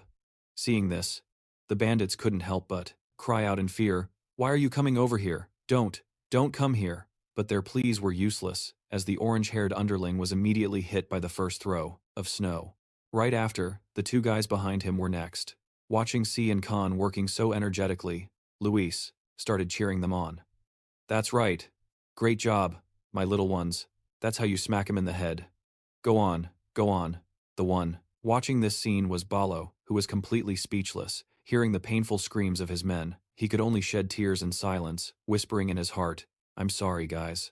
And so, after some time passed, the bandits who were unharmed just moments ago were now all writhing in pain on the snowy ground, along with their pleas, "For mercy! We're gonna die! Please spare us!" While it was a miserable scene on their side, Luis's group was having a blast. He was patting Khan's head, smiling as he said, "Great job." Then, Luis glanced over at them with an assessment. "Have you seen enough? This is your performance. You can't even handle 2 kids." Hearing his words, they could only argue back silently in their minds. "They're not just kids." Then, Luis shouted out a sentence, "But you don't need to worry." He flashed what was supposed to be a bright smile and told them, "I will definitely whip you all into shape." On a towering mountain, a small squirrel was happily standing on a branch holding a pine cone, when suddenly something whizzed past, startling it and making it drop its pine cone. As the squirrel quickly scurried away, a voice rang out from behind, with a comment, "You're putting too much power into your legs." Luis looked ahead and continued his critique. "Are a soldier's eyes just for decoration? Why can't you dodge something that's right in front of you?" The bandits he was training were sprawled on the ground, crying and begging, It's too fast. Please spare us." Looking at their condition, Luis couldn't help but complain. "These guys are too weak. Right?" 10-minute break. A chubby bandit collapsed onto the snow, panting heavily. "Seriously, we're gonna die at this rate. I'd rather just pass out and get it over with." The orange-haired bandit added, annoyed. "That's what I'm saying. The ones who passed out didn't get beaten up." Suddenly, the chubby one came up with an idea. "How about the 2 of us escape, huh?" He was immediately shot down by the orange-haired one. "Forget it. The guys from the next room already tried to escape and got caught. They were forced to train from morning till night for 2 whole days. Didn't you know?" The chubby one quickly yelled in frustration. "Damn it, we weren't soldiers to begin with, so why do we have to go through this miserable training?" The orange-haired guy stood up and spoke softly. "You're still alive, huh? Still thinking like that?" The orange-haired guy's eyes were still filled with a few tears as he spoke with resignation. "I've already given up on my own thoughts. Every day, I get beaten with an empty mind. Somehow, a day just passes like that." Before he could finish his sentence, the fat guy started crying loudly. With tears welling up in his eyes, he shouted angrily, "That's not right. Getting beaten like this every day. My body should be crippled. I'm asking you, how can we be perfectly fine the next day?" Just like that, the fat guy let out a loud shout, "Damn it." Meanwhile, Luis S. was very pleased, thinking to himself, "They're growing up so fast." Luis S. couldn't help but recall what he had been doing. Every evening, he'd steal an extra bottle of his father's high-grade potion and feed it to them. They just had to sleep it off, and their stamina would quickly recover. During training, they couldn't slack off because I transferred my will to them using a mental method. I'm teaching them from a book I took from my father's library, so they can grow stronger every day. Although it's just the basics, it's still a book from a dragon's library. It's a real waste to pass it on to these idiots. Luis S. frowned slightly, looking at the book in his hand, thinking that if he wanted to train them to maturity in a short time, there was no other way. He looked at the book and said, "You guys are very lucky, you know?" Suddenly, Balo appeared, calling out, Sir Luis S." Seeing him, he quickly replied, "Oh, you're here? How's that task I gave you coming along?" Hearing Luis S.'s question, he hesitated slightly, before answering, "About that, I've done as you instructed." Seeing that everything was completed according to his plan, he smiled and said, "Oh, is that so? You've worked hard. You go on ahead and prepare. I'll bring the kids along later." Hearing this, Balo replied, "Yes, sir." A cunning expression appeared on Luis S.'s face, and his tone became chilling. This is the method of pushing a beast off a cliff, to teach it to be stronger. Balo looked at his extreme excitement and felt a sense of unease. Just how long does he plan to torture them? A while later, on a high mountain, the group of bandits was walking cautiously on the snow. The masked guy looked at the fat guy and asked curiously, "Why do we have to train up here?" The fat guy replied helplessly, "Who knows what this big sack is for? The boss told us to wear it, so we wear it." But suddenly, a shout echoed from behind them, "Make way!" A large weapon was slammed down onto the snow. As soon as they saw the weapon, they shouted in astonishment, "A catapult!" A catapult made of wood was right in front of them. Balo quickly raised a hand to wipe the sweat from his forehead. The confused orange-haired guy walked up to him and asked, "Boss, why did you suddenly bring a catapult? Are we going somewhere to fight?" Balo didn't have a chance to answer before another voice rang out. "Attention everyone." Luis S., with a serious expression, looked at them and said, "You must be wondering why you're gathered here, right? But instead of a lengthy explanation, it's better to see it for yourselves." After his introduction, he turned around and shouted, "Now, my professional teaching assistant, step forward." C quickly acknowledged the order, replying, "Moving up." Immediately after, the little girl skipped over to the catapult. Kaney sat cheerfully in the catapult's seat, cheering happily. The bandits turned pale with panic and began to stammer, asked, "No, that can't be right, can it? It's not, right?" Luis So didn't care and shouted an announcement to the little girl. "Prepare the catapult." Sai cooperated and replied, "Ready." Immediately, he pointed forward and yelled, "2 shots," and just like that, they were fired. The little girl was thoroughly enjoying it, smiling, while in contrast to Sai, the group of bandits was terrified. They screamed, "Crazy! This is crazy!" Even Balo was quite frightened. "Oh my god.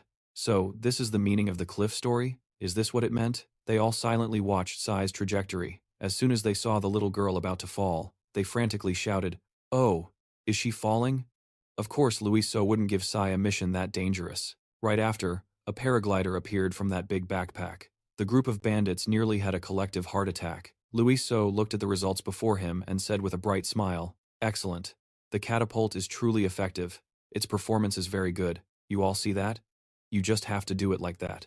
As soon as he finished speaking, he turned to look at them, and they all looked pale. "You don't dare to go?" Luiso couldn't help but ask back, puzzled. "Huh? What's with that expression? Didn't you see it all? Then I'll do it one more time for you to watch." Right after, he yelled, "Catapult 2, go." Khan quickly responded in kind, "Go." The little boy, just like Sai, cheered happily as he was launched high into the air. Looking at the unexpected distance, Luis So thought to himself, "It seems the kids are lighter, so they fly a bit farther than adults do." He propped his chin on his hand and smiled thoughtfully. "Anyway, this is still within an acceptable range, so it's fine. If I have this, I can get there quickly before my elixir is stolen." Just in time, the 2 kids are done. Luis So then looked towards the bandits and spoke. "So? Easy, right? You just get on, fly, then parachute, and land." His words made them scream in fear. "What?" Fatty trembled all over and stepped back. After that, Fatty ran while crying and screaming, Spare me. I don't want to die here." Luis So immediately snapped his fingers and a magical wall appeared, blocking Fatty's path. Because he was running so fast, he couldn't stop in time and slammed headfirst into the magical wall. Then, Fatty fell backward. He walked closer to them and explained, I know, you're scared. However, you just need to be a little brave, and you can all do it." Hearing this, Orange Hair quickly replied, "No. Shouldn't you listen to the opinions of the people being thrown? Who in the world came up with this crazy idea?" Luiso looked at Balo, slightly annoyed, and said, "Seriously, you said it could be done, right?" Suddenly, his words carried a hidden meaning. "If someone demonstrates, would you all be convinced?" Seeing Luiso's creepy smile, he raised his hands in surrender, thinking to himself, "Why is he looking this way?" Ba Lo couldn't help but shrink back in fear upon seeing Luiso's mischievous grin. Seeing this, he walked closer to him with the question, "So? You can do it, right?" Ba Lo stammered in reply, I'm naturally very cowardly. So." Before he could finish, Luiso yelled to the others, "Hey everyone, your boss says the ammo is a bit small. Hurry up and bring the big ammo to fire." Orange Hair quickly understood what had just happened and replied, "Yes, sir." If anyone doesn't understand why Luiso acted like that, let me explain. In Korean, the word for cowardly also means small stone. They immediately, angrily grabbed their boss, thinking, "This is all your fault, boss. While we were training our butts off, you were just chilling." After all, that human was the one who brought that catapult. Balo couldn't help but be stunned and shout, "You bastards, let go of me." Although they were scared, they stubbornly said, "Oh, you brought this on yourself, boss." Their tone was full of resentment. "It's all your fault." Seeing his underlings like this, Balo could only helplessly call them out. As he got closer to the catapult, he screamed in fear, "Let me go, let go, please spare me." Despite his pleas, it was useless, and Balo found himself flying through the air after the order to fire was given. Lee watched the direction he flew, and thought to himself, I was worried that oversized body wouldn't even fly. But it looks like he's going pretty far, huh?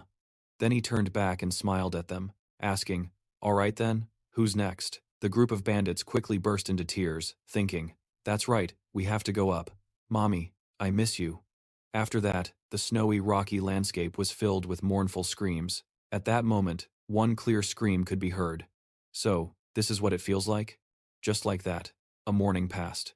4 weeks later, in Luis's room, he was sitting at his desk, pondering, should I bring this with me? Luis looked at the book in front of him, thinking, although this pre-martial arts book is great, this is just the foundation building stage. If someone with real power shows up, the tree I've grown will just be stolen away. He picked up the book and thought further, if I want to prepare in advance, I have to teach them some high-level martial arts techniques. But the high-level martial arts book I have. He looked at the title on the book and thought, the only one is the Hero Lord's Martial Arts Manual. His head was buzzing as he pondered. The problem is, I can't understand the contents of this book.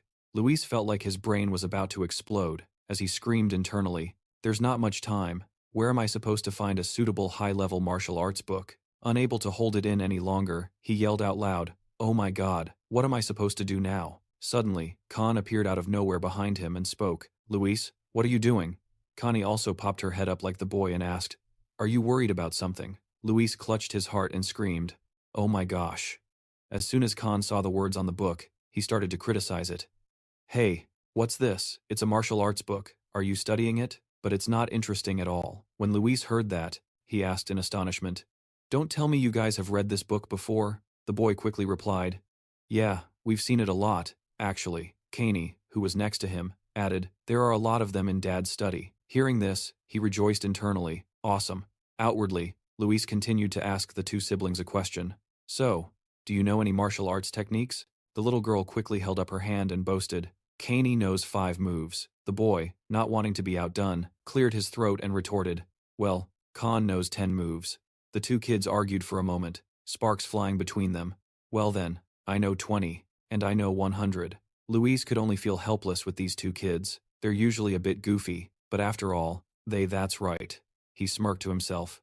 So they've definitely learned some high-level martial arts among their techniques. Right after that, Luis immediately suggested an idea. Stop arguing like that. Let's just see who has more. Kaney asked in confusion. Compare? Why? Khan seemed reluctant and replied, that would be too much trouble. Luis is very skilled at manipulating kids' minds. Weren't you two just arguing about who memorized more? Well then, let's see who's memorized more by writing it all down. As soon as they heard that, the two siblings eagerly shouted, I'm going to win. Let's do it. I'll win. After that, the two kids he'd tricked were furiously writing at the table. Meanwhile, Luis crossed his arms and smirked smugly. They really were clever kids. The competition between the two began when the candle was still long. A while later, as the candle was about to burn out, a shout rang out from behind. I'm done. Kenny happily ran up to him and said, Luis, I finished first this time. Right after, the boy denied it, saying, no, Khan finished first. Luis looked at the 2 stacks of paper in the siblings' hands and asked in amazement, you're already done? The little girl smiled and replied, yep. The boy next to her also chimed in, all done. He quickly checked them one by one, thinking, it wasn't just 1 or 2 books, they wrote this much? They didn't just scribble nonsense, did they? Suddenly, Luis stared blankly at the paper. Right after that, Luis frantically organized the stack of papers. After a while, he was finally done. Luis looked at the stack of papers, thinking to himself that they had written down the complete contents of over 10 martial arts books. Khan saw that he was done organizing and eagerly asked, who won? The little girl also quickly asked, Kenny won, right? The two kids started bickering back and forth. No, Khan won. What? I wrote 1 more book, so Kenny won. Luis helplessly put his hands on his hips, watching the two siblings. Then he shouted, it's a draw this time, Kenny asked in confusion. Huh? A draw? Khan, also confused, asked, what does that mean? Luis quickly explained to the two. The quantity Kenny wrote was 6 books more, but the quality of the martial arts content Khan wrote was superior. The two siblings' faces scrunched up as they heard Luis's judgment. Finally, he declared, so it's a draw. The two kids, disappointed, whined, that's so boring. Fim suddenly flew over and announced, Master Luis, I have completed all the tasks you requested. The backpack has also nearly completed its task. He quickly replied, oh, Is that so? Perfect timing. Luis smiled to himself, thinking, I've got the high-level martial arts book. It's time to prepare to leave. Now let's start preparing the finale. 2 weeks later, a resounding shout echoed. The group of bandits, after their training, were listening to orders with extreme seriousness. The orange-haired guy shouted loudly, All of you, salute. Luis stood on a large rock, watching them follow the order perfectly. He was very pleased and smiled. Even the fat guy who caused a ruckus before was now following orders seriously. Everyone had completely changed. Luis nodded and said with a smile, I am very satisfied. I want to express my respect to all of you who have followed me to the end for the past 6 weeks. You have all worked hard, they quickly shouted in response. Luis, with the two siblings standing on the rock, spoke seriously. Perhaps all of you are curious as to why you had to endure such hellish training, like that. Then, Luis broke into a smile. That's because. Right after that, a brilliant light suddenly appeared, dazzling them. The bandits, stunned by the sight, shouted, What is that? They pointed forward and shouted, Oh, there's a figure appearing behind that blinding light. The orange-haired guy, terrified, screamed, Oh my God. Before their eyes was a dazzling figure in tones of white and gold. His eyes completely stunned everyone. A majestic voice rang out, Listen, you mortals. The voice came from the figure that appeared like an illusion. You have been chosen by the god Kenzozer. The bandits were shocked upon hearing the name. Ayla, the one with the green hat, stammered, We've been chosen by the god Kenzozer? There was a legend that had been passed down through folklore for ages. The god Kenzozer, a deity from ancient times, had destroyed the demons that were ravaging the world. It was rumored that this god of war built a mountain from the corpses of the demon race. That great god was now appearing before their very eyes, and it was overwhelming. Everyone began to waver. Meanwhile, Luis was busy operating things from inside the illusion of the god Kenzozer. He was working frantically within the god's body, complaining, So busy, so incredibly busy. Luis silently admired the results of his own creation. The illusion of the god Kenzozer was created, using spatial methods to refract and reflect light. The situation was still going very well. He glanced to the side in confusion, and then shouted. Immediately, Luis announced, There's a hole on the side of the illusion. The two sisters quickly ran over and replied, Don't worry, we'll patch it up right away. Ka jumped up to adjust the illusion. After that, the hole on the outside gradually returned to normal. Luis looked back and praised them profusely. Great job. Next, he focused on creating a source of power. By expanding the space to interact with the atmosphere, Luis made the god Kenzozer speak a line. That's right, you have been chosen. The figure on the outside, the god, majestically spoke. You shall face the disaster that will befall this land in the future. You will become the rays of light that shine in the darkness. The next words became their motivation. Become the swords that condemn demons. Seeing that they were convinced, Luis smirked, thinking to himself that this was probably enough. Now all I need to do is engrave this conviction deep into their minds. The god Kenzozer spoke, imprinting a red source of power, which appeared on the bandits' bodies as red letters. Full of faith, they shouted excitedly, We believe in the god Kenzozer.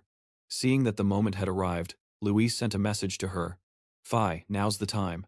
Fi quickly replied, Yes, master. Right after, she flew over to a small tree. Fi poured the liquid from a glass vial onto its base. It was a plant growth stimulant, personally created by her master. After pouring out every last drop, as if by magic, the small tree grew rapidly. Looking at the large tree before her, Fi exclaimed in amazement, Oh, it's so effective. The sudden appearance of the large tree astonished everyone. The bandits' eyes widened as they shouted, A giant, ancient tree appeared out of nowhere. It's a miracle. The god Kenzozer continued to speak. This is proof of the covenant I bestow upon you. He pointed towards a large boulder and added, And this is the trial for you to prove yourselves. They immediately looked over. Luis quickly sent a message to the man, Balo, do it now. The man hesitated slightly, and replied, Yes, sir. Then, Balo took his axe and started chopping. With each swing, small pieces of rock broke off. After a while, the large boulder cracked open, immediately revealing a cave with a sign, Cave of Trials. The god Kenzozer then spoke, To those who overcome this cave of trials, I shall grant my blessing and the reward. The group of bandits excitedly shouted, Great god Kenos. Luis was incredibly excited and thought to himself, Inside the cave over there, I've of course placed the martial arts techniques written by the Gemini Scorpion and even the holy magic that I personally selected. Remembering the image of the trial wall inside the cave, he thought further. I've set various traps made by Balo, so it won't be easy to get them out. God, Kanos continued to speak. O chosen warriors, I will return when the Tree of Promise remains intact. His entire body grew increasingly faint as he added, you must have faith and wait. Right after that, God Kanos vanished before their eyes. The orange-haired guy suddenly, out of nowhere, spoke up. So, that's how it is. The orange-haired guy, bursting with excitement, said to himself, that's right, we are the chosen ones, and all the hardships before were just a test for this selection. They all agreed with the orange-haired guy and cheered happily. That's right, we are the chosen ones. Long live the great god, Kanose. Luis crossed his arms and watched them cheering joyfully. Great, he thought smugly to himself. A perfect ending. The two sisters and Finn also exclaimed, happily, this is so fun, we help too. Luis quickly returned the sentiment with a bow. Thank you very much. Thank you. Balo watched the children from behind without a word, and averting his gaze, he felt even more pity as he thought, they believe they were chosen by a god. Balo looked over at that large wish tree and mused, that tree is the proof of it all. This land has become a holy land, and they will willingly risk their lives to protect this holy land. He couldn't help but feel pity, these poor kids, pushed by fate to become guard dogs. Suddenly, Balo looked bewildered as a thought struck him. Wait a minute, if they're the guard dogs, then doesn't that make me the alpha dog? The mere thought of it made him collapse, lamenting his fate. Right then, Luis shouted at him, Balo, what are you doing? We have to leave now. Hearing his command, Balo could only reply dejectedly, yes, let's go. Immediately after, Khan's voice rang out, Luis, Luis, where are we going now? Although she didn't know where, the little girl still happily spoke up, let's go somewhere more interesting. Time passed by in Silverfire City. Jen Locker was pensively looking at the scenery outside the door. He sadly thought to himself, Luis, is the boy eating well now? Suddenly, Jen Locker sighed deeply. No matter how important the succession is, I shouldn't have let the boy go alone. He was extremely frustrated, thinking to himself, at such a critical time, where has father gone again? I wish father could look after the boy in my place. After a moment of thought, Locker resolutely shouted in his heart, to hell with it. He quickly grabbed his coat, reasoning to himself, there's a mountain of work to handle, but being gone for a day should be fine. Suddenly, a figure appeared behind him and spoke, where are you off to in such a hurry? The white-haired man smiled and said, don't tell me you're planning to abandon your sacred duties and run away. The white-haired man's words made Jen freeze up. Jen Locker replied awkwardly, run away? What are you talking about? But what are you doing here, Karasur? It turns out the white-haired man is the father of Kan and Kenny, a shameless dragon. He replied cheerfully, what am I doing? I'm here to watch you. Of course. Jen Locker, looking displeased, said, don't you have anything better to do? Stop messing around and get lost. Karasur Carlos wore a teasing expression and said nothing. Seeing this, Jen Locker helplessly asked, if you're not leaving, what are you still doing here? He immediately broke into a smile. Carlos looked at the blue orb. He picked it up and joked, you look bored, so I came to hang out with you. Jen Locker, completely exasperated with his friend, said, it's not me who's bored, it's you. Carlos didn't deny it and replied, yeah, that's about right. He smiled as he looked into the orb. Inside the orb, an image quickly appeared of Leeser smiling brightly. Carlos then asked him a question. Are you worried about Leeser again? Jen Locker remained silent, saying nothing. As if seeing through everything, he said, you're planning to sneak out to see Leeser, aren't you? Jen Locker stammered in denial. I don't know what you're talking about. The more he acted this way, the more amused Carlos became, laughing out loud. He quickly reminded him, don't you know the air is forbidden from going out? What will you do if you get caught? Jen Locker, at a loss, replied, what kind of people do you think the elders are? Of course they'll be keeping an eye on things. If I get caught, there's nothing I can do about it. Carlos unexpectedly cursed. Good grief, this idiot is that worried about Leeser, huh? Hearing this, Jen Locker shot back. So, you're not worried about your kids? He pointed to himself and answered, Kenny and Kan. I'm not worried about them at all. Jen Locker couldn't believe it and asked again, what? How can that be? Carlos explained to him, you know my kids really like Leeser, right? Whenever they come over, they always look for Leeser. He spoke to him with excitement and a bright smile. Leeser is not an ordinary child. He even takes better care of the kids than I do. Jen Locker was silent for a moment, then retorted bitterly, How can this guy be bragging about that right now? Right after, Carlos casually replied, Jen Locker, you're too overprotective of your child. It's not that you shouldn't be, but Leeser isn't just some ordinary young dragon. Just thinking about Leeser, he could list off his outstanding qualities. He not only possesses 4 combat attributes, but if you look at the way he thinks and acts, he's no different from a fully grown dragon. There's no one in this world who has it easier raising a child than you. Then Carlos shouted in frustration, You guy, you're blessed. Even though Jen Locker knew this, he still said worriedly, Even so, but... Carlos immediately got close to him and said, So stop worrying about Leeser and worry about the succession instead. Who knows? Leeser might be enjoying his free time without you watching over him. Suddenly, as if remembering something, Carlos announced with a smile, Also, if you're afraid my twins will bully Leeser, you don't have to worry. I've already told the kids they have to listen to Leeser. Hearing his words, Jen Locker could only hold back his frustration and reply, The twins inherited your personality exactly, so I'm sure that's how it is. Carlos saw nothing wrong with that, and laughed heartily. Right? I think so too. He put a hand to his chin, pondering, Anyway, they almost caused a disaster, so I handed them over to Leeser. If they cause any trouble, I won't interfere and will let Leeser handle it. Then he laughed with delight. My kids might cause trouble, but if it's Leeser, won't he know how to solve it quickly and efficiently? Meanwhile, Carlos was completely oblivious to Jen Locker's face growing darker and darker. He immediately looked at his friend and asked, How about it? Do you see how well I've educated the kids now? Right after that, Manhwa immediately heard the sounds of a violent clash. Just as he had guessed, Kos was getting beaten to a pulp by Jen Locker. This guy, today I'm definitely going to crack your head open to see what's inside. What's wrong? What's the matter with you?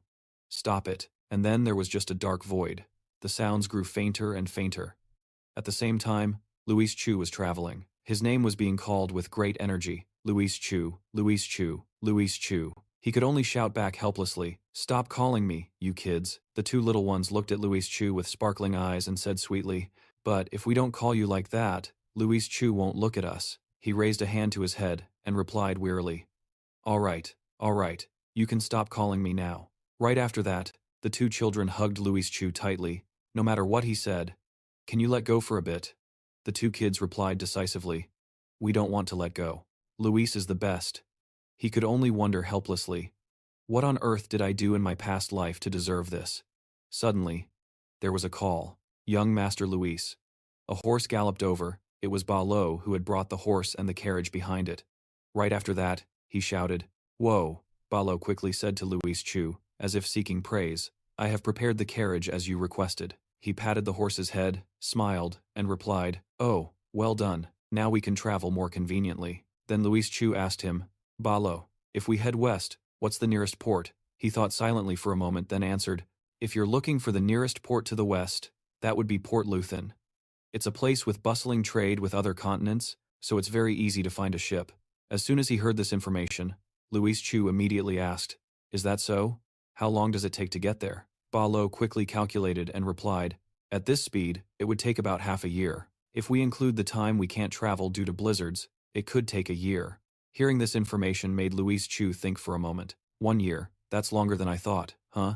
If something unexpected happens, it could take even longer. He looked at him and asked, Isn't there any other way to go faster? Ba Lo scratched his head, trying to remember. He thought for a while, then spoke. On the ice continent, there's a lot of snowfall, so a horse-drawn sleigh is probably the fastest way to travel. Other than that, there's no other way to shorten the time. Luis Chu rested his chin on his hand, pondering. It's unavoidable that I'll be stuck on the ice continent for about a year. This is so difficult. Suddenly, Ba Lo hesitantly called out, Sir Luis Chu. He looked over and asked, What is it? He stammered a bit as he asked, I don't know if it's possible, but can't you contact the other dragons? Seeing Luis Chu glance at him, Ba Lo quickly added, Ah no, of course you've already considered that. He gave an ingratiating smile and added, Or if you are acquainted with any dragon on this continent, you could ask them to take you home. As if his mind was cleared, Luis Chu thought to himself, Yeah, right, he thought silently. There must be dragons hiding on the ice continent. I could beg one of them to take me. It would be fine. But then, Luis So suddenly went quiet. In a low voice, Luis So said, What dragon? Ba Lo seemed to not hear clearly and asked again, I'm sorry? The atmosphere around him grew dark as he replied, I said, I don't know any dragons. The man also grew gloomy upon hearing that and said, Oh, My God. Then, right after that, Louise So seemed to remember something and called out, That's right. Phi. Could it be that you don't know anyone? She answered a bit shyly. I don't really know the other dragons either. The two kids also excitedly shouted, We don't know either. Louise just vaguely replied, Yeah, I wasn't expecting much from you guys. He silently calculated, if he could find another dragon, it would significantly reduce the travel time back. Looking at the snowy landscape all around, Luis wondered where he could even find a dragon. Suddenly, as if an idea struck him, he spoke up and asked him, Oh, right, Balo, do you know anything like legends about dragons? Hearing this, he repeated the words, Legends about dragons? Balo thought for a moment, then replied, I do know a few legends. You could visit the cities on the way west to find more information. As if he'd found a savior, Luis immediately said cheerfully, Great, no need to hesitate, let's get going. The two siblings also happily exclaimed, What? Right after that, Luis said, The order is given, let's go find a dragon. The sun gradually set, enveloping the majestic snowy mountain. Tall pine trees lined both sides of the mountainside as a horse-drawn carriage slowly moved forward. Balo pulled the reins tight, making the horse stop. Whoa, horse! He turned back to look at Luis, seeing him sitting quietly in one spot, with Finn also leaning silently on his shoulder. The two kids, Sai and Khan, were already fast asleep, so he said, It's already dark, and it's still a long way to the next city. I think we should stop and rest here. He nodded in agreement. Let's do that. The clear blue sky was now painted a brilliant orange. A campfire was quickly set up in the winter scene, making the air feel less cold. Luis's group sat in a circle. At this moment, a few chickens appeared on the fire, being roasted. The aroma of the food quickly spread, and the color looked incredibly appealing. When Sai and Khan saw it, their eyes lit up, their craving faces unconcealed, as they exclaimed, Grr, that looks so good. Khan looked at Balo, asking expectantly, Hey dwarf, when will this be ready? Seeing the two kids so excited, Balo also replied, It's almost ready. Just a little longer and you can eat. Balo picked up the food. He carefully sprinkled some more seasoning to make the meat more flavorful. Sai and Khan looked cute with their excited expressions, their eyes sparkling brightly, wearing blue and white clothes with yellow bows, and in front of them was a glistening, shining roasted chicken. All right, it's done now. Without hesitation, Sai and Khan cheered, Ooh, ooh, ooh. While the two kids were enjoying their meal, Balo also didn't forget to give food to Luis. Young Master Luis, you should eat now too. Luis took the roasted chicken from his hand, nodding in response. Yeah, after taking a bite, ignoring the food stuck to his face, Luis suddenly exclaimed, Oh! He turned to look at Balo, offering him some praise. This is pretty good. The meat is seasoned just right. His compliment made Balo shy. He scratched his head and laughed. Haha, you're too kind. Luis licked his fingers, his tone turning serious as he asked, Let's get back to what we were talking about. You said the dragon that appeared on the mountain is named Ka-Oa? Balo answered respectfully. Yes, sir. I heard this from a hunter in the city we just passed through. About 20 years ago, a monster appeared in his village, and everyone believed it was a dragon. Phúc Duong suddenly flew straight into Balo's face, causing him to cry out in pain. Ack! Luis's face turned red with anger. He pointed at him and shouted, A dragon? What are you talking about? Anyone hearing you would think you're close with that dragon species, Balo stammered, trying to explain.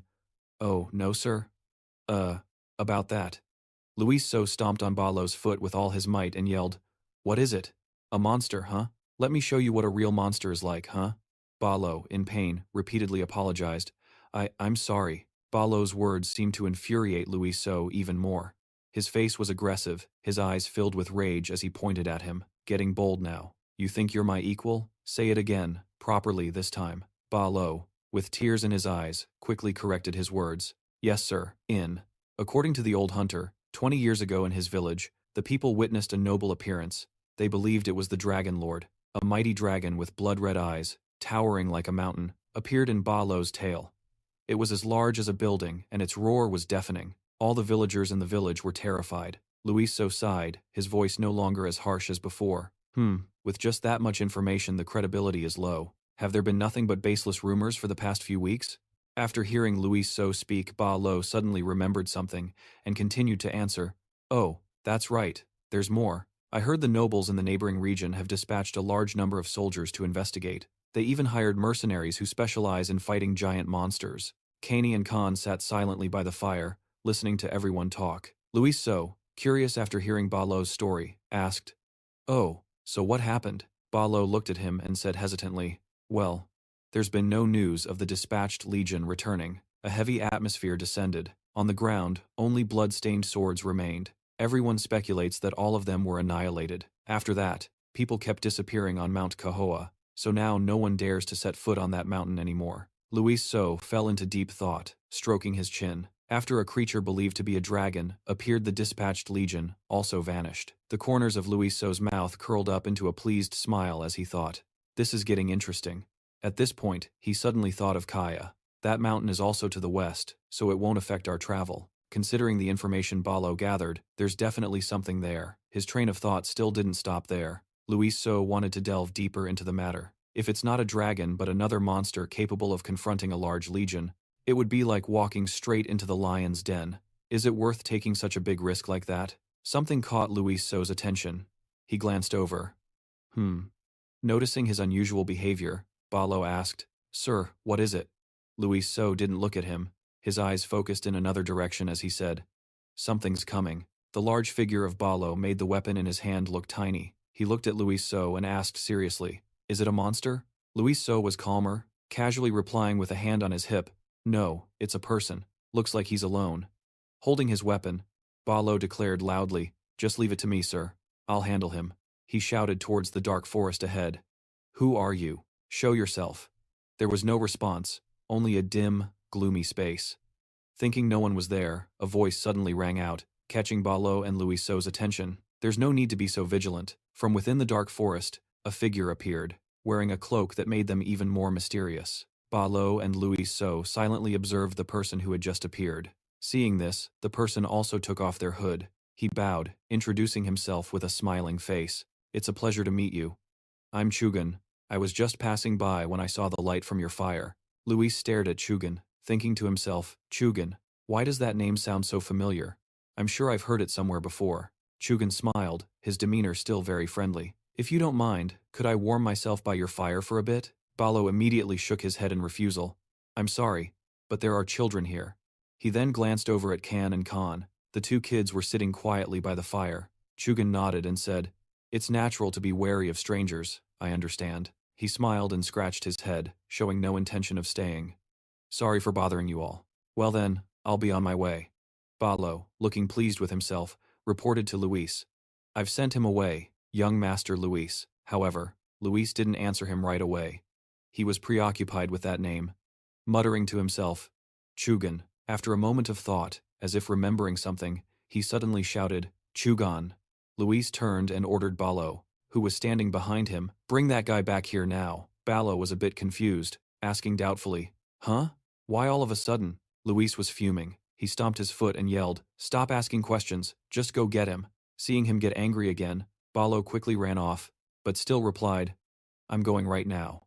Luis's eyes stared straight ahead, his mind racing with calculations. "If he's the Chugan I'm thinking of, then I have to keep him here," Luis thought, recalling the plot. He is a genius fighter, known as the Summoner of the Royal Beast, Javanner the Bright-Eyed Tiger, and one of the warriors who will later defeat my father. He is that Chugan, and if he's really Javanner's future master, then I can't just let him go like this. While Luis was lost in thought, Balo had already brought Chugan back. He reluctantly explained, Well, I figured you don't seem like a bad person, so you can stay for a bit." Chugan's face still held that same friendly and gentle expression. He said gratefully, "Thank you so much. You've saved my life." Noticing Luis staring at him, he asked, "What's wrong, kid? Is there something on my face?" Luis's purple eyes were filled with confidence as he looked at Chugan and asked without reservation, "To dare travel alone in such a remote place? You must be pretty strong, right?" Chugan's smile widened, his face showing no signs of suspicion. He explained, "Haha, right now I'm traveling alone, but I'm not exactly alone." A giant question mark appeared in the minds of Kan, and Luis. They didn't understand Chugan's answer and thought to themselves, "What on earth is he talking about?" Luis looked at him impatiently and asked, "What do you mean?" Chugan rubbed his chin, pleased to have piqued everyone's curiosity. "You're curious, aren't you?" Without waiting for an answer, Chugan quickly played a melody, creating a small stream of energy that enveloped himself. Luis watched, seriously assessing in his mind. It's a mental type attribute, and although it's not strong, It clearly contains the energy of a mental attribute. Balo looked around in surprise, asking blankly, "Huh? What's that sound?" Suddenly, his face turned to panic. He said, That's a giant bird with sharp eyes flying this way. A six-winged blood eagle." The six-winged blood eagle quickly landed, its giant talons imprinting on the white snow. Luis's group, standing before the six-winged blood eagle, suddenly seemed tiny, immensely. It flapped its wings powerfully, letting out a loud cry as if releasing energy. Balo was startled and quickly grabbed his weapon, getting into a combat stance. Balo let out a loud shout to gather his strength when a hand was placed on his shoulder, and he stopped his movement and turned to look at the person. Chu smiled, his hand still in place, and looked at Balo, saying, "It's okay." Balo was a bit skeptical and asked, "Huh?" But the azure-winged beast stood proudly to one side. "Regardless of what those two are saying, I'm the one who summoned it, and its name is Ming." "What?" Balo was still not very convinced. He watched warily, staring intently and said, "But isn't that an azure-winged beast? When it matures, it will become a monstrous beast that fights against WNS. How can that ferocious beast be?" Chu affectionately patted Ming's head. The bird also seemed to really enjoy this action. "I've raised this child since it was a little chick. It's very obedient to me, so it's completely harmless." After hearing Chu's explanation, Balo still wanted to confirm and asked, "Are you a druid?" Chugan shyly scratched his head and replied, while Ming stared at him with wide eyes, "Yes, that's right, although I still have many shortcomings." Luis So had been silent until now, secretly thinking, a druid, with the surname Chugan. He watched Chu play affectionately with Ming. "Ha, that tickles." In his mind, Luis So still couldn't determine if this man was truly the ancestor of the Viner family or not. To verify his suspicion, Luis So asked again, "Mr. Chugan, are you married?" Chu's face showed a bit of surprise, and he stammered a denial. "Huh? Married? I'm not married yet." Luis So's hair stood out in the darkness of the night. He asked clearly and fluently, "Then do you have any brothers, older sisters, or younger sisters? Or any cousins with the surname Chugan, perhaps?" Chugan patiently answered each of Luis So's questions without seeming annoyed. Well, I'm an only child, and the only people with the surname Chugan are my father and me." Receiving a satisfactory answer, Luis So's eyes sparkled like stars, and a smile of victory spread across his face. "This is the one, my father's enemy, but that's a matter for the future." Chugan started to ask questions in return. He bent down to look at Luis So and said, "But why are you suddenly asking about that?" Luis So just chuckled and scratched his head, acting as if it was nothing important. "I was just curious." Chugan was left dumbfounded by Luis So's attitude. A moment ago, he looked like just a curious little boy, but as soon as he turned away, he completely transformed into a sinister person with a bold thought. Killing him might be a bit much. Or maybe I should make him sterile so he can't see his descendants? Chugan felt a cold chill run down his spine. He hugged himself, his body trembling slightly as he said, "Brr, why did I suddenly get the chills?" At this point, Balo no longer held any prejudice against Chugan. He spoke to him in a friendly manner. "If you're cold, come sit by the fire and warm up." Chugan didn't refuse. He smiled and said his thanks. Yes, thank you very much." Seemingly noticing something, Chu grunted. It turned out the two kids, Kay and Khan, were running towards Ming with excitement, saying, "Guga, the bird is so big.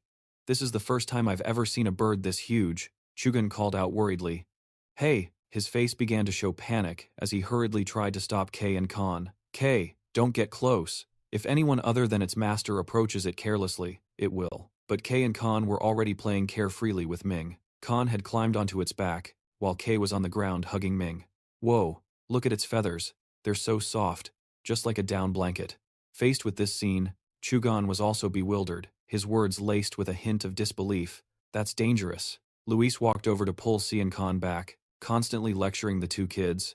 "Hey, you two, you can't just touch other people's pets whenever you want." As Si and Khan were pulled back, their faces lost all interest, filled only with disappointment. Ming Yu suddenly stared intently at Luis, making him say in surprise, "Huh." A powerful, gloomy shadow now enveloped Luis from behind.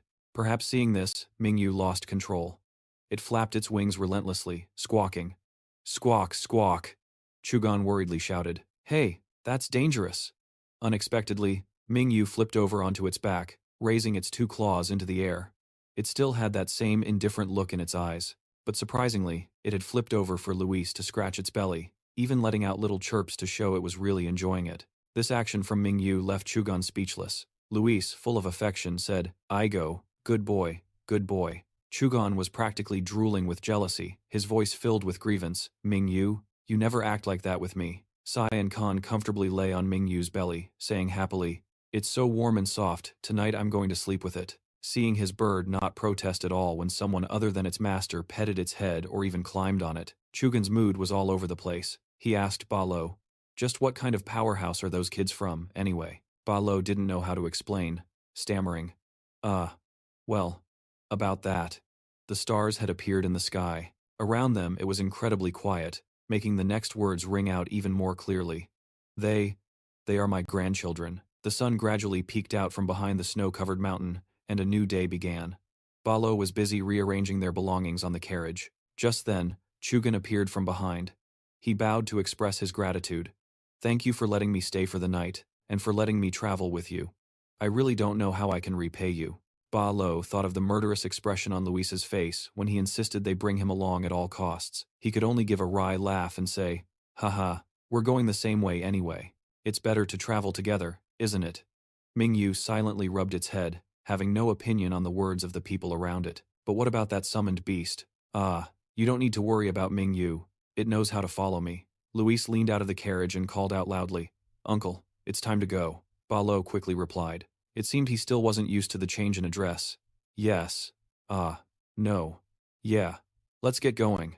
Mingyu spread its wings, its massive body taking flight with a loud SCC. Ba Lo had also climbed onto the carriage. He shouted, "Let's go." The road was still covered in white snow, and they continued their journey smoothly. Inside the carriage, no one said a word to each other. Luis was the first to break the silence. "So, where are you headed, mister?" Chugan didn't hide anything. He said, "Me? I'm headed to Mount Sia in the south." After hearing the answer, Luis fell silent again. Not long after, he asked again, "Why are you going to that mountain?" Chugan laughed and said, "Ha, on that mountain." He paused for a moment, his face starting to fill with excitement. He said enthusiastically, "There might be something there that can make my dream a reality." The look on Luis's face twisted at Chugan's strange answer. He thought, something that makes dreams come true on that mountain? As if the topic had hit on his favorite subject, Chugan became even more enthusiastic, his body trembling with excitement. "If you want to know what my dream is," his voice soared as he said, with a confident expression, "to tame a dragon." Ha ha. Luis started to get angry when he heard this answer. Balo also noticed something was off about him. But it didn't stop there. Chugan continued to speak, expressing his passion. "Dragons are the most powerful creatures in the world. You could say that a dragon is the goal, the dream of all druids." At the mere mention of a dragon, Luis's expression changed drastically. A murderous aura began to emanate from behind him, but Chugan didn't notice and kept rambling on. "If I can just tame a dragon, then I won't have to fear anything in this world anymore. The great and wise dragon." Seeing that the situation was getting tense, Balo quickly jumped in. "Ha ha ha, this kid is really something. You're chasing an impossible and dangerous dream. If you keep this up, you will really get yourself killed." Chugan laughed until his eyes crinkled and said, "That's what makes it a dream. Just you wait and see." Luis's mood was now at a breaking point, yet Chugan piled on with another comment. "One day, I will tame a dragon with my own 2 hands." Luis reached his limit and thought, maybe I should just take care of him right now? Luis sighed, his train of thought continuing. "I don't know what's on Mount Kiowa, but I'm sure it's not a dragon." Luis no longer paid any mind to Chugan's words. He began to calculate seriously, because if there really was a dragon on the mountain, there's no way it would let this fool live and let himself be tamed. If that were the case, then Javanir would have never been born. Luis's gaze now shifted elsewhere, no longer looking at Chugan. Then, the creature on Mount Kiowa might be. As he thought this, the image of a majestic white tiger appeared in his mind. So it's most likely a fierce tiger. If he really manages to tame the fierce tiger on Mount Kiowa, then it will grow stronger over generations and become the fierce tiger that accompanies Javanir. At this thought, his expression darkened. "But I can't let that happen. I have to make the first move." Luis clapped his hands, looking at Chugan with a voice full of admiration and said, "Chugan, what a grand dream indeed." At his praise, Chugan shyly scratched his head and replied, unaware that the compliment was just for show. "Ha ha, thanks kid." Balo silently listened to Luis's words to Chugan. "I hope you achieve that dream of yours." It seemed Chugan truly believed Luis was sincere, so he replied cheerfully, Yeah, in the future, I'll definitely let you come with me. As someone who understood Luis well, Balo could only shake his head and sigh, thinking, you poor kid. Balo sighed, and thought to himself, may you rest in peace. Despite everyone being lost in their own thoughts, the carriage still continued to move forward. On a road covered in white snow, under a clear blue sky amidst rolling mountains, it signaled that a beautiful day was approaching. Chugan stretched his body, feeling refreshed, and let out a lazy sound. In front of him stood the majestic, snow-covered Mount Kiowa. Chugan glanced at the surrounding scenery and exclaimed, what a wonderful morning to meet a dragon. Suddenly, a voice called out from behind him, and the unexpected sound made Chugan turn around in suspicion. It was Luis. He was still half asleep, stumbling out of the carriage. It really is a morning so wonderful that even a dragon would wake up feeling refreshed. Chugan looked at Luis's adorable appearance and couldn't help but smile, bending down to ask, did you sleep well? It looks like you had a great morning. Luis hastily replied, yes. By the way, have you seen the twins? He suddenly became suspicious when he realized the diss of the twins. The twins? You haven't seen them? Weren't they sleeping with me in the carriage? Bao, also awakened by the conversation, stood before the two, yawning and greeting them listlessly. Good morning. Luis so continued with the question he had asked Chugan earlier. Have you seen the twins? Just like Chugan, Bao was completely unaware of Connie and Khan's disappearance, replying with a puzzled look. No, I haven't seen them. I don't think so. Luis So looked annoyed, his eyes darting around in search of the two mischievous, missing children, then grumbled. Those kids, where did they run off to so early in the morning? Don't tell me they've caused some trouble? From behind the carriage, Phi quickly appeared, immediately reporting to his young master Luis So, I've found the twins. Luis So looked in Phi's direction and listened intently. Oh, really? Where are they? Phi looked clearly troubled, hesitating on how to answer Luis So, and could only offer a strained smile. From a distance, a piercing scream calling Luis So's name caught his attention, drowning out all other surrounding noises. He quickly glanced towards the source of the shout with a questioning look. A cheerful Connie was hugging the left leg of a large white tiger. Not to be outdone, Khan was holding its right leg. The twins were dragging the poor animal across the white snow, announcing to Luis So, look, we found a cat. Khan immediately argued back, since when are cats this big? This is a dog. Luis So's expression was priceless. He felt helpless, thinking to himself, it's not a cat, and it's definitely not a dog. Chugan was instantly shocked, seemingly unable to believe what he was witnessing. He stammered, no, could this be? Before them now, the majestic white tiger had gone limp, too exhausted to even stand up. A fierce tiger. With a thud, the fierce tiger was dropped onto the white snow by the siblings Kani and Khan, causing Luis So to flinch back in fear. Kani and Khan quickly approached Luis So earnestly, putting on a cute, pleading face. He's so cute, can we keep him? Huh? Khan quickly added, we'll take really good care of him, I promise. Luis So hesitated, reluctant to let the twins keep the white tiger, and asked grudgingly, but where on earth did you two find it? Upon hearing Luis So's question, the twins became smug. Kani quickly pointed towards the mountain, on that mountain over there, and Khan puffed out his chest proudly, saying, he came to ask us to play, so we played together. The more Luis So listened to the twins, the more exhausted he felt, not knowing how to handle the situation. Heh, it's true I was looking for a fierce tiger, but I never expected to find one this way. Chugan's expression shifted from surprise to curiosity, and he quickly approached the poor, dazed animal to observe it. A fierce tiger? They still exist in this world? Before he could even touch the creature, Kani and Khan instantly zipped in front of the fierce tiger, puffing out their cheeks and glaring at Chugan as they shouted, no way, this is our Nabi, you can't touch Nabi. He hadn't even processed the situation yet, but seeing the two kids shielding it, he relented and stepped back. Huh? Nabi? Luis. So couldn't understand those two kids, and thought to himself, they even gave it a new name. Suddenly, he noticed something strange as he looked at Nabi. Huh? The fierce tiger was peeking with one eye, checking out the situation while listening to the commotion. From this, it was clear it was faking it. Suddenly, before it could find an opportunity, it noticed someone standing in the distance also looking at it. Their eyes met. Nabi was startled. As Luis So stared at it thoughtfully, it was now like a tiger in a cage. Luis So, with a sinister smile, leaned down close to it, while Nabi now had its eyes shut tight, its tongue sticking out even further, as its body trembled slightly. He asked mischievously, hey, you're awake, aren't you? Your eyelids are twitching.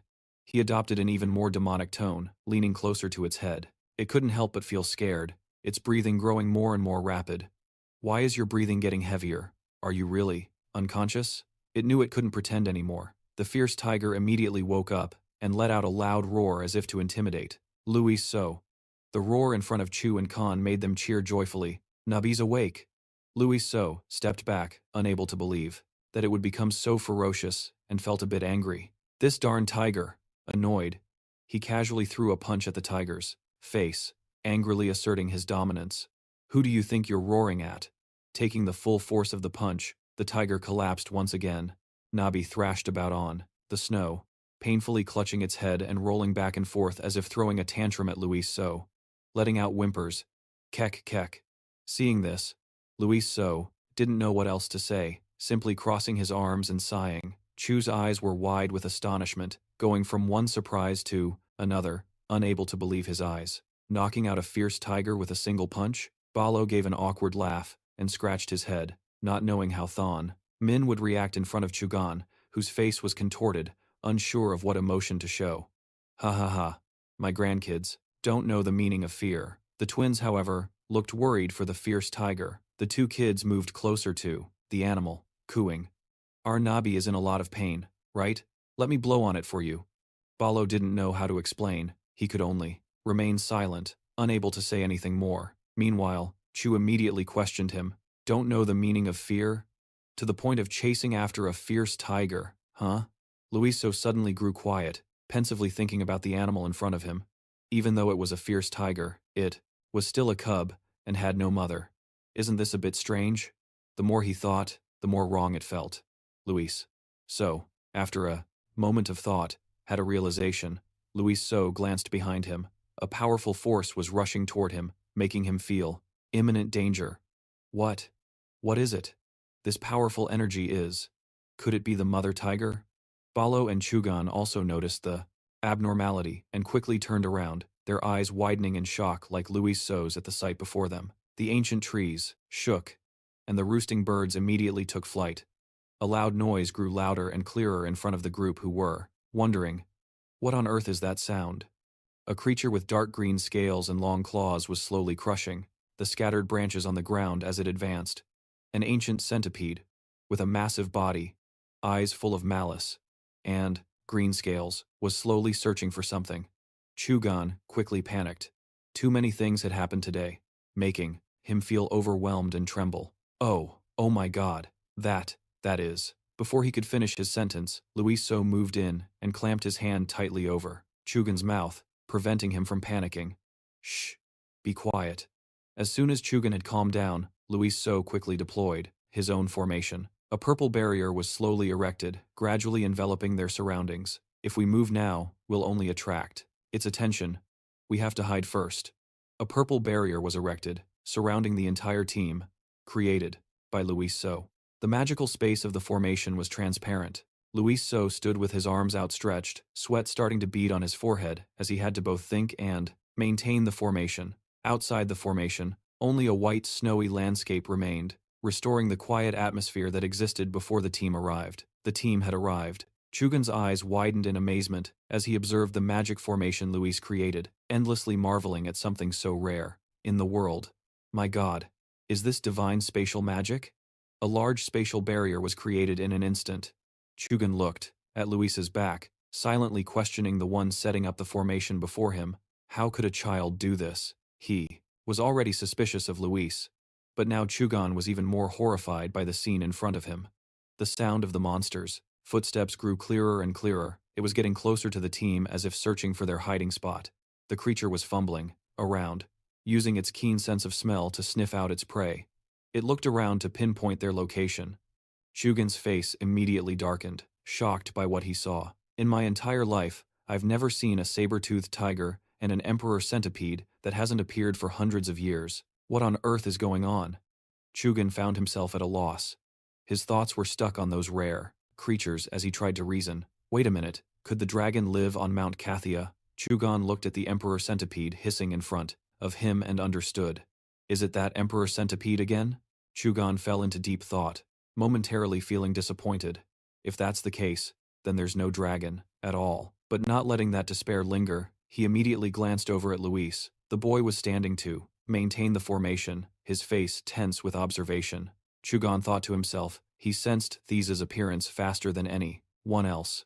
This boy also deployed his magic skillfully in an instant. Observing the formation once more, Chugon's heart began to fill with doubtful questions about Luis. What is this kid's identity anyway, to possess such a genius level of power? Looking at Luis's back as he reinforced the protective magic circle, he was filled with suspicion and admiration. No. With this ability, can the word geniuses even begin to describe it? Suddenly, a thought quickly surfaced that made his pensive expression turn to surprise. Could this child be? Before he could connect the dots to reach a conclusion, the roar of the Emperor Centipede overwhelmed the team's morale, causing everyone to panic. The beast started to become ferocious, frustrated at not finding what it was looking for. The Emperor Centipede let out an angry roar. Luis quickly found himself in trouble, not knowing what to do. Damn it, why did the Emperor Centipede appear here? He glanced towards his collar, where Phi quickly tried to find a way to deal with it with his master. Phi, do you have a way to deal with that Emperor Centipede?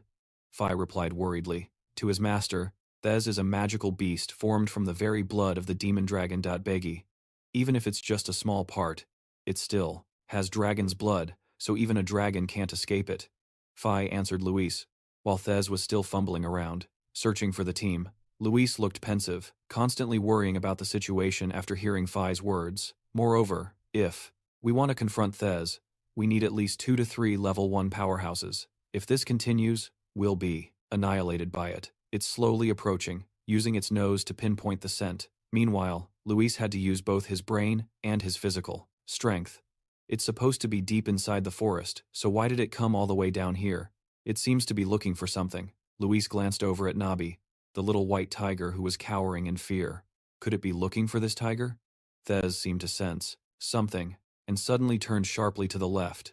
It quickly headed straight towards the mountains. Luis let out a sigh of relief as he watched Thez leave, thinking to himself with ease, thank goodness, it looks like it gave up and went back. Suddenly, from the sky, a lightning-like light flickered into view. Luis's eyes immediately widened as he looked up in surprise at the sky. Could it be? A bolt of lightning tore through the newly quiet space, striking straight down. That bolt hit the wreck that was heading towards the forest, making it cry out in pain. Not sparing Luis's team, the lightning also simultaneously struck down on the magic barrier surrounding the entire team. Luis quickly raised his hand to reinforce the shield, and let out a grunt. Ugh. The lightning bolt struck the barrier head-on, with Luis now struggling to hold it. The magic bracelet on his arm finally had a chance to shine, quickly glowing and absorbing the magical energy from the lightning. Luis felt a sense of relief, breathing out. Whew. As the residual electricity from the bolt still crackled around him. But where did it come from? The wreck was now standing right in front of the team, its ferocious gaze looking like it wanted to swallow them whole, startling even Luis. He was at a loss for words, unsure how to face this situation, and could only manage a bitter smile. The divine barrier has been broken, there's nothing more we can do. 5 people and 1 beast took to their heels, running and screaming. Behind them, the wreck roared as it chased after them. Hey! Hey! The twins, with tears welling in their eyes, ran with all their might while screaming for help.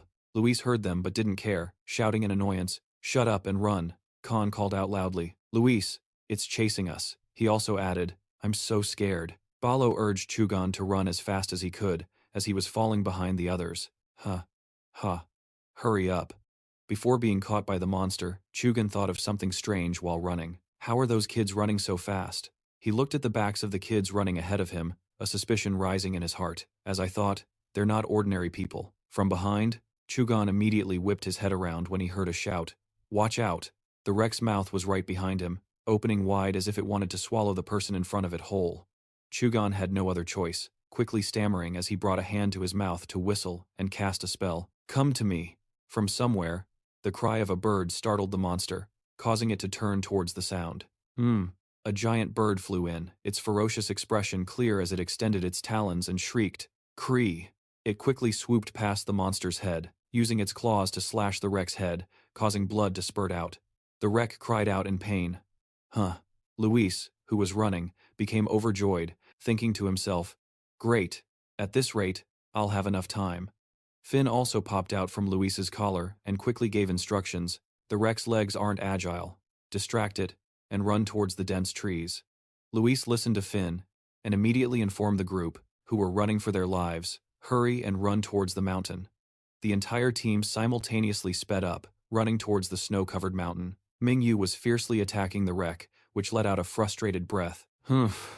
Its eyes showed a look of resentment as it aimed straight for Luis's fleeing group. Grr. The wreck unleashed a roar filled with magical energy that radiated a yellow light, spreading across the entire area. Oh, the giant bird. Mingyu was hit by that magic attack and cried out in pain. Cree. It couldn't hold on and fell from the sky as Chugan watched. Chugan's face darkened as he looked towards Mingyu, shouting loudly, "No, this can't be happening." He abandoned the team that was running towards the mountain. Bala was caught off guard, unable to stop Chugan from running in the opposite direction towards the wreck, screaming, "Mingyu!" Luis looked at Chugan in annoyance and thought, "So much for the green chain serum, is no match for Thek. What are you running over there for with that weak body?" Luis looked towards the mountain, deep in thought. If I just keep running up the mountain, I can survive. But then his thoughts suddenly darkened, as if he was thinking about something. He turned back in frustration, silently cursing Zugan. Damn it. Luis chased after Zugan, who was running for his life towards the Thek. If we survive this, you're going to get it from me. The twins with the backpack watched Luis running with Zugan and called out in surprise, "Young Master Luis, wait for us." Without hesitation, the three of them ran after Zugan and Luis, leaving only Nabi behind, trembling and unsure of what to do. It looked pitifully towards the forest, then back towards Luis's group, hesitating. Nabi reluctantly ran after the team, letting out a resentful cry. Zugan had reached the great bird, shouting anxiously, "Mingyu, wake up!" Mingyu was injured, trembling and crying out weakly, "Chirp, chirp." Thek wouldn't let go. It bit into the great bird's neck vein in revenge, making it cry out in pain. Seeing this, Zugan grew even more furious, shouting curses as he unleashed magic from both hands. "You damn stone pet!" He channeled a spell from both hands and launched it at Thek, which was biting into his Mingyu. The stream of magic shot out quickly, a purple light striking the unprepared Thek. A patch of skin on Thek's shoulder was scorched, making it somewhat annoyed. Its eyes widened, its pupils narrowing as if it was identifying a target. Staring intently in one direction, it furiously whipped its long, large tail to the side, roaring, "Gra, ah." Before Zugan could even process what was happening, he let out a scream, his face filled with terror. "Ah!" The whip of its tail came from the side as it roared in anger. "Gra, ah, eh." Zugan was terrified. Everything happened so fast he couldn't even process it. He could only raise his hands instinctively. A small hand grabbed the hood of Zugan's cloak and pulled him back. It was Luis, who quickly yanked him backward, his face clearly annoyed as he yelled, "Dodge, you idiot!" Just as Luis pulled Zugan away, the monster's tail whipped past, creating a whooshing sound. Luis realized how tense the situation was, and immediately began to cast a spell. His hands created a purple area of crystalline spatial energy, and right away, that crystal mass transformed into a cluster of sharp stakes hovering between Luis's hands like an energy bullet. The condensed crystal gathered by Luis and flew in one direction on his command. He launched that magic bullet towards Thek, turning the surrounding space a solid purple. Luis's attack struck the Thek right in the neck, causing it to immediately cry out and roar in pain. "Gra! Ai. Zugan seized the opportunity, rushing to the side of the great bird that was in pain, on the snow, instantly trying to calm it. "Mingyu, wake up!" Suddenly, Thek regained its composure and immediately bit down on the crystal Luis had created, crushing it between its teeth. Luis was shocked, as if he couldn't believe what he had just witnessed. "Oh my god, can you believe it? It broke a divine spell with its mouth?" Luis refused to give up and immediately spread his arms, intending to create a new spell formation. If that's the case, a sonic wave moved towards Thek, enveloping its entire body. It was Luis' spell, a divine will conversion technique. Ancient runes wrapped around Thek's head, making it dazed as it cried out. "Ugh." Luis looked triumphant, seeing it being controlled, his hands still tightly maintaining the spell formation. "Great, I've got it under control, just keep it, like that." But Thek refused to give up. The moment it was subdued, it immediately shattered the spell formation that Luis had painstakingly created, then roared loudly. Going from one surprise to another, as Deck destroyed the magic circle. Impossible? Is the divine will magic ineffective? Fian popped out from his collar and quickly explained to Luis, so that the monster only knows gluttony and slaughter. There's no way divine will magic can control it. Luis so didn't know what to do, and said in frustration, "Damn it, just how stupid is it?" Deck changed its target, turning towards Luis so, and opening its massive mouth as it charged like an arrow. The twins quickly provided support, rushing in front of Luis so. With swords in hand, the two of them charged forward and slashed at Deck's body. Khan exclaimed, "Ah, it's so tough." Kaney, holding twin swords, also had tears welling up. "Ugh, my hands hurt so much." Although Deck wasn't externally injured, the twins' magic had enveloped it, causing it to cry out and groan in pain. Huh? Luis so suddenly noticed the monster's pain. What? The attack on its head from the twins is effective. A voice called out from behind the twins, making them turn around. Luis so commanded, Connie, attack again." Luis so pointed at the creature's head. Its weak spot is its head. Keep attacking its head. Hearing this, the twins felt a surge of excitement. The weapons in their hands were summoned once more. "We got it. Let's go." Khan and Connie, in a two-person sword combination, attacked Dex's head, making it cry out mournfully. I, Luis so said triumphantly. "Great, its stamina is weakening." Luis so gave a devilish smile, summoning divine magic with both hands. "Looks like I underestimated our full strength. Even though we're young, we're still pure-blooded dragons." While the twins were busy fighting Deck, Luis so, from a distance, also slowly charged forward with divine magic, creating streaks of light in his hands. "Today, let's turn it into a grilled gecko." Chugan and Balo watched in astonishment, not blinking. "Good heavens," Chugan, even more surprised, said. "They're fighting a Deck? Who on earth are those kids?" Balo could only laugh awkwardly to brush it off. "Haha. My grandkids are just a bit energetic," Chugan asked doubtfully. "Are they really your biological grandchildren?" Balo, not knowing what to say, just gave a vague reply. "You shouldn't dig too deep, or you might get hurt." Without hesitation, Luis so quickly launched the divine magic he had just prepared towards Deck. Combined with Connie and Khan's attack, it made the monster scream in helpless agony. Ka-ai-ai. It collapsed definitively, crying out, "Gua, UK." Luis so was visibly overjoyed. "We did it. We're about to catch it." Connie, who was holding twin swords with Khan, couldn't stop her tears. "Luis so, I'm so tired. My arm hurts. My shoulder hurts." Luis so was not lenient and pushed the twin spirits. "Endure it a little longer. We just need to attack one more time." The roar of a Deck rose again, terrifying the three children. This time, it was another Deck, covered in brown scales, that was speeding towards the kids. Aye. Luis so's face darkened, unable to believe another Deck had appeared. "We're screwed. There's another one." Ugh. The green Deck was groaning, lying there trembling. Khan asked helplessly. "Luis, what do we do now?" Luis was out of options, not knowing what to do, and could only think of one thing. There's no other way. Luis so looked towards Chugan, who was staring wide-eyed at the newly arrived Deck. "I don't want to show him, but the only way is to reveal my true form and carry Balo and Jacob away." Luis so said to the twins, "You guys now."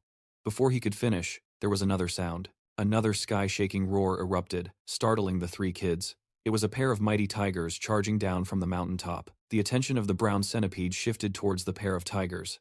Yeah. The two white tigers lunged forward, biting and tearing at the centipede. The three beasts were clashing with each other, causing the sounds of battle to echo endlessly. Roar. Nabi B, with sparkling eyes, was crying out whimperingly, as if it had recognized its parents. Chugan was once again utterly astonished. "Oh my God, are there two mighty tigers?" Luis S. became happy again, his heart filled with joy. That's right. When the kids are in danger, the parents have to step up. Khan and Connie were also happy to witness the scene. "Ooh, look at that bigger kitty over there. Who?" The green centipede seemed to have woken up. It recovered a little and started to think about escaping. Luis S. noticed and cast a spell that produced chain hooks from his hands, then smugly shouted, "Where do you think you're going?" Those chains bound the green centipede, making it unable to move, only able to cry out weakly. Seeing the monster immobilized before them, the three kids quickly ran over, wanting to capture the beast. "Don't let it escape." "Oh ho." Luis S., confident of victory, thought to himself, "Let us finish you." Luis S. stretched out his hand to cast a spell, chains shot out, and he yelled, "Where are you going?" A length of chain shot forward and wrapped around Deck. It roared in pain, its eyes shut tight. Luis S., along with Connie and Khan, charged in. Luis S. shouted, "Don't let it go." Dek was in agony, unable to even scream as it was tightly bound. Luis S. turned and ran back, saying, "Balo, make your move now." Balo immediately rushed forward and shouted, "Yes, I'm coming." Young Master Jia Khan stood from a distance watching everyone fight the centipede, his face bewildered, not understanding what had just happened, stammering to himself, "What, young master? A moment ago you called me your nephew." A terrifying roar echoed throughout the forest. Jia Khan turned around with a horrified expression. Nabi B pounced, roaring loudly. "Roar!" It jumped onto Dek and bit its back, startling Dek into letting out a long cry. It bit into Nabi, making Nabi cry out in pain a few times. Dek immediately used the momentum to fling Nabi B into the air. It fell and hit the ground hard, crying out in agony. Its mouth was bleeding, its whole body trembling and muttering. Dek let out a huge roar, radiating an aura. Nabi's face turned pale, it coughed up blood, screaming in pain. Dek turned its back, intending to whip its tail at Nabi, and roared. Lying on the ground, it cowered in pain, looking up. It charged forward, letting out a mighty roar. Roar! Nabi saw Dek's attack. Dek whipped its tail at Nabi, making it scream. Nabi was slammed hard against a tree, clearly in pain. It seemed to be in shock from the powerful impact, spitting blood and screaming.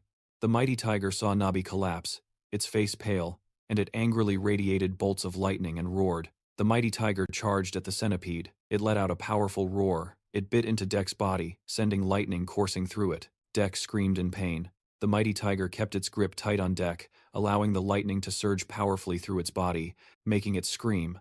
The mighty tiger's face was furious, its teeth clamped down on Dek. It let out mighty roars. Dek was in pain, thrashing its tail around under the effect of the mighty tiger's lightning. It screamed loudly. Nabi watched in bewilderment, its eyes filled with worry. Having been saved, it was incredibly moved, letting out a few soft sounds in its throat. From behind, there was a loud scream, and the centipede fell to the ground, its body looking as if it had just been burned alive. Luis S., along with Kaney and Khan, panted exhaustedly. Luis S. spoke, but his tone was still a bit incredulous. It's over." Then Nabi B took a deep breath and sighed. So tired. Balo pointed towards, looked in a certain direction, and said to Luis, "Young master, the fierce tiger is coming." The fierce tiger, its body covered in bruises and wounds, was slowly approaching. Nabi rushed towards the fierce tiger, crying out.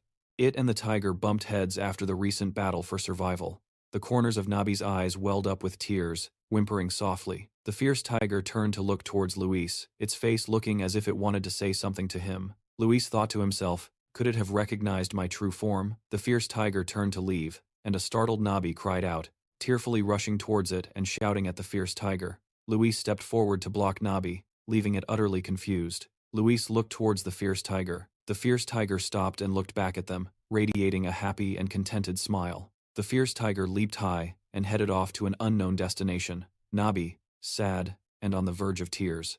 Phi, sitting on Luis's shoulder, said with a pensive look, "Perhaps that tiger was ready to die, sacrificing its life to protect its child. Truly, the king of the forest." A flash of light erupted in the middle of the forest, startling everyone. Phi said worriedly, "That light is." Luis held Phi tightly in his palm, then let her go. As he started to leave, he told her, "You watch over the children," she asked, puzzled. "What? Where are you going?" Luis replied, "I'm just going up the mountain, and we'll be right back." Phi looked visibly startled and worried, saying, But it will be dangerous." Luis still began to leave, his face resolute as he said, "I'll only be a moment, you don't need to worry." Phi replied, "Yes, you absolutely must be careful." Luis noticed something and looked down. Nabi was lying on the snow-covered ground, sadly sniffling and looking up at Luis. It let out a few snorts. Luis looked at Nabi. "Do you want me to get on your back?" Nabi looked at Luis and nodded in response. He thought for a moment, then decided, "All right, let's go together." Luis sat on Nabi's back, and as it ran through the snowy mountain forest, Luis seemed surprised and thought to himself, "It's really fast. How could the twins have possibly caught it when it runs this fast?" Nabi suddenly stopped, its eyes welling with tears as it cried out. It was a massacre, with the corpses of the D and the fierce tigers lying scattered across the snowy ground in the freezing cold amidst pools of blood. Luis said with concern, "Oh my God, did the tigers take them all down with them?" Nabi sobbed uncontrollably, rushing towards the bodies of the tigers, wailing. It went to one of the tiger corpses and checked its body. It let out a tragic, heart-wrenching cry, as if trying to wake the dead tiger. Luis stood behind, feeling a somber sadness for Nabi. He was upset, his face showing clear frustration as he clenched his fists. He thought, "You've lost your parents too, just like I did in my past life." Luis placed his hand on Nabi's head and stroked it, hoping to somehow comfort and soothe the pain in its heart from having to witness its parents sacrifice themselves just to protect it. In the forest, blanketed in white snow, two graves appeared on the path, built from stones. Nabi cried as it sat facing the two graves. Luis looked towards Nabi, his expression pensive as he thought, "So that's it. This is why the Chu clan formed a bond with the fierce tigers." He continued to think, since the D and the fierce tigers both lived on the same mountain, clashes were naturally unavoidable. He recalled the image of the massacre between the Day and the fierce tigers and continued to ponder. Even if I hadn't intervened, both sides would have been wiped out in the end. Luis looked towards Nabi, whose eyes were still filled with tears. He placed a hand on his chin, thinking, "And so, I've ended up taming an orphaned tiger cub." He created a brilliant red magic, a beautiful crimson glow. A slight smile touched his lips as he thought, "However, since I'm here, I won't let that happen." He pointed his hand forward and released a burst of energy, that beautiful magic into Nabi. A mysterious, enigmatic voice called out, "Look at me." Nabi looked over in confusion, and saw Luis So, enveloped by the shadowy, sinister image of a dragon. Nabi trembled in fear, letting out a cry that sounded like a sob. Luis So looked down, his face radiating a murderous aura, and said, "Don't be afraid. If you trust me, I will take you in." Luis So held out his hand, looked at Nabi, and with a gentle, affectionate smile he asked, "Will you come with me?" Not understanding the situation, Nabi cried out, "Yip yip." Nabi placed its paw on Luis So's hand and yelped happily, "Yip yip." Luis So smiled back cheerfully. A voice from behind called out, "Master," causing Luis So to turn around. The whole group was approaching him. Jia Khan looked at Luis So in astonishment and asked, "What are you doing over there?" Jia Khan's voice trembled as he spoke clearly. "It just obediently submitted to you, something only a high-level druid can accomplish." Nabi looked on blankly as Jia Khan continued. "Despite your young age, you made the fierce tiger submit unconditionally." Jia Khan pointed at Luis So. With the entire party watching, he yelled, "So that's it. You really are." Luis So thought with an annoyed look, "He's finally figured out my identity." The man shouted, "You're a high elf?" Luis So cried out in confusion. "Huh?" Jia Khan happily shook Luis So's hand while he just stood there dumbfounded. The man said, "It's such an honor to meet a guardian of the forest like you. You must have used magic to hide your ears, right?" Luis So replied in confusion. "Huh? No. I think there's been a misunderstanding." Then, Luis So suddenly had a realization, like a bolt of lightning struck his mind. "Wait a minute, wouldn't this be better?" Jia Khan's face was a picture of satisfaction. Luis So continued to think, "If I let him keep this misunderstanding, my identity won't be exposed." Luis So cleared his throat, ahem, and put on a divine air, saying, "That is correct, I am the guardian of the forest." Ballo scratched his head and thought with concern, "He's about to pull another scam." Jia Khan looked at Luis So, flustered and apologetic, and said, "Please forgive me for not realizing sooner, and please forgive my rudeness until now." Luis So smiled happily and replied, "It's fine, you didn't know, so no offense was taken." Khan and Khan stood behind them with annoyed expressions, mocking Luis So. Then Khan said, "Are elves always this obnoxious?" Khan immediately added, "I wouldn't know. I'm sure Luis So has never met an elf in his life." Jia Khan turned to look at the boy and girl, asking, "If that's the case, does that mean these two are also?" Luis So puffed up his chest and replied with pride, "Correct, they are the elf warriors who escort me." Ballo sighed in the background, while Khan looked absolutely furious. Ballo thought, "Oh well, I'm not even going to bother, it's not like this is the first time. Hey human, I have a favor to ask of you." Luis So looked at Nabi and continued, "Can you take care of this child for me?" Jia Khan asked, startled. "What? You're entrusting the fierce tiger to my care?" Khan and Khan looked outraged, yelling at Luis So who was covering his ears. They shouted in unison, "Absolutely not. Who said you could? Nabi belongs to us." Annoyed, Luis So glanced in a certain direction, giving a signal. Ballo immediately understood the cue. Ballo stepped behind Khan and lifted them both up. As he carried them away, they continued to struggle and protest. Khan screamed, "No, Nabi." Khan yelled. You're the worst, Luis so. He then turned back to Jia Khan and asked, So? Can you look after Nabi? Jia Khan replied bashfully, Oh my, for the high elf himself to entrust this child to me. But Luis so interrupted him. Jia Khan said, My hidden dragon wants to take it in, but our journey will be very treacherous. Nabi listened intently to Luis's every word. I'm afraid this child won't be able to endure it, Jia Khan said with a concerned look. A journey that even you, High Eo, consider treacherous, Luis said with a cheerful expression.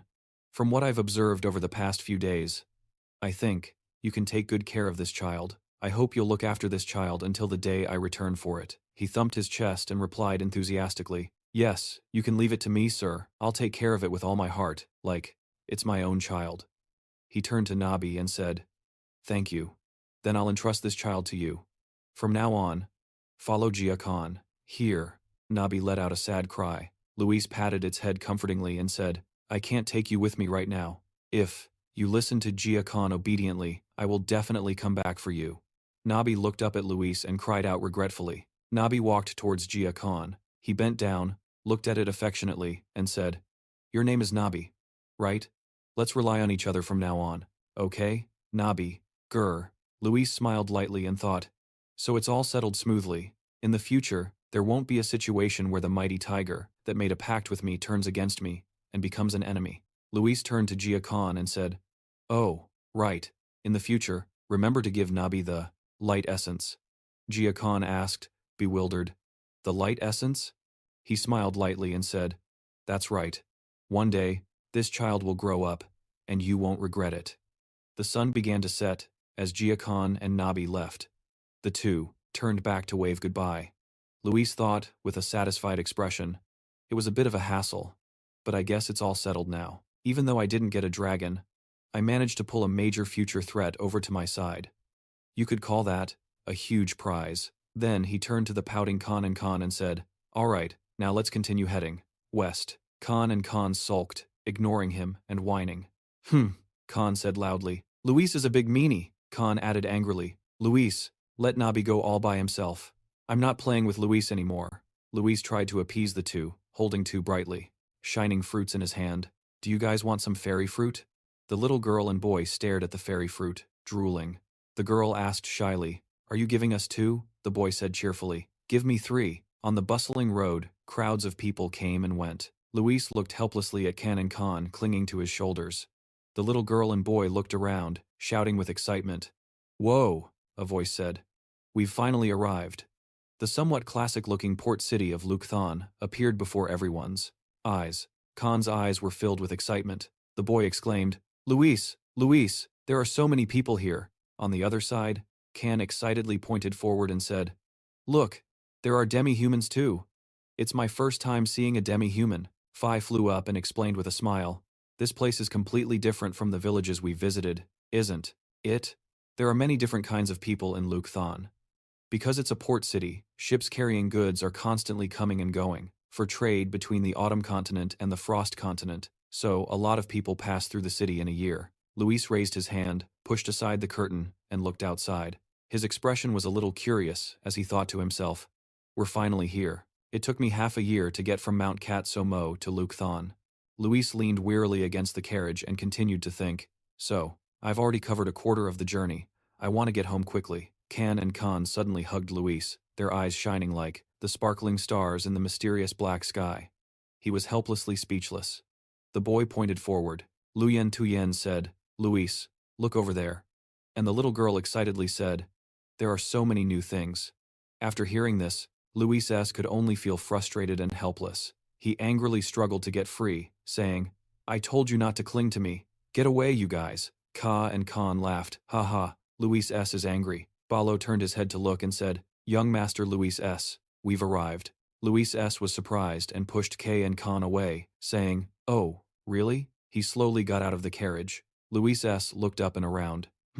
Standing in front of the Zajan Inn, Luis S. stared up at the sign for a long time.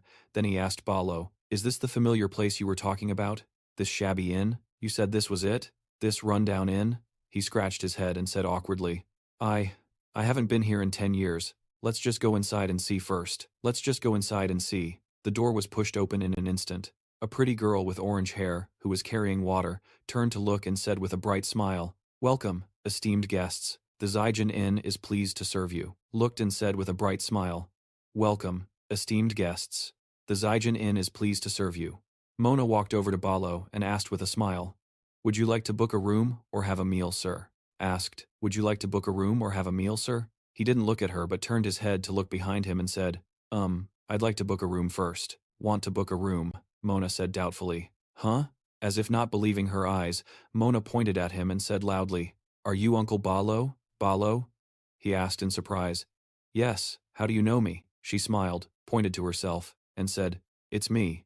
I'm Mona." "Don't tell me you've forgotten, Uncle?" Balo was startled and replied in surprise, "Mona? Are you that little bean Mona?" Mona lightly thumped her chest and said proudly, "That's me. I'm 24 years old now." She turned her head and called towards the back kitchen, "Lucia, hurry out here and see who's here." A girl with reddish-brown hair pushed aside the curtain and asked, "Who's here that's making you so noisy, sis?" Lucia was stunned when she saw him and said, "Oh my gosh, is that Uncle Balo?"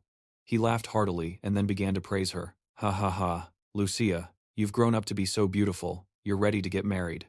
Hearing this, Mona asked in a jealous tone, "What about me?" Then, he immediately praised her too. "Our Mona is also very beautiful." Elsewhere, seeing Balo chatting with the two girls, Luis S. thought to himself, "He really is a regular customer." Girls, Luis S. thought to himself, "He really is a regular customer." Balo put his hands on his hips, looked around, and asked, "But where are Haman and Julia? Did they go to the market? And Julia? Did they go to the market?"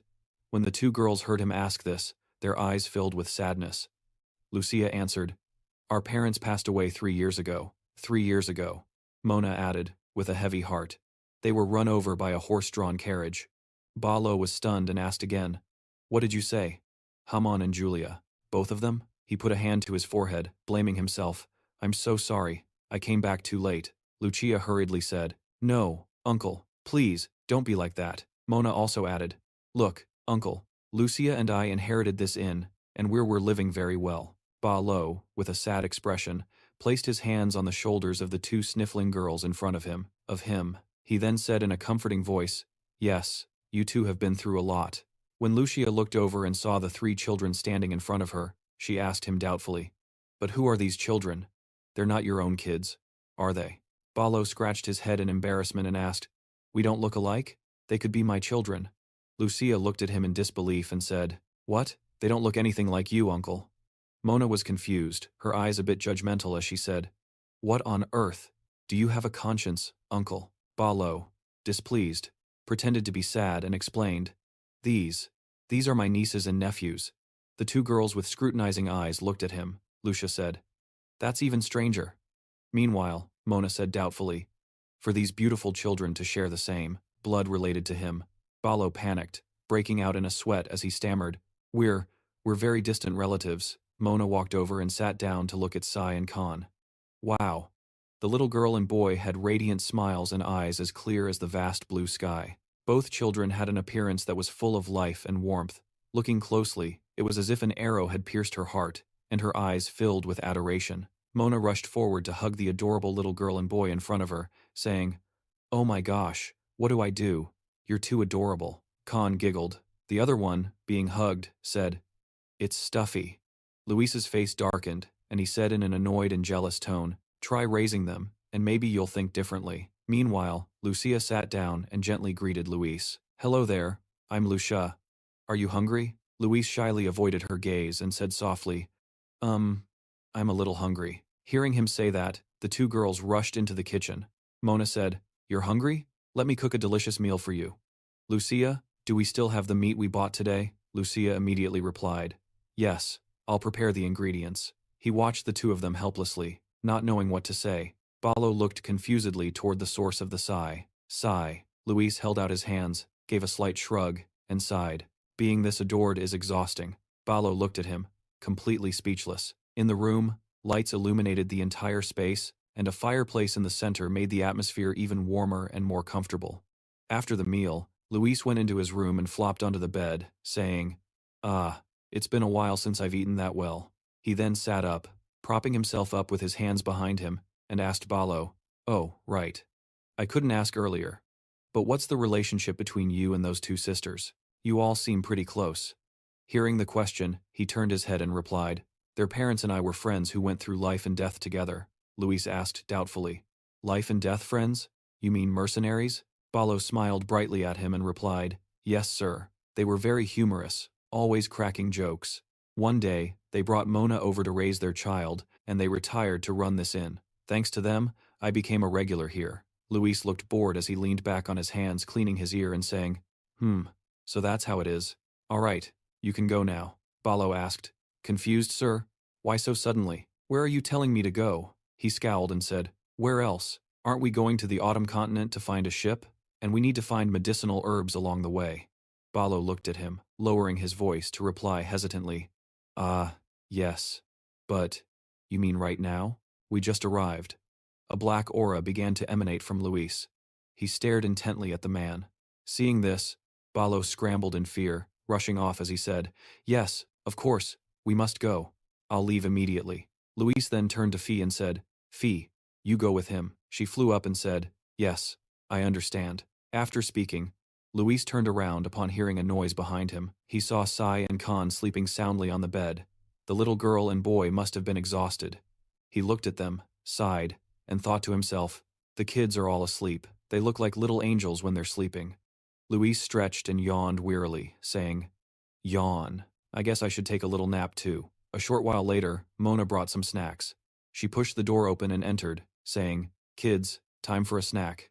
Lucia, who was standing behind her, tilted her head and asked curiously, sister, why aren't you going in? On the bed, she saw Luis, Sai, and Khan sleeping soundly and exclaimed, oh my goodness.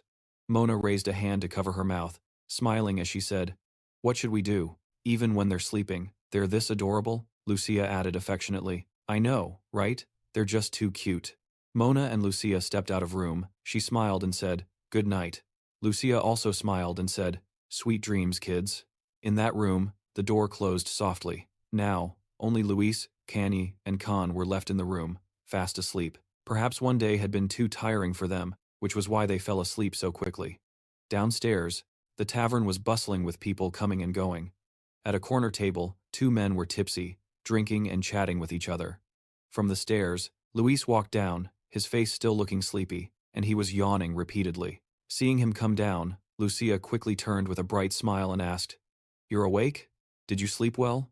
He sleepily replied, yes, I did. Looking over at the dining table, he saw Balo already sitting there. He turned to look at him, and next to him were Khan and Kanyi, who were grinning happily, calling out in unison, Luis, come over and eat. Lucia also chimed in, I'll bring breakfast right over. You go sit at the table. As soon as Luis sat down, he asked Balo, have you found a ship to the autumn continent yet? Balo replied, yes, of course, I've found one. They said it will set sail in 2 weeks. Hearing this, Luis nodded, saying, oh, good job. What about the spiritual medicine? Hearing about the spiritual medicine, Balo scratched his beard, a bit awkwardly. After all, that was an item that wasn't easy to find. Hearing that, Luis was disappointed. He rested his chin on his hand and sighed, thinking, as expected of a dragon, they have mountains of stuff. But spiritual medicine is something an ordinary person wouldn't even have a chance to see in their entire lifetime. Looking at the man cutting a steak, he continued to think, human food only tastes delicious. Other than that, it doesn't do anything for a young dragon like me. Thinking about the journey to the autumn continent, Luis thought further, it takes about 2 months by sea to get to the autumn continent, so I have to make the most of the time before we set sail. Seeing Luis so worried, Balo spoke up to reassure him. You don't need to worry too much. We'll probably be able to find it. Balo continued, no matter what anyone says, this place is where all the necessities of the frozen continent are gathered. This is a crucial time. After Balo finished speaking, Luis felt relieved. He smiled and replied, all right, let's go take a look together tomorrow. Suddenly, a loud noise from a large platter of food being placed on the table startled them. On the platter was a golden roasted chicken that made both Balo and Luis jump and turn to look. It turned out to be Muna bringing the food, followed by Lucia. Muna said loudly, come on, the food's here. Lucia, on the other hand, gently told everyone to eat slowly. Looking at the pile of food on the table, still steaming, Balo looked bewildered. You've got to be kidding me? Who can eat all this food so early in the morning? Hearing that, Muna crossed her arms, pouted, and said, I didn't set this table for you, uncle. Balo's face fell a little. Lucia gently turned to Khan and Kanye and said, come on, you two. Give it a try. The two kids heard this and happily replied in unison, okay. Balo brought a piece of meat to his mouth, muttering to justify himself. It's not that I won't eat it, but as soon as he put the meat in his mouth, he froze. Huh, this taste. Luis had been busy eating all this time, while he silently exclaimed, this is it. Just like the taste your mother used to make. Hearing this, Muna laughed out loud and replied without hesitation, very proudly, hey hey, of course. Whose daughter do you think I am? Then she put her arm around Lucia, who was standing beside her, and said, Lucia helped too. Lucia hugged her arms and said shyly, I just helped a little on the side. Remembering something, Balo turned and asked, saying it just occurred to him that Lucia was a very good singer, which slightly surprised both her and Moner. Luis was focused on his food, but upon hearing that, he also turned to ask, singing? Balo said excitedly, yeah, Lucia's voice is the best around here. Balo recalled the times Lucia sang, how she would gently lose herself in the music. He remarked, on any day that Lucia doesn't sing, the inn is still packed with people. The Zai-Genin Inn didn't get its name for nothing. He kept on saying, somehow, this inn became a gathering place for people. Just then, Luis happened to notice and glanced to the other side. Over there, both Moner and Lucia had their heads bowed, saying nothing. The two girls seemed to be brooding over something. Soothed, Denli. Luis punched Balo hard, making him cry out, ah! He clutched his arm, breaking out in a cold sweat. He was extremely confused, only able to ask, why? As for Luis, he just shot him a death glare. He looked toward the two girls, wondering. Neither of them said a word, their faces still as sorrowful as before. Then Moner spoke up with a tone of regret. Lucia can't sing anymore. No, it's that she is unable to sing. Hearing this, Balo couldn't believe his ears and pressed for an answer. What did you say? How can that be? Why would such a great talent be allowed to go to waste? Moner sighed, speaking as if she didn't want to. She was hesitant to talk about it. The atmosphere was becoming suffocating when, at that very moment, everyone was startled by a door opening and turned to see what was happening. Entering from the door was a group of men with fierce, intimidating faces. They were tall and brawny, looking like a gang of thugs. Seeing this, Luis quickly asked everyone, what's going on? Who are those aggressive-looking guys? The people in the inn started whispering. One person said, they're here again? Looks like they don't get tired of it. Another person added, here it comes, this inn's specialty. Hearing that, Luis was a bit confused, muttering, specialty. Meanwhile, the thugs approached and stood before Lucia and Moner. They were large, towering, menacingly over the two small girls. Seeing this, Balo immediately stood up and spoke out, who are you people? Do you know where you are? Suddenly, in the inn, a voice rang out, step aside, causing everyone, including the thugs, to turn and look. They parted to the sides as if making way for that person to enter.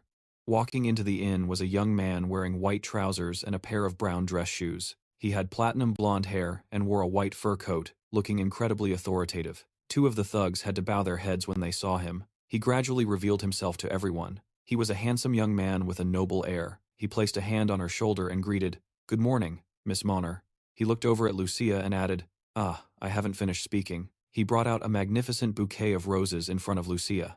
She was very surprised by this. Then he knelt on one knee and held the bouquet up to Lucia, continuing, you are also very beautiful today, my lady, Lucia. Witnessing this scene, Luis was aghast. He thought to himself, oh man, that's so cheesy. It's giving me goosebumps. Holding the bouquet, Lucia hesitated and replied, Kaji, as I've said before. Not letting her finish, Kaji quickly placed a finger on her lips, signaling for silence. He whispered, shh. He winked at her. You don't need to say much, just seeing your face is enough to put my heart at ease. Hearing this, Lucia was speechless and didn't bother saying anything more, while Keiji bowed to bid her farewell. Well then, I'll be going. Have a good day. As he turned to leave, his eyes met Luis's, and there was a moment of silence. How confusing. Key was lost in thought, not knowing what to say. Luis wasn't much different at that moment. Key curled his lip in a disdainful sneer. Seeing this, Luis thought angrily to himself, is he smirking at me? This guy is making fun of my height. Then he turned to Lucia, pretending to rub his eyes, and said in a whiny, cute voice, Lucia, I'm sleepy. Can you hold me? Lucia was a bit surprised but still indulged him, replying, Oh my, is our little Louise sleepy? Let me hold you and take you to bed. Delighted, Louise replied. Yes, please. Ballo heard this and thought in surprise, Master? Then Lucia picked Louise up, and he cunningly wrapped his arms around her neck. Lucia said gently, All right, let's go up to your room and get you to bed.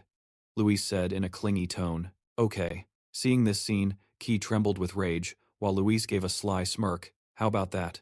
You're jealous, aren't you? He bit his lip in anger, muttering under his breath, Huh, you little brat. Then he angrily spun around and stormed off. He yelled at his subordinates, We're leaving.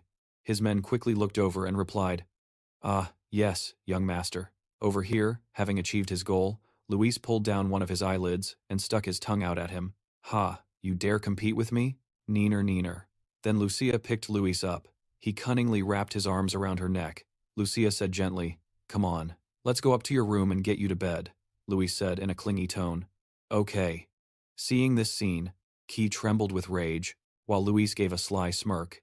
He thought, How about that? You're jealous, aren't you? He bit his lip in anger, muttering under his breath, Humph, you little brat. Then he angrily spun around and stormed off. He yelled at his subordinates, We're leaving. His men quickly looked over and replied, Ah, yes, young master. Ballo frowned, pointing in their direction, and asked in confusion, What was that? Who were those guys anyway? Mona sighed and said wearily, That was Key, the eldest son of the House of Bant. Hearing the name Bant, Ballo was completely stunned. Bant? You don't mean that troublemaker Bant the useless, do you? Mona nodded, replying with a firm tone. That's right.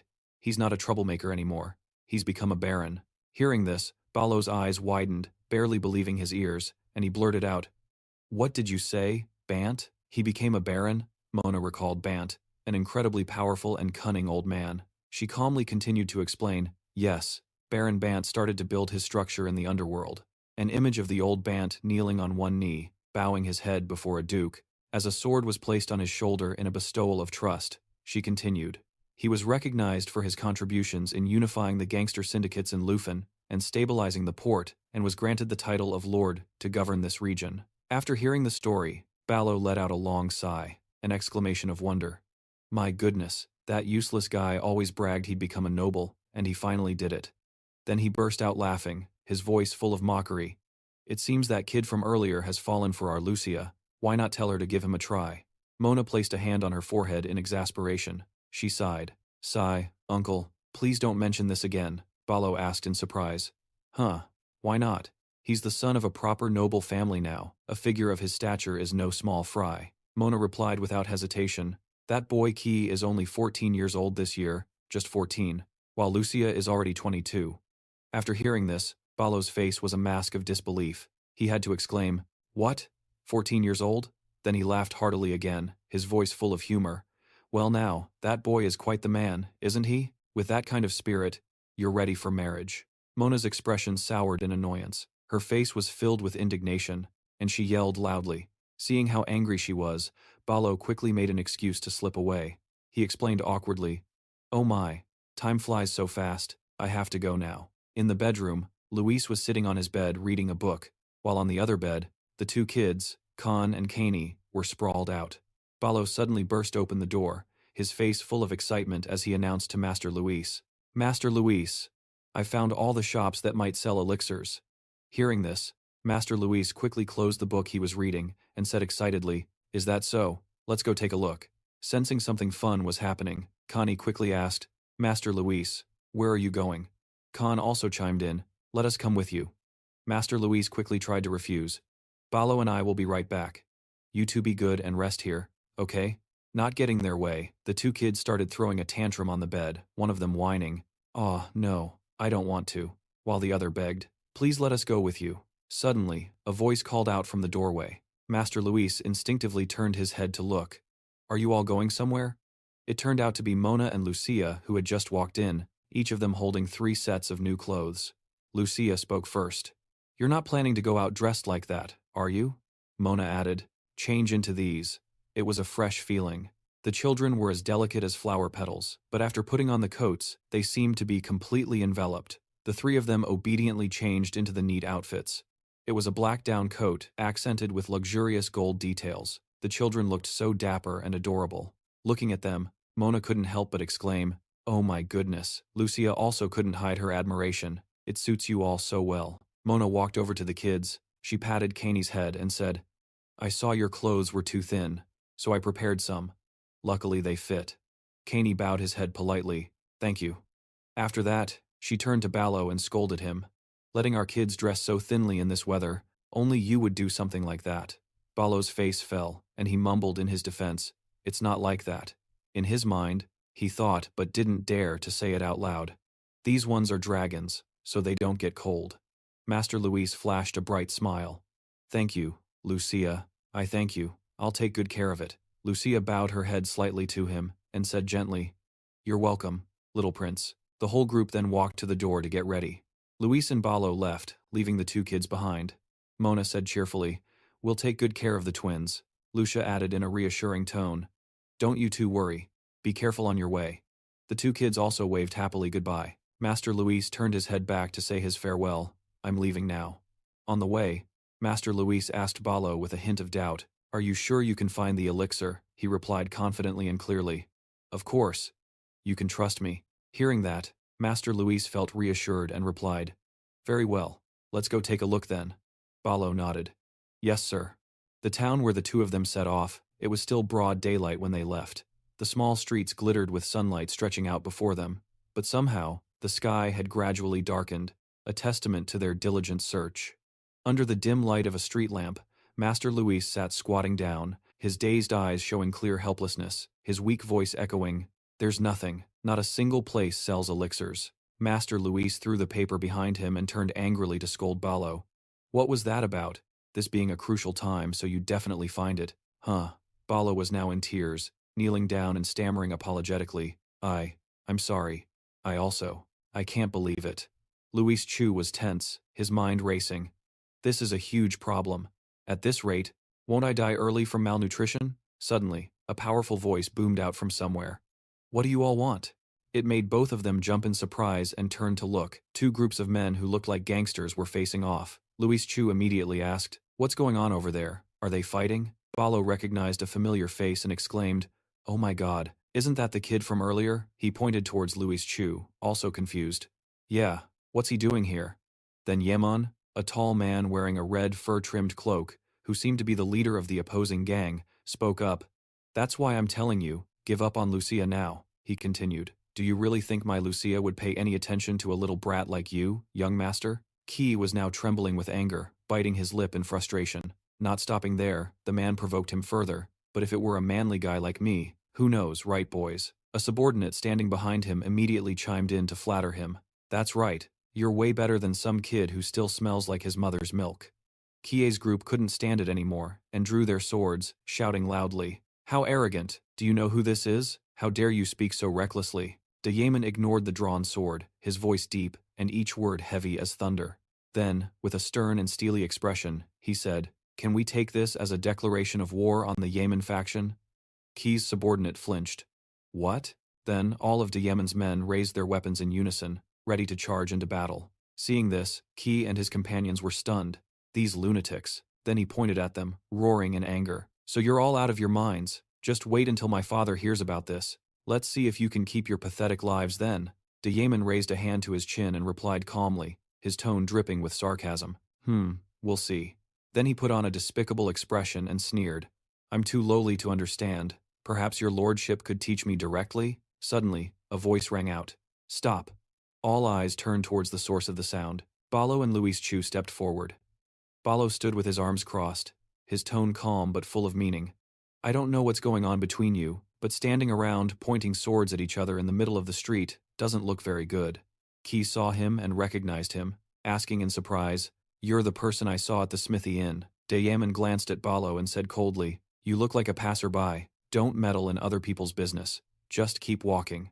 Hearing this, Ballo burst out laughing, shaking his head mockingly. "Oh my. It's been 10 years since I left this place. I can't believe no one recognizes this Ballo upon my return." As soon as he finished speaking, two subordinates in Key's group suddenly flinched. "Wait a minute, are you Ballo?" "Could it be?" Then they shouted, "Is that Ballo the Bloody Axe?" Ballo remained calm, shrugging as he replied, "Oh, so someone does remember me. Hearing this, Ki turned curiously and asked, "The bloody axe, who's that?" The subordinate answered, "Young master, you've heard about him from the Baron. He's the one who saved the Baron's life." The subordinate recalled the time when the Baron was being pursued by enemies before he was granted his title. At that time, the Baron was fighting to unite the underworld gangs when he fell into the enemy's trap. In the very moment the Baron's life was in danger, he remembered the image of Balo, holding an axe in one hand and supporting the Baron with the other, both of them severely injured, as that Balo charged into the enemy's base with just a single axe in his hand. Despite being slashed 8 times, he ultimately saved the Baron.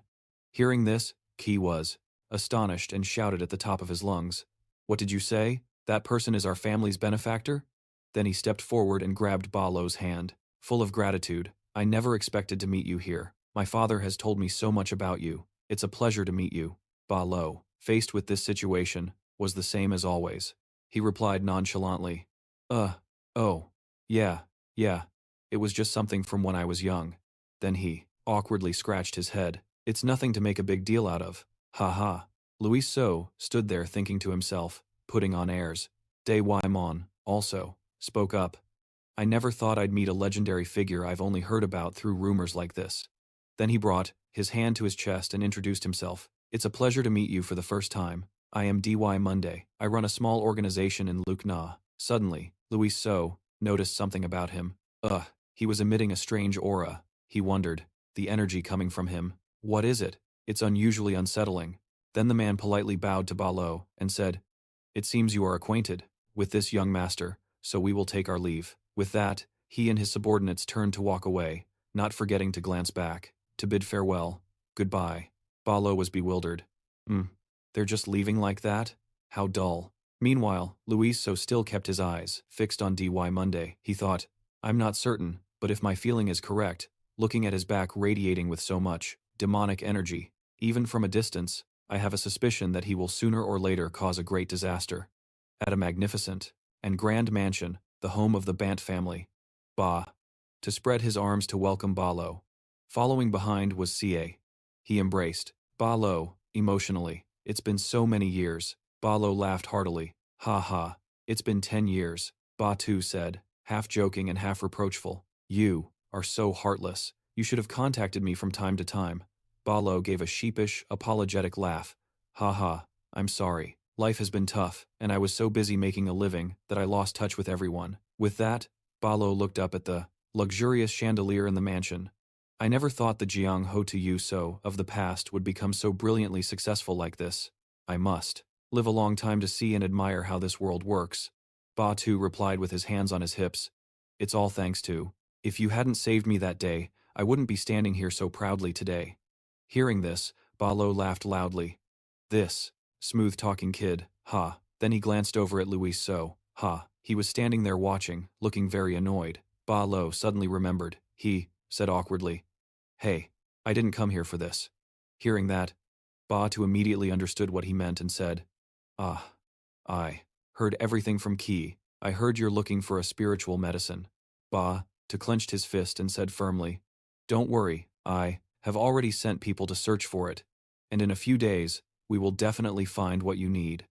Luis So, who was standing with his arms crossed, immediately interjected, "From what I can see, your family is having a conflict with another organization. So will that affect the process of finding the spiritual medicine?" Hearing him speak, Batu turned around in surprise. "Huh? You are?" Balo, a bit flustered, quickly introduced him. This is Luis, my nephew. The kid's a bit ill-mannered. I hope you." Luis So glanced at him with an annoyed look. Balo immediately felt a shiver and mumbled, "Humph. Batu was a little surprised. "A nephew?" Then he pondered. "Yes, as you said.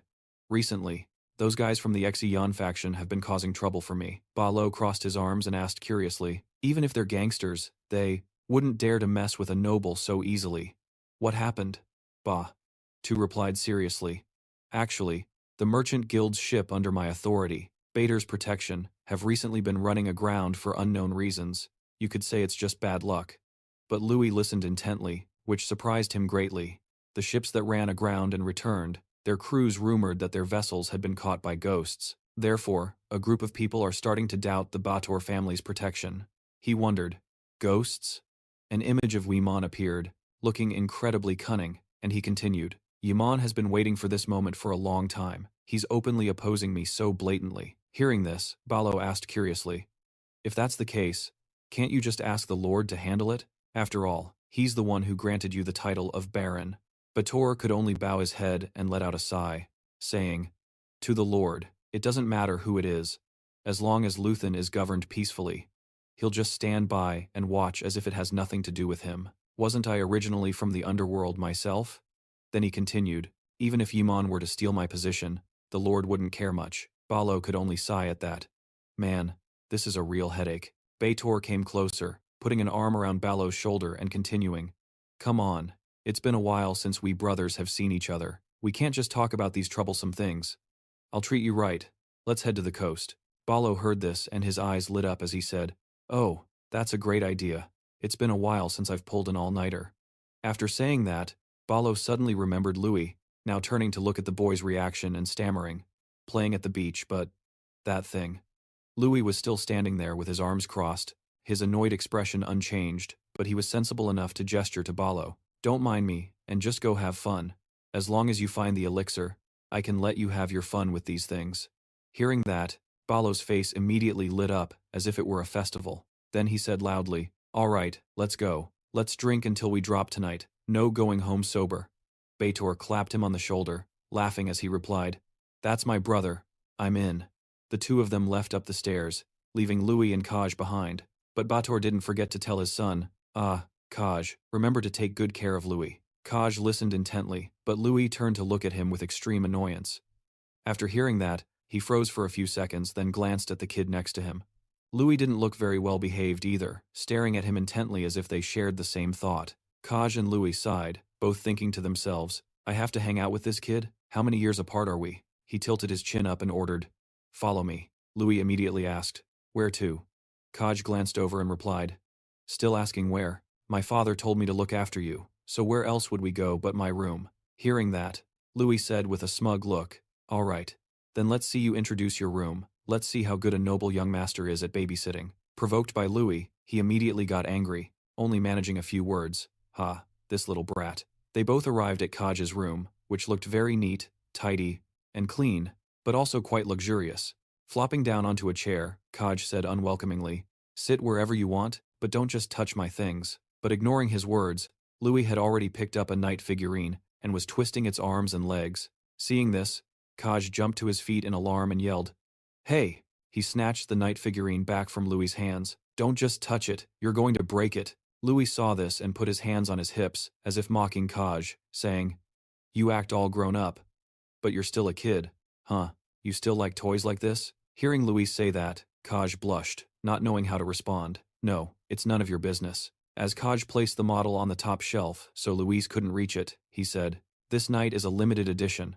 As he spoke, Louise's attention seemed to shift to the papers on the desk. They were letters written by Kaj himself. He then picked one up and read it aloud. To my girl, Lucia. This is the necklace that holds your sparkling eyes. Hearing those familiar words, Kaj was startled. His face turned bright red as he yelled, hey! And lunged forward to snatch it back. He reached for the letter. Don't just read other people's mail. But Louise blocked him with his foot, then picked up a box and said, is this the necklace? With that, he opened the box to look. As soon as he did, Louise gasped as a beam of light shot out from the box. Inside was an exquisite necklace with a sparkling blue gem. Seizing the moment while Louise was distracted, Kaj immediately snatched the box back and yelled, give that back! Louise then commented, your letter-writing skills are terrible, but you picked a beautiful necklace. It'll probably look great on Lucia. Hearing that, Kaj's mood brightened. Really? He cradled the box in his hands, saying softly, thank goodness. I had a really hard time finding this necklace. Louise then asked, it looks expensive, but isn't it easy to find a necklace like this? Kaj immediately retorted, this one is different. Cradling the box, he continued, this is very famous. This is the Tear of Zen. Louise reacted casually. Oh, so that necklace is the Tear of Zen. Suddenly he froze, thinking about something. All at once, Louise remembered something, his expression changing instantly as he shouted in alarm, the Tear of Zen? Is that really the Tear of Zen? He couldn't help but ask in shock. It's not a fake, but the real thing? Hearing this, Kaj calmly replied, "What are you talking about? Fake." Even an appraiser confirmed this is the real deal. Hearing this, Luis was in disbelief, thinking to himself, "Oh my god, why is that item here?" Picturing Zen, he recalled the legend behind the name. According to the original story's legend, the Sea King cherished his daughter more than anyone else. He collected his daughter's final tears and preserved them within a gemstone. The necklace with the blue-green gem appeared in his mind. That was the Tear of Zen. The important thing was that this Tear of Zen was the key to the Sea King's underwater labyrinth. The entire underwater labyrinth was a crucial place for the main character of the original story to level up. The Sea King's domain was the place for the characters. He thought pensively, "I have to be the first one to get my hands on the Tear of Zen." Having made up his mind, he immediately changed his attitude, lowering his head and saying softly, "Brother Kaj." Kaj asked in surprise, "Huh, brother?" He thought to himself, "Did I hear that right?"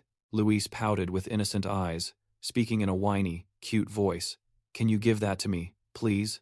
Just moments ago, his attitude had been sharp, but this sudden switch to being well-behaved was instantly creepy. He stiffened and asked, "Are you sick or something?" But Luis ignored him and kept up the act with that same voice and look, slowly sidling closer to Kaj as he spoke again. Please just give it to me." At this point, Kaj couldn't stand it anymore and yelled, "Hey, you little brat! What's wrong with you? You're giving me goosebumps. Get lost." Outside the mansion, Luis's voice still rang out, giving him goosebumps. "Screw you." Kie shooed him away in fear. "Don't come near me." Suddenly, Luis bowed slightly and called out softly, "Big brother?" Kie was stunned, thinking, "Did I hear that right?" Luis was using an adorable face with sparkling eyes, trying to act cute as he whined to Kie, "Can't you just give it to me, huh?" Kie panicked, quickly pulling the box behind him and shouting, "Don't even dream of it. This is a gift for Lucia." Luis put his hands on his hips, tilted his head up, and said, "Damn it, looks like that didn't work." Kie ignored him and sighed. Luis suddenly turned and asked suspiciously, "By the way, what if Lucia doesn't accept the gift?" Kie was stunned after hearing this and replied, "No, that's impossible. Every woman has always loved expensive gifts." The bodyguard had said so, but Luis explained further, "Some people are like that. But it seems Lucia isn't the type to accept expensive gifts for no reason." Kie asked in confusion, "Huh? Is that so?" Luis calmly pulled out a chair and replied, "It's no use." With a smug look on his face, Luis sat down, smiled, and said to Kie, "Sit down, now I'll show you what real romance is." In Kie's room, he seriously took out a pen and paper to jot down what Luis, sitting opposite him, was explaining and saying. So he looked at his notebook thoughtfully and asked, "First, I have to create a sense of closeness with her, and only then can I express my feelings, right?" Luis, sitting across from him eating a cake, nodded and replied, "That's right, and you can't confess suddenly or give expensive gifts." Luis gave the example of Kie giving a large bouquet to Lucia and continued to advise, "A sudden approach will actually have the opposite effect." Kie quickly wrote it down. After hearing this, Kie's face darkened, and he bit down on the pen in his hand and said, "I've already." Suddenly, he threw the pen and notebook away and screamed, "I've already done the opposite of all of this." Luis calmly continued chewing his cake and replied, "That's what I'm saying. If you want relationship advice, you have to choose the right person." After finishing the cake, he turned, pointed at him, and asked suspiciously, "But why do you like Lucia anyway? What's your motive?" He was suddenly startled. With a look of infatuation, Kie began to reminisce and replied, "The first time I met that girl, it was 5 years ago now." Luis sat opposite him with a disgusted expression. Returning to Kie's flashback, a girl with long brown hair was humming a tune with her clear singing voice as she performed for the audience below, among whom he was also captivated, lost in her singing, and he said further, "The first moment I saw her singing at the Zijin Inn was like a light in my dark future." A girl so beautiful and gentle appeared in his mind again as he said, from her hand gestures, her beautiful smile, and her singing voice. In that moment, it was as if she had stolen my heart. Back in the present, after hearing his confession, Luis sighed and said, "After all that explaining, you just fell for the image of Lucia singing." Kie angrily replied, "It wasn't just ordinary singing. Lucia's voice is a perfect harmony." Luis calmly asked back, "If she sings so well, why doesn't she sing anymore?" He hesitated and replied, "That was due to an unfortunate incident." Flashing back to 4 years ago, in the inn, the singer that Lucia admired was holding a performance on stage, with spotlights shining down on her beautiful figure. And to get there, of course, Lucia had begged her parents to go see the show. Since Mona wasn't used to crowded places, they decided to let Mona and her family were on their way to see a performance. But on the way, something happened. A man suddenly appeared. He was frantically trying to control two panicked horses that were charging toward their family of three. Lucia suddenly turned around, but she couldn't react in time. People around them shouted warnings. Lucia, get out of the way. The unfortunate event had already happened. Lying there, Lucia, with a wound on her head, fluttered her eyes open and let out broken cries. She sat up, holding her head, which was still in pain, and called for her mother and father. She sat there, her face darkening, her eyes filled with disbelief at the sight. Right in front of her, across from her were two familiar figures, but beneath them was a pool of blood. She was terrified. Her eyes widened in horror as two streams of sorrowful tears flowed, and she screamed. She collapsed helplessly in despair beside her two loved ones. Both of Lucia's parents died under the carriage wheels. She trembled, unable to speak. Because of this shock, later on, Lucia could no longer sing. After hearing the story, Louise thought pensively, so that's what happened. She thinks her parents died because of her love for singing, so she can't bring herself to sing anymore. He smiled as if he had a brilliant idea and thought, if I just handle this, he thought smugly, I'll have done a good deed and I can get Zen's tear. With that thought, he immediately put his plan into action, turning to Keiji and saying, how could you even think of giving Zen's tear to Sister Lucia? In this situation? Are you out of your mind? Kaji replied in alarm. Huh? With the precious, shining necklace, Luis continued, giving Zen's tear from Zen. The girl who can't sing. If Sister Lucia receives this gift, wouldn't it just bring back the nightmare from the past that she has forgotten? Kaji answered in a panic. Is that so? I didn't think of that. Luis sighed and said, oh my, I have to teach you everything from scratch. You really don't know anything. He continued speaking to Kaji, who was sitting and listening intently. Across from him, that's why I have a proposal.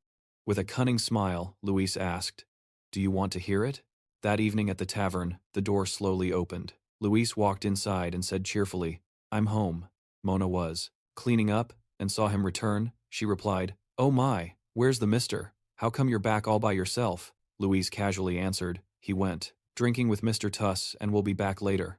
Mona heard this and said angrily, what? That man will do anything. Letting a child come home alone in the middle of the night, what if something had happened? Luis reassured her and said, I'm fine. Where is Sister Lucia? Mona heard him and replied happily, our Luis wants to see Sister Lucia. Lucia is in her room, you can go on up. Luis then happily walked up the stairs towards Lucia's room and said, yes. Thank you, sister. I'll go up first then. Mona also replied gently, okay, go ahead. I'll bring up some snacks for you. Luis continued, upstairs with a confident smile, thinking to himself, all right, now's the time. Let's begin. Flashing back to some time earlier, in Kaji's room, the two were discussing the conditions for their plan. Luis said clearly, if I can make Sister Lucia sing again, you have to give me that necklace. After hearing this, he replied in alarm, what? No way. Luis asked scornfully, why? Don't you want to see Sister Lucia sing again? Kaji hesitated and replied, well, yes, that's true. But Luis quickly pressed Kaji. So what? To you, is that necklace more valuable than Sister Lucia? He was startled and denied it. Of course not. As long as Lucia can sing, I'll give you any necklace you want. Luis, having achieved his goal, happily replied, awesome, so we have a deal. If I succeed, you have to give me this necklace. Kaj replied with a reluctant face. Humph. Seeing that he was still hesitating, Luis added in a serious tone, is that all your devotion to Lucia is worth? You said you would offer her the whole world? Were those just the words of a child? As if his words had hit a nerve, Kaj immediately and decisively sealed the deal with Luis and said, fine, just succeed, and I'll give you the tears of Zen. Waiting for this exact moment, Luis quickly shook hands with Kaj to finalize it and said, excellent, transaction complete. Like a true man, Kaj immediately replied, say no more.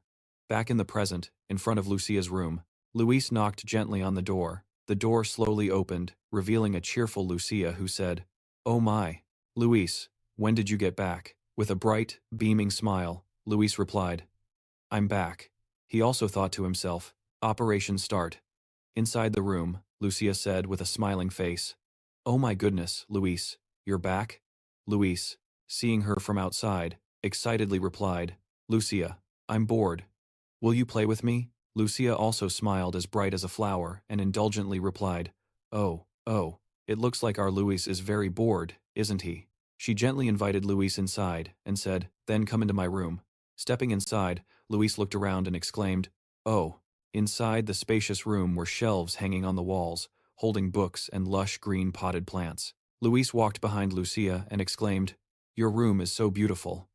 Lucia smiled gently and replied, Haha, thank you. Even though I haven't decorated it much, I'm glad you still like it. Suddenly, Luis seemed to spot something. He looked into a corner of the room and saw an instrument propped up next to a cabinet and said, Not knowing what kind of instrument it was, Luis turned to ask Lucia, What is this? Hearing him, Lucia was startled and replied, Ah, that. She continued to explain, It's called a lute. It's an instrument used for performances. Luis immediately started gesturing excitedly, begging Lucia, Lucia, I want to hear it. Please play it for me. Hearing this, Lucia replied flusteredly, this is. Luis continued his act by grabbing Lucia's dress, looking up with an adorable face to plead with her. Come on. Please. Seeing this, Lucia was helpless and replied, All right, I'll play a little for you then. Lucia sat on the bed with the lute in her hands to perform for Luis, who was sitting on a chair opposite her. Lucia took a deep breath as if to calm herself and exhaled gently, steeling her nerves. Her nimble fingers danced across the instrument, creating soaring melodies. Sitting across from her, Luis couldn't help but be amazed by the wonderful sound Lucia was producing. Luis was moved, marveling to himself. Lucia seemed to become one with the music and her instrument, creating an incredibly poetic scene. Luis thought to himself, so beautiful. Luis felt as if he was immersed in the atmosphere, silently admiring both the sight of Lucia playing and the sound of the music. Truly wonderful. He smiled with satisfaction, thinking, no wonder that guy Kaj is head over heels for her. The music ended, and Lucia stopped, letting out a soft breath. A moved Luis jumped to his feet, applauding and shouting, Bravo! Bravo! Lucia laughed shyly and replied, It's been a while since I've played, so it wasn't very good. Luis immediately denied it, his eyes sparkling with enthusiasm as he said, What are you talking about?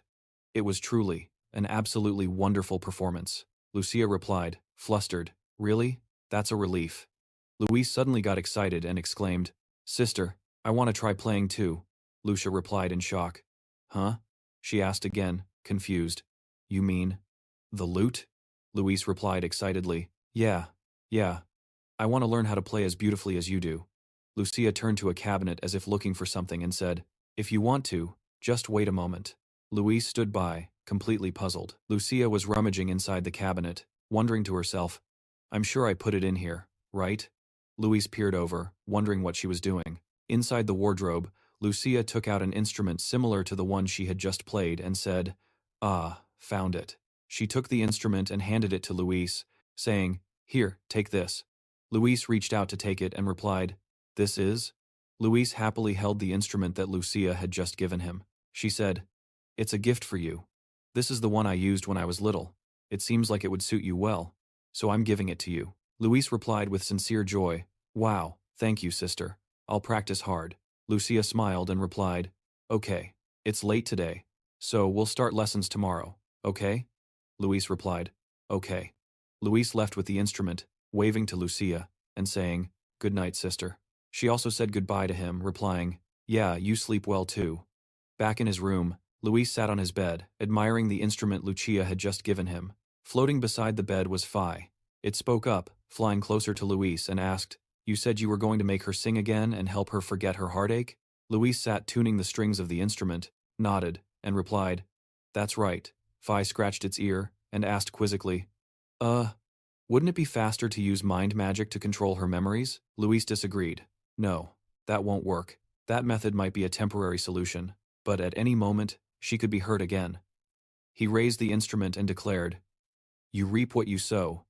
Good deeds are rewarded with good, that is my life's motto. Luis smiled and continued, Since they've treated us well, we must also treat them well in return. Phi sighed and replied, Sigh, we're going off script again this time.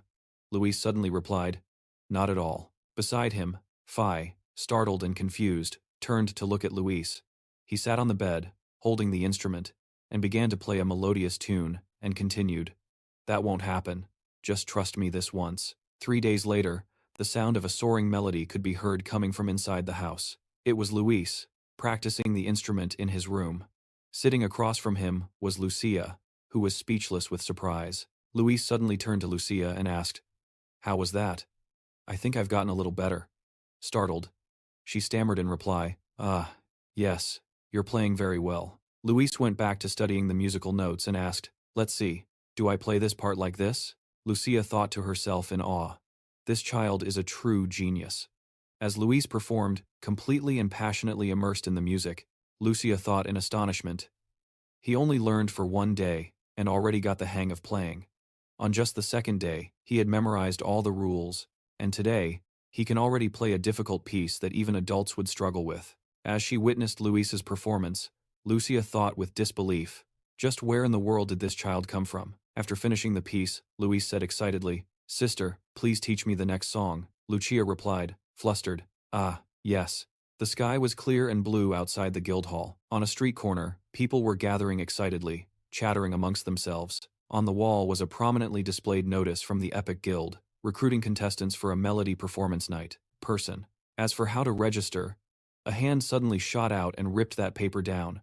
A tall figure with a fur cloak, it was Day One, and beside him were his underlings. Holding the paper in his hand, he said, "A performance by a beauty. What is this? Is it singing?" A man from behind stepped forward to explain to him and said, "Yes, that's right, sir. This is one of the events held at this time every year. The participants who sign up will compete in a singing contest and receive prize money." A girl was standing at the front, with coins as the prize for winning, and everyone was cheering. The man explained further, "That's the most famous of all the events. I heard that those who are eyeing this year's prize have been practicing very hard." After hearing this, De Wyman smiled mysteriously and said, "Is that so? Excellent." The man, confused, asked again, "Sir, what do you mean?" De Wyman crumpled the announcement paper with both hands and replied in his mysterious voice, "The more people that show up." With a terrifying laugh and scary eyes, he turned and continued, "The louder the screams will be." The songstress. Early in the morning, on the bustling streets of a town, Balo's face was full of discomfort, clutching his stomach as he staggered back and forth. As he walked, he was in so much pain he wanted to cry, his voice a mere whisper, "I'm going crazy." He held his forehead and sighed, "Oh man, I'm really getting old.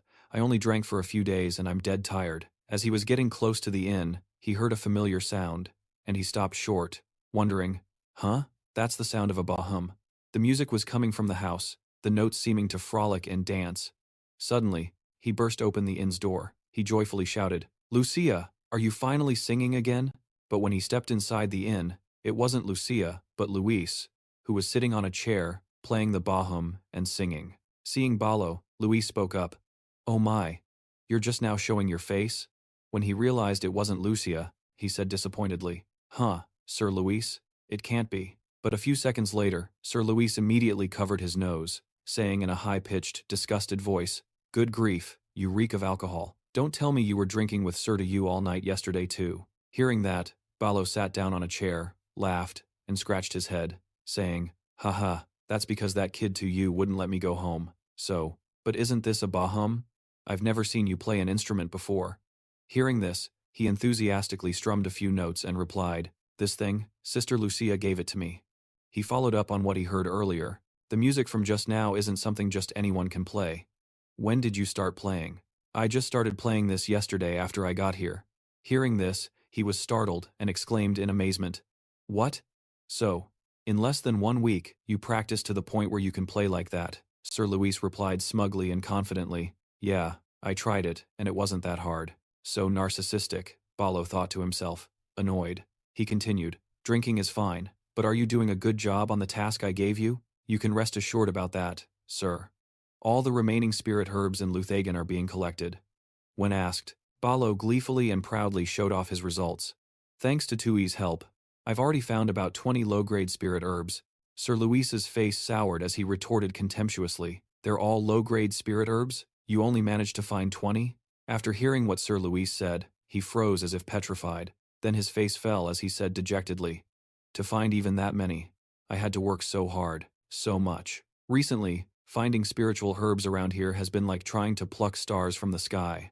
Luis Seo thought to himself, After all, it's a rare item. But for spiritual herbs to be scarce in a port city this large is a bit strange. He then asked him, "Is there any place in this city that researches or raises spirit beasts?" Hearing this, Balo was surprised and waved his hand as he replied, "Spirit beasts, sir? I don't think so. As far as I know, there's no such place. Why do you ask?" Luis So replied with a grim expression. "Because someone other than me is buying up spiritual herbs in large quantities." He voiced his suspicions to Balo as he thought it through. Normally, spiritual herbs are used for spirit beasts or for people who want to increase their internal energy. If it's a person, they can only use a spiritual herb once. Since the supply is limited, there's no need to buy them in such large quantities. However, if someone were raising a spirit beast, they would have to provide a large amount of spiritual herbs periodically. Balo asked doubtfully, "Master, according to your theory, if someone were raising a spirit beast in this city, there's no way Tio Yuso wouldn't know about it." Luis Seo crossed his arms and replied, "That's what's strange. A spirit beast that needs such a large amount of spiritual herbs, and to the point where they have to avoid the Baron's eyes and ears." As he finished speaking, Luis So suddenly had a thought. He thought to himself, "Could it be?" Then he turned and said to the old man, "Balo, can you find out who has been buying the spiritual herbs from the shops?" The old man stroked his beard in thought and replied, "That will take some time, but if I ask Teo Yuso for help, it shouldn't be difficult." Luis So continued, "Verify the identities of these people, and track where the spiritual herbs they bought are going. Once you find the location, take Phi with you and search it." Hearing her name mentioned, the butterfly fairy Phi immediately flew over, while Balo asked, suspecting that Luis Seo was planning to steal the spiritual herbs, "I will do as you say, but why are you doing this, sir?" He crossed his arms and glared angrily at Balo. "What, do you think I'm a thief? Although I can't be certain yet, that Yumon fellow might be far more insane than we imagined." Balo immediately replied, "Understood, sir. Well then, for now, I'll just go and get some shut-eye." He was about to stand up but was stopped by Luis So, who asked, "Where do you think you're going?" Balo was confused and asked, "Sir?" Luis Seo closed his eyes, waved his hand dismissively, and said, "Do it right now." The old man immediately started gesticulating wildly, protesting to Luis So, "But I just got back. You still reek of alcohol." Luis So just smiled gently and said in a deeply menacing tone, "It seems our dear Balo starts acting up at the slightest provocation, doesn't he? Perhaps we should relive some old memories?" Hearing that, the old man let out a groan. Seeing Luis So's attitude and hearing his tone of voice, he had no choice but to bitterly swallow his tears, gripping the doorknob resentfully as he replied, "I'm going right now, sir." But as soon as he opened the door, he froze. Outside, the street was incredibly bustling, like a festival event was underway, with all sorts of people gathered, eagerly laughing and talking. Seeing Balo just standing there, a curious Luis Seo walked over, pushed him aside, and asked, "What is it? What's with all these people?" Hearing the question, the old man remembered and replied that the Bountiful Catch Festival was about to begin. Luis So repeated his words, full of doubt. "The Bountiful Catch Festival?" He immediately replied, "Yes, although this city is now famous for its commerce, it was once just a small fishing village. Every year, they hold the Bountiful Catch Festival to pray for the safety of the fishermen who go out to sea, and brought back a full catch of fish.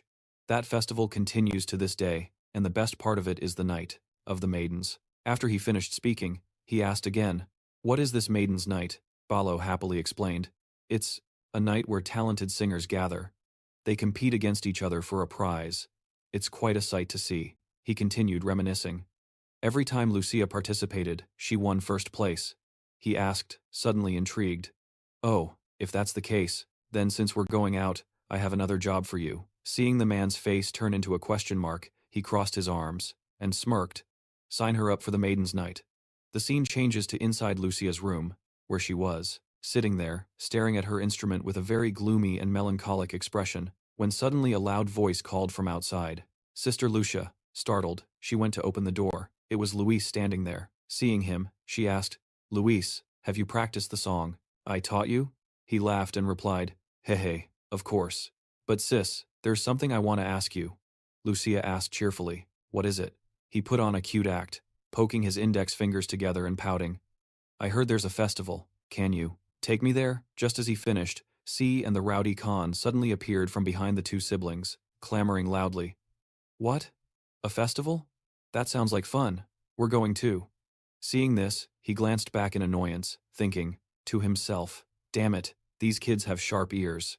Lucia saw this and covered her mouth with her hand, smiling as she said, "So, you want to go see the festival? It makes sense. It's been so lively outside lately, so you kids are curious." Lucia rested her chin on her hand and said worriedly, "But because it's festival season, there are a lot of foreign tourists, so we can't just leave the inn unattended." While she was worrying about what to do, a voice suddenly spoke up. "Let's go." Everyone turned towards the voice to see who it was. Mona walked in with her hands on her hips and shouted, "Let's go, everyone, let's go see the festival." She cheerfully patted Luisa's head and said, "Our little princes and princesses want to go see it. Of course we have to go, right?" The little boy smiled brightly. "Ha, ha." Then Lucia turned to Mona and asked, "Are you really going?" "What about the inn?" Mona was patting the kids' heads as she continued, "Closing for one day is fine. Besides, we don't have any guests yet. Let's just have a blast today, and we can work hard again tomorrow." Hearing her say that, Lucia had no choice but to agree, saying, "Yes, ma'am. I'll go get ready then." Mona excitedly raised her hand high and shouted, "Kids, let's go have some fun." Hearing that, the rowdy Chan also replied in unison, "Let's go." After that, they temporarily closed the inn and went out into the streets where the festival was taking place. As they walked, C asked, "There's going to be a lot of delicious food at the festival, right?" Mona immediately replied, "Of course, I'll buy you all some really tasty food," Khan said excitedly. "I'm so excited." Meanwhile, Luis was walking behind them, observing. He thought to himself, "Excellent. Everything is going according to plan. Time for the next step." One evening, the sky was filled with twinkling stars. Down in the town, it seemed like something was happening as all the houses had their lights off, looking peaceful and a bit lonely. Fi was dressed just like a detective on an investigation. Right now, she was lurking, peeking back and forth outside of a warehouse. After making sure no one was around, she swooped down into a nearby barrel, then used her hand to lift the barrel lid, and continued observing the building in the distance, as if she had seen something. She let out a small gasp. Fi wondered what that was. Could this be the warehouse Balo mentioned? Faye recalled Balo's words, that the merchants primarily traded spirit herbs at the warehouse on the far west end of this harbor. "Although I don't know what Master Luis is looking for now. You should investigate that building just in case." The flashback ended, and she confidently declared, "All right then. I am the loyal servant of Master Luis. No matter what they're hiding, I'll bring it to light." With that, she zipped right into the building through a window. Inside, 2 guards were on duty, passing the time by playing cards. Faye, at this moment, had flown inside and was now hanging from a spider's thread on the ceiling. Then, she landed softly onto a distant crate. Meanwhile, one of the guards, a man with short brown hair, let out a huge yawn and complained, "Ugh, I'm bored to death. How much longer do we have to stay in this damp warehouse?" The guard with long white hair, who was holding his cards, heard this and replied irritably, "Stop whining. Shut up and draw a card." The boss said he'd contact us before the festival is over. Just as they were about to resume their game, a loud rumbling sound echoed from behind the white-haired man, startling him immensely. Faye, who was hiding behind a crate, also peeked out to see and thought to herself, what was that noise? Could it be a wild beast? The 2 guards, however, remained calm. The brown-haired one said, "Humph, it's acting up again." The white-haired guard broke the tense silence, saying, "Hey, I went last time, now it's your turn." Hearing that, the brown-haired guard walked over to a stack of crates and picked one up, and as he carried it, he grumbled, "Just how much does it need to eat to be satisfied?" Meanwhile, Faye had gathered her own forces, a few mice. She gave an order to one of the mice. At that very moment, the mouse immediately darted out. It rammed right into the leg of the guard carrying the crate. The impact made him lose his balance, and he stumbled and fell, causing the entire crate he was holding to drop. Afterward, all the spirit herbs inside spilled out onto the ground. The white-haired guard saw this and sighed in exasperation. "You pathetic oaf. Can't you carry it properly?" The brown-haired guard shot back an annoyed look and yelled, "What was that?" Suddenly, she saw what had spilled from the crate and was shocked, thinking, "Wait, aren't those spirit herbs? If so, does that mean all of these crates are filled with them? This is bad. I have to find out where these spirit herbs are going." With that, while the 2 guards were still arguing, she stealthily flew over to the spilled crate of spirit herbs and hid inside, waiting for a chance to investigate further. Meanwhile, the 2 guards were still bickering. one blaming the other. This is what happens when you don't bother to clean up. That's why we have mice. Faye pushed some of the spirit herbs aside to observe the two men's movements. The brown-haired guard was fuming as he picked up the crate, cursing the white-haired one under his breath. Damn it. So it's my fault there are mice? He expects me to clean the warehouse? The brown-haired guard carried the crate down a staircase, still muttering angrily. He gets paid the same as me. So why does he act like he's my boss? Faye, hidden inside, thought to herself, stairs leading down to a cellar? I wonder where they lead. A moment later, the guard had carried the crate down into a cellar that opened up to the river flowing through the city. He then placed the crate of spirit herbs on the ground and stood up to leave. But before he left, he also turned. He glanced back at the dark, distant sewer tunnel for a moment. Suddenly, a splash echoed from within, followed by a deafening scream. The sound sent shivers down his spine, tears streamed from his eyes, and he immediately scrambled away from that place as fast as he could. Only Fim was left, hiding in the barrel. After a moment, she surfaced, unable to bear the stuffiness any longer. Is he gone? But just as she composed herself, a massive dark figure appeared right in front of her. Humph! A few seconds later, once her eyes adjusted, she gasped in astonishment. Oh my God! A monster suddenly appeared. It's dark blue with two glowing red eyes, some kind of red symbols on its forehead, and jagged spikes, looking like some kind of sea monster from the ocean. A strange, blue monster had suddenly appeared. The scene shifts back to the town. Everyone was excitedly enjoying the festival, and the children were dressed up in costumes of all different kinds. It's a dragon. Run. Haha, hey, stop right there. Meanwhile, the two kids, C and Khan, were each holding a skewer of what looked like candy. They shouted in unison. The festival is amazing. Mo, standing nearby, heard them and asked enthusiastically, It's great, isn't it? They say the Full Bay Prayer Festival is the best festival on the entire frozen continent. There's a reason people say that. Louis So was intently observing the crowd, thinking to himself, this festival is huge. I've never seen one this big before. It's almost like a parade, right? As he was lost in thought, a food skewer suddenly appeared in front of his face. Here, this is for you, he asked in confusion. Huh? What is this? It was Lucia who had offered it. She introduced it excitedly. This is an iced fruit skewer. You can only get it at this festival. You'll love it. Hearing that, he put it in his mouth and took a bite, and after that one bite, he couldn't help but exclaim internally, this tastes just like the candied fruit skewers I ate in my past life. Seeing that Louise had eaten, Lucia turned and asked, So, is it good? It's your first time trying this, right? Hearing her question, he chuckled and pretended to answer, Haha, yes, it's delicious. As they were talking, a familiar melody drifted from a distance, and Louise spoke up. Huh? Is that a Ba Hung lute? It sounds like someone is playing one. Lucia suddenly looked a bit worried and said, they must be holding the preliminaries for the Night of Beauties. Seeing his chance, he immediately grabbed Lucia's hand and pulled her toward the sound of the music. While he ran, he said, This must be interesting. Let's go check it out. Hurry up, sis. But Lucia still seemed worried about something, stammering, Okay. A short while later, they both arrived at the audition venue. It was already packed with people watching the stage. Right now, a tall, dark-haired young man was performing, but the sound of his instrument sounded like a duck quacking in a thunderstorm. A voice commented, Humph, which made Luis's ears hurt so much he almost coughed up blood. He said uncomfortably, Sis, why is everyone so bad at playing?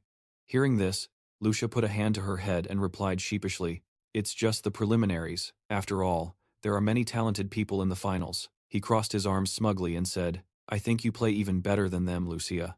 But Lucia's face suddenly looked very sad. Seeing this, he turned, grabbed her hand, and continued, This won't do, sis. You're coming up there with me. Lucia, suddenly being pulled by him, exclaimed in surprise. What? He ignored her reaction and insisted on pulling her along. Come on, hurry up, sis. Hurry up, she said in a panic as he pulled her along. Wait, Luis. The two of them arrived in front of a man. He was overweight and seemed to be the conductor for tonight's festival. Seeing them rush over, he asked, Huh? Who are you, kid? You have to register in advance to participate in this event. Luis immediately stepped forward and whispered in his ear, I've already registered under the names Luis and Lucia. The names are on the list. Could you please look for them for me? But as soon as he said that, the man recoiled in shock and exclaimed, What? Lucia? You don't mean Lucia from the Sagan Inn? Down below, the crowd heard this and began to whisper amongst themselves. What? Lucia from Sagan? Is it really her? It really is Lucia. But, hasn't Lucia stopped singing lately? I think so. I heard she stopped singing after that incident. She became unsteady on her feet and started panting when she heard those words, feeling like the air around her was suffocating and there was no air left. Asterisk. Gasp. Gasp. Gasp. Asterisk. She turned to run away. Suddenly, she froze, stopping in her tracks. Lucia turned back to see Luis standing there, looking at her with a serious expression. He smiled and said, "Don't worry, I can sing, so you just need to play the instrument." Hearing this, Lucia was surprised, her eyes widening at his boldness, and she exclaimed, "What?" Luis held out his hand, expectantly waiting for Lucia, who was holding the instrument, to agree. Luis took the instrument and handed it to Lucia, saying cheerfully, "Don't worry, I'll sing, you just need to play." She held the instrument, standing there stunned, and said nervously, "What did you say?" But. As she was speaking, the conductor came over and asked, "Are you not ready yet? If you need more time, we can do it later." Hearing that, Lucia stammered in response, "Ah, about that."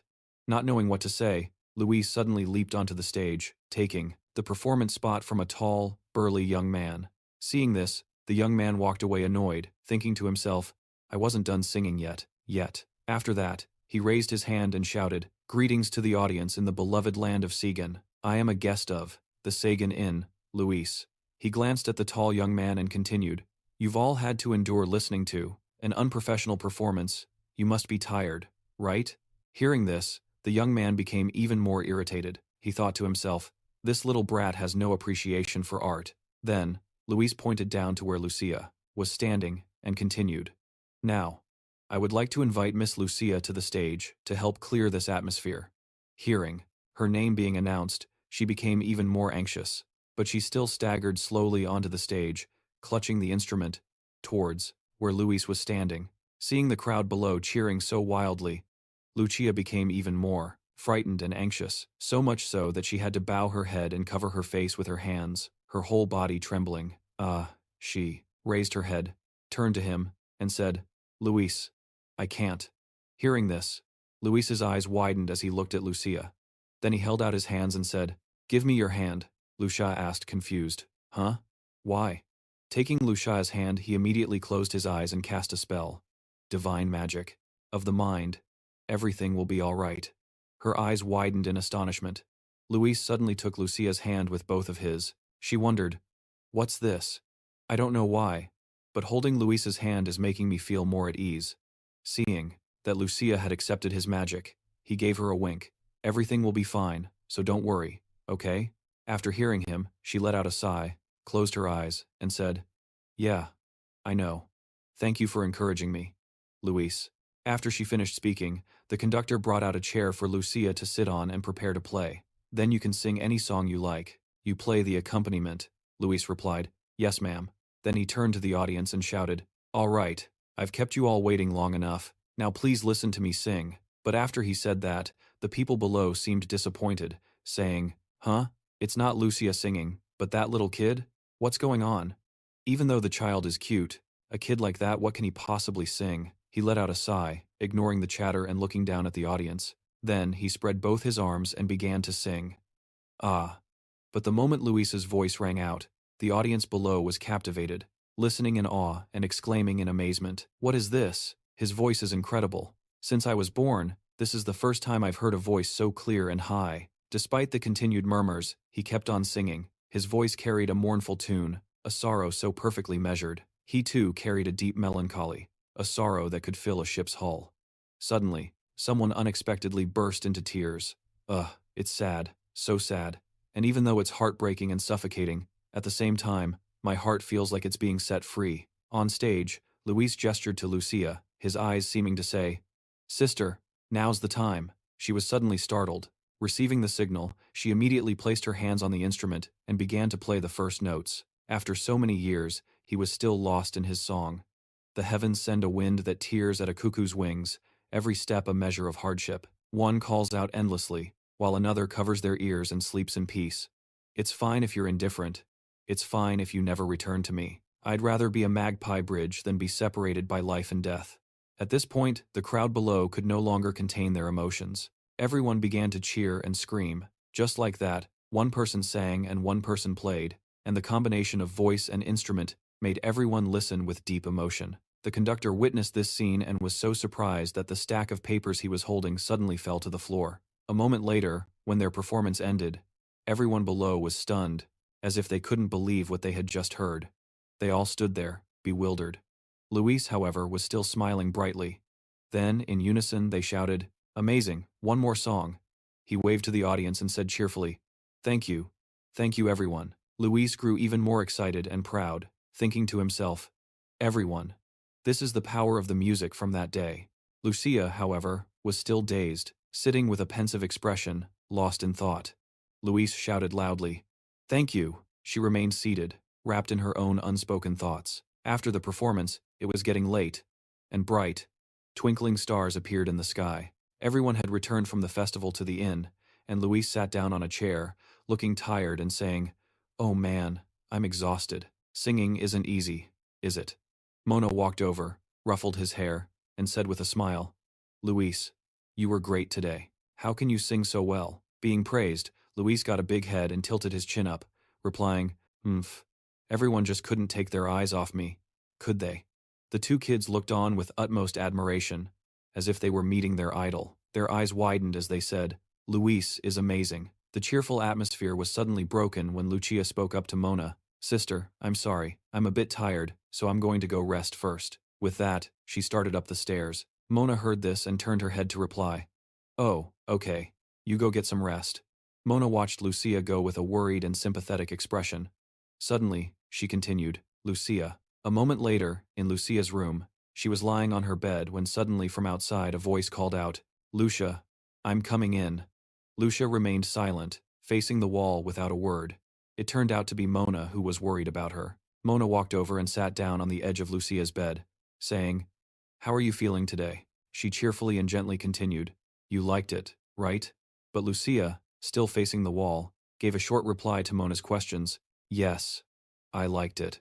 Mona smiled and continued, "That's a relief. It's been so long since I've seen you on stage, so I also really liked it." As she was speaking, Lucia suddenly sat bolt upright, looked at Mona, and asked, "Sister, you don't hate me, do you?" Hearing this, Mona asked in surprise, "Me? Why would I?" At this point, Lucia could no longer hold back her emotions, and said through her tears, because of me, our parents." Before Lucia could finish her sentence, Mona immediately gave her a light knock on the head and angrily shouted, "Will you stop with this nonsense?" The sudden pain made Lucia cry out, "Ah! I've told you so many times already, that wasn't your fault. It was our parents' choice to protect the one they loved most. And I also love you more than anything in this world, just like our parents did, so don't say things like that anymore." She was surprised to hear Mona's words. With that said, the two sisters hugged each other and sobbed. Mona continued through her tears, "I won't force you to sing right away, just keep performing on stage little by little, like you did today. One day, you'll be able to sing again just like you used to, right? Our voices are most beautiful when we sing, aren't they?" Hearing those words, Lucia began to cry like she had never cried before. "Yes, sister." Outside the door, Luis had been standing there listening to everything, and he chuckled softly. "Ha, I've done it again." He snapped his fingers as he walked back to his room, not forgetting to say, "Step 1, a complete success." But when he opened his room door, he was shocked. "Huh?" After seeing the scene before him, he yelled, "Finn!" She was injured, collapsed on the floor, her body covered in wounds, and she trembled as she said, "Gasp, gasp, Moss, master." Seeing this, he immediately ran over, scooped her into his arms, and worriedly asked, "What happened? Why are you injured this badly?" Finn gasped for breath and struggled to reply, That thing. The guy at the warehouse on the west side of the port." Before she could finish, she collapsed in Luis's arms. Seeing this, he panicked and yelled, "Finn, wake up!" He screamed again as if he couldn't believe his eyes. Scene change. A warehouse appears, its lights still on. Balo hurriedly kicked the door, sending it flying open. With an angry expression, the two guards on duty were startled and yelled, "What? What the hell? Who are you?" He didn't answer their question, but stood with his hands on his hips and said, Well, I was wondering where all the elixirs in Luthien went, and it turns out they're all here?" The white-haired subordinate heard this and played dumb, asking, "You, what the hell are you talking about? We didn't." The moment he finished speaking, Balo rushed forward, grabbed him by the collar, and lifted him up. He said with a fierce look, I know everything you've been doing here. While I'm still being nice, you'd be wise to bring it out. The white-haired man was terrified but still pretended to be clueless, asking, what on earth do you mean? As soon as he said that, a footstep was heard from behind him, and a voice said, I'd appreciate it if you'd let my subordinate go. It turned out, that person was none other than Digimon. He then continued, although I don't know what brings you here, Sir Below, but let's try talking first. Maybe we can clear up this misunderstanding. After hearing that, he immediately threw the subordinate he was holding far away and turned back to say to him, usually, only those with ill intentions want to talk. However, Balo then pointed towards the stack of barrels on the other side, then looked at Digimon and asked, all right then, explain why you all are hiding so much spirit medicine in this warehouse? His expression turned grim as he said, don't tell me you're plotting some kind of secret conspiracy? Hearing Balo say this, Daemon wasn't scared at all. In fact, he replied smugly, I don't understand what you mean, sir. He then smugly pointed towards the barrels of spirit medicine and said, those barrels of spirit medicine are legally purchased goods for export to the Autumn continent. I don't know where you heard this story, but there must be some misunderstanding here, right? Balo immediately replied, is that so? In that case, it wouldn't be a problem if I searched the warehouse, would it? He casually replied with ease. If you wish. That was all Balo needed to hear. He immediately grabbed his huge hammer and charged straight for the door, then kicked it wide open, revealing a staircase leading down. This was the place Phi had been to before he ran into trouble. Once he got to the bottom, he stood there observing his surroundings for a moment, before asking, this place is? Before he could wonder any further, Digimon and his two subordinates also came down, and he said, I heard this was where they built small fishing boats, back when the Gen was still a fishing village. Digimon smugly crossed his arms and said, now we occasionally use it when transporting goods. But he didn't believe him and replied, from what I can see, it looks like this place is hiding something. Balo gripped the hammer in his hand, as if preparing to throw it. Suddenly, he hurled the hammer hard to the left. Instantly, the hammer shot off like an arrow as he shouted, spirit object. Then, the hammer flew into the pitch-black tunnel. He started to get so worried that sweat began to pour down continuously. However, after the hammer had been flying for a while, there was still no sound. Seeing this, Balo was surprised, the sweat coming down even more as he exclaimed, damn it, why isn't there any reaction? Digimon saw this and said to Balo, you see, sir, didn't I tell you there was nothing here? Meanwhile, he was still in disbelief, saying, no, it can't be. Balo got angry, snatched the torch from a subordinate's hand, and continued, I'll go confirm it myself. Following behind him were Daemon and his two subordinates. As they walked, he said, you seem more persistent than you look. Sir. After walking for a while, they reached a dead end, with a solid wall in front of them. Balo became even more bewildered and said, is there really nothing here? Meanwhile, Daemon, feeling emboldened, stepped forward and said triumphantly, I already told you, there's nothing here. He continued with a contemptuous look, if you continue to make things difficult for me, I won't be able to just sit back and do nothing, Mr. Balo. At this point, having found nothing, he had nothing left to say. He could only close his eyes and sigh, and had to give up. A moment later, they all stepped outside the warehouse. Luis was already standing there waiting. Seeing Balo, he pretended to wave and asked, hey uncle, what are you doing here? He waved his hand and said, Mona is looking for you. You didn't sneak off for a drink somewhere again, did you? After that, Balo walked over to Luis and whispered to him, I went down to the tunnel like you said, but there was nothing there. Hearing this, Luis replied to him, it seems we've moved. I'll handle this. Step aside. With that, Luis stepped forward and said, hello.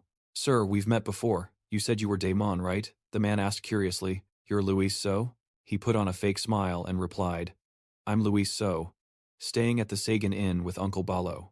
Hearing this, the subordinate with white hair spoke up. Boss, that's the kid I told you about from the night of the pageant. The man seemed to remember and said, ah, I see. Daemon came closer, leaned down in front of him, and flashed a bright smile. Ah, you're the kid who went up on stage to perform with Lucia, right? I heard you're a very good singer. Luiso laughed and replied, he. Yes, that's right. He grinned, showing off his bright white teeth, but it didn't look friendly at all, as if it were hiding some evil scheme. It's not easy to convince Lucia to get on stage, You've got some talent, huh, kid? Daewimon leaned in closer, still smiling as he spoke to Luis. So, think you can convince your uncle for me? Luis So asked blankly. Convince him of what? Daewimon made a vicious face and said in a threatening tone, if you corner someone without any evidence, you might end up with a sudden death just like Lucia's parents. Hearing those words, Balo flew into a rage, ready to charge forward and fight the man, yelling, what did you just say, you damn bastard? Seeing this, Luiso immediately raised a hand to stop him, saying, my uncle is a simple man, so he acts without thinking. I'll do my best to convince him. The man replied with satisfaction, good. It's lucky you're such an understanding kid. Suddenly, Luiso noticed that Daewimon was wearing something behind him, and he thought to himself, humph, that thing. He looked at the man and took the opportunity to ask, but sir, I have a question. Daemon was visibly startled, then glanced back at Luiso and asked, what is it? He quickly replied, the horn you're wearing on your belt, what is it? The man's expression darkened as he asked, why are you so curious about that? He nonchalantly smiled and replied, it looks so cool, so I want to buy one too. The man looked a little scared and broke out in a cold sweat. They aren't sold everywhere, so it's very hard to buy one. Well, we'll be going now.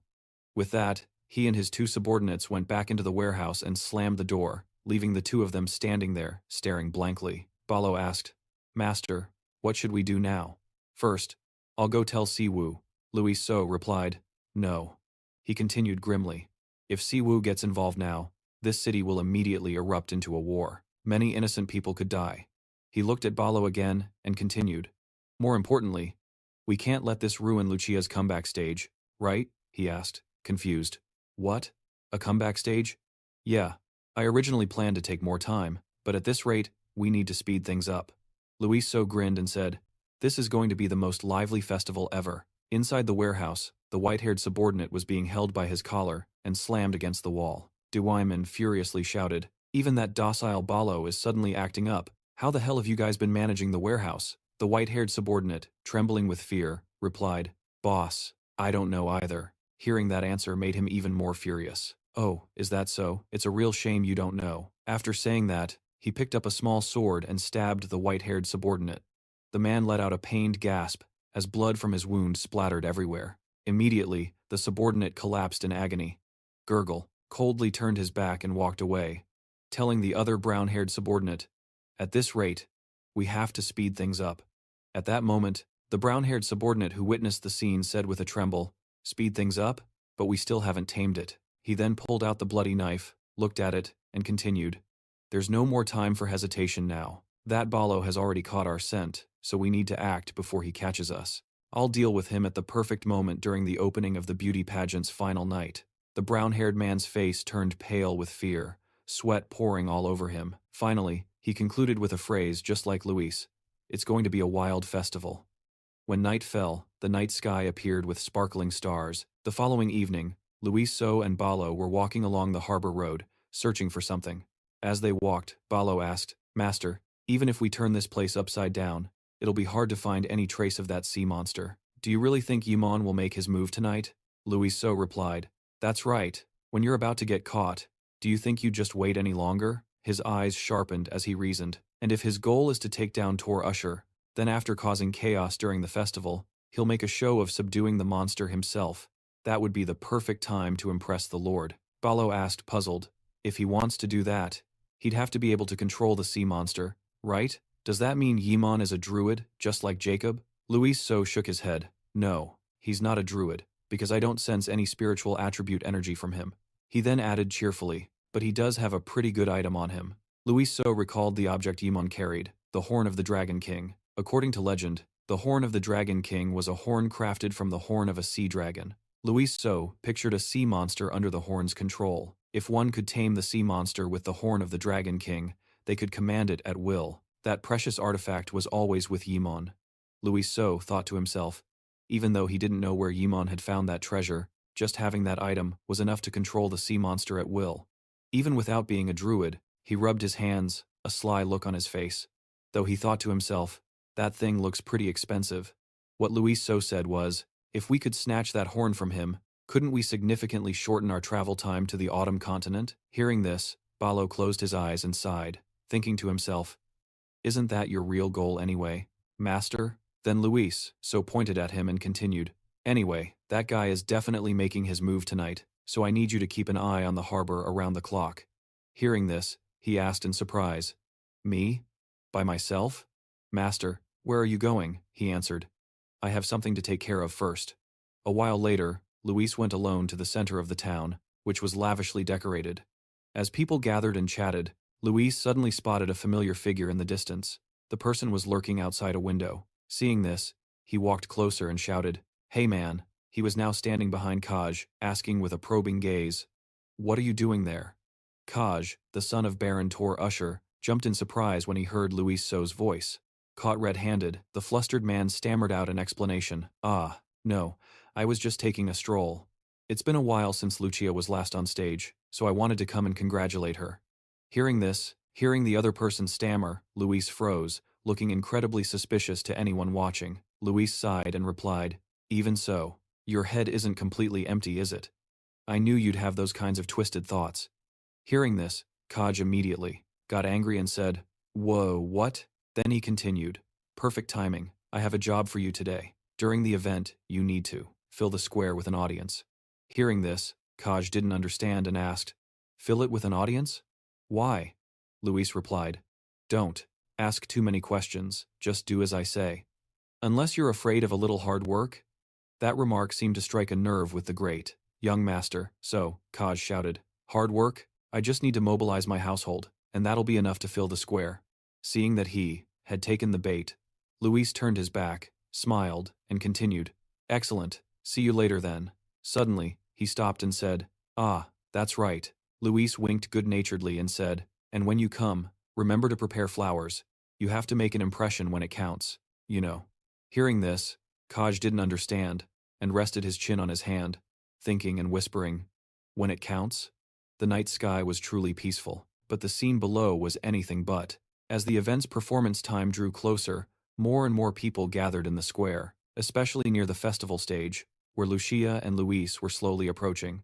Lucia was clutching her instrument, and seeing such a scene, she became anxious and said, So many people, huh? There weren't this many people at the last servants' night, were there? Meanwhile, Luis looked around with his deadpan eyes, thinking to himself, How did he pull this off? That guy Kaj really did fill the square. Just then, the music on stage began to play, making Lucia even more nervous. Then, a female host appeared, waving and saying, Thank you everyone. Lucia stood there, looking up at the stage, thinking to herself, I never thought this day would come. She turned to look at Luis, thinking, If it weren't for Luis, I wouldn't have even dared to dream of this day. On stage now, the female MC had given way to the conductor. He said, Yes, and next up on the program, he said, enthusiastically pointing down at the audience, are our impressive contestants, aren't they? That's right, it's Lucia and Luis. Please give them a round of applause. After hearing the introduction, Lucia immediately became anxious and started breathing heavily. Who? Luis's voice rang out, reassuring her, Sister. Hearing him call, Lucia looked down and stammered, Luis? Seeing this, Luis turned and placed a hand on Lucia's, saying, Coming this far is enough, sister. Don't just run away from the painful memories anymore. She looked down at him in astonishment. Luis, sincerely, continued, If your parents in heaven saw you unable to sing because of guilt, what would they say? Suddenly, hearing Luis say that, Lucia was completely shocked and asked, What, Luis? How did you know about that? But he didn't answer her question, instead, grabbing his instrument and walking straight onto the stage. Lucia called after him, Luis, and then, he turned his head back with a serious expression and said, Listen and think carefully, sister, about what your parents truly wanted. Then Lucia hesitated, thinking to herself, what my parents wanted. After that, he stood in the middle of the stage with his instrument, getting ready to perform. Seeing this, the crowd below began to wonder, Huh? Is it just that kid singing alone today? What about Lucia? Where did Lucia go? Ignoring the crowd below, he began to sing. Luis immersed himself in the melody and sang out, In the cold winter, I fall asleep under a warm blanket. In my dream, I walk across a snow-covered field. White. As his voice rang out, the people below were completely astonished. Luis continued to sing as he walked, as snow fell like a gray blizzard. Hearing those words, the man from the crowd below earlier started to cause a commotion, looking surprised. Huh, isn't this the song, A Child's Dream? I used to sing it with my parents a lot when I was little, another person chimed in. In the preliminaries, he sang a song no one had ever heard before, but today, it's a song that everyone knows. Another person said, either way, it's wonderful to hear that boy's voice. Someone agreed, saying, that's right. It's like being drawn into some kind of magic. On stage, Luis continued to sing. Hearing the scary sounds in the dark forest, the white-furred monster gives chase. Oh, it's so scary. Mommy, Daddy, please help me, Mom and Dad. Lucia stood to the side, hugging her instrument. When Lucia heard the lyrics of that song, memories came flooding back, remembering the moments with her parents. Then she thought to herself, this is what Mom and Dad wanted. After that, she slowly walked step by step onto the stage, approached Luis, and began to sing, tears streaming down her face as she sang, recalling every memory that passed with her parents. Look at the beautiful baby sleeping in the blanket. Lucia sang while crying. Our child is about to cry. It seems they're having a scary dream. She remembered her childhood when her parents were still around. She used to sing just like this. It's okay, it's okay. Mom and Dad are here. Dad will use his axe to chase away the monster. The image of her parents with their gentle smiles appeared in Lucia's mind. It's okay, it's okay. Mom and Dad are here. Mom will hold you tight in her arms. Meanwhile, down below, Mona and the two kids, Khan and Kanye, were also there watching. Mona was also moved and exclaimed, Lucia. Then she clasped her hands and looked at Lucia on stage, recalling her conversation with Luis. The song that our parents used to sing to us when we were little. Why? At that time, Luis replied, because I definitely want to sing it for someone. Returning from the flashback, she covered her mouth as tears fell, whispering, that's why I asked back then. Lucia, thank you. On stage, Lucia continued to sing with Luis. My dear child, Mom and Dad will always be with you, until the sun shines and the snow melts. The performance ended, and Luis snapped his fingers lightly. A moment later, their performance was finally over. Lucia, her face covered in sweat, was speechless.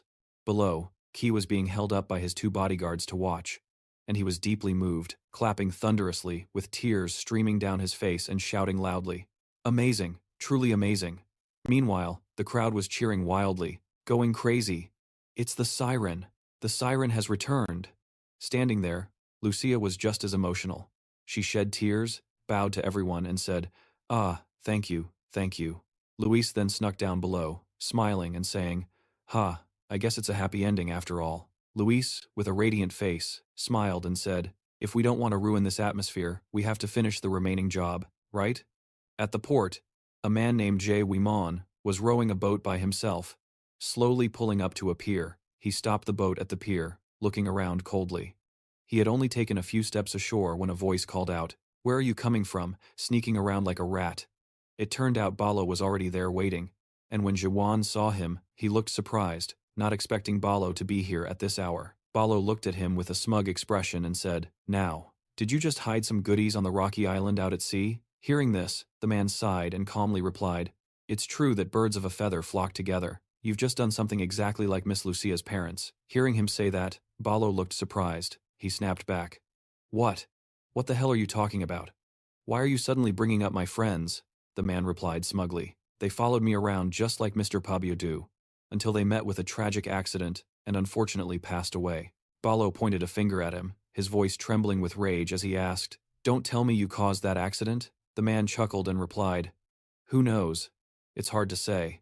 He continued smugly, but I can guarantee that I will never let anyone interfere with my work. At this, Balo could no longer contain his anger and grabbed his hammer. He charged at the disgusting man and cursed, you bastard! Rushing forward with eyes full of fury, Balo swung his hammer down hard, but Demon blocked the hammer with his two swords. He said with a confident tone, did you really think I could face Tuseo without having any strength of my own? After speaking, he used his two swords to push Balo away, and immediately, his subordinates appeared from all directions, surrounding Balo. Seeing that he had the upper hand, he sheathed his two swords. He continued arrogantly, oh, by the way, you don't need to worry about the two young ladies in Zajan. He laughed vilely, and said, I'll take good care of them, haha. Hearing those words was like adding fuel to the fire, making Balo even more furious as he yelled, you scumbag, I'll kill you. He was about to charge straight at him, but his path was blocked by the subordinates. Seeing this, he said, "Humph, get out of my way." Daimon was now facing the sea, holding the cabinet in his hands and saying, "Well then, shall we continue? Shall we?" But suddenly, a voice rang out from behind him. "Hey, are you in the wrong place, mister?" Luis, who was sitting on a barrel, said, "The festival isn't here, it's over at Flag Square." Daimon turned around in surprise. He glanced over and said, "Wandering around this late at night will get you a scolding from the adults, kid." Then, Luis jumped from the barrel and replied, "Thanks for the warning, mister, but my family is pretty liberal, so it's fine." He placed his hands behind his neck and walked towards Daimon, saying, "Anyway, I was planning to handle this gently." He winked and continued, "But making my sister Lucia cry is not okay, so I'll have to teach you a lesson you'll never forget." Hearing what Luis said, the man immediately looked down on him, thinking Luis was just a little kid, and glared at him, saying, "You little brat, who do you think you're acting all high and mighty with?" Luis smirked and said, "But fine, I wasn't planning on going easy on you just because you're a kid anyway." After speaking, he immediately drew two swords from his hips and lunged to stab Luis. But just as quickly, Luis cast a spell, and a purple, spherical orb appeared around him, causing the man's two swords to be unable to touch him. Witnessing this, he was stunned and stammered, Spatial magic? You're a mage?" But Luis paid no attention to his words, simply cleaning out his ear and saying, "So much talking, hurry up and attack." Before Daimon could react, Luis attacked with his fist, adding, "Otherwise, it's my turn." Although he managed to cross his arms to block, the destructive force of Luis's punch still sent him flying a good distance, only stopping when his back slammed hard against a wall. Daimon cried out in pain. "Ugh." Luis looked at his opponent trembling on the ground and continued, "Oh, you can still take that? You're better than Balo, then." Right. Balo was dealing with his minions, and when he heard what Luiso said, he replied, "You're making comparisons at a time like this?" Suddenly, a massive shadow loomed over him. Luiso was surprised.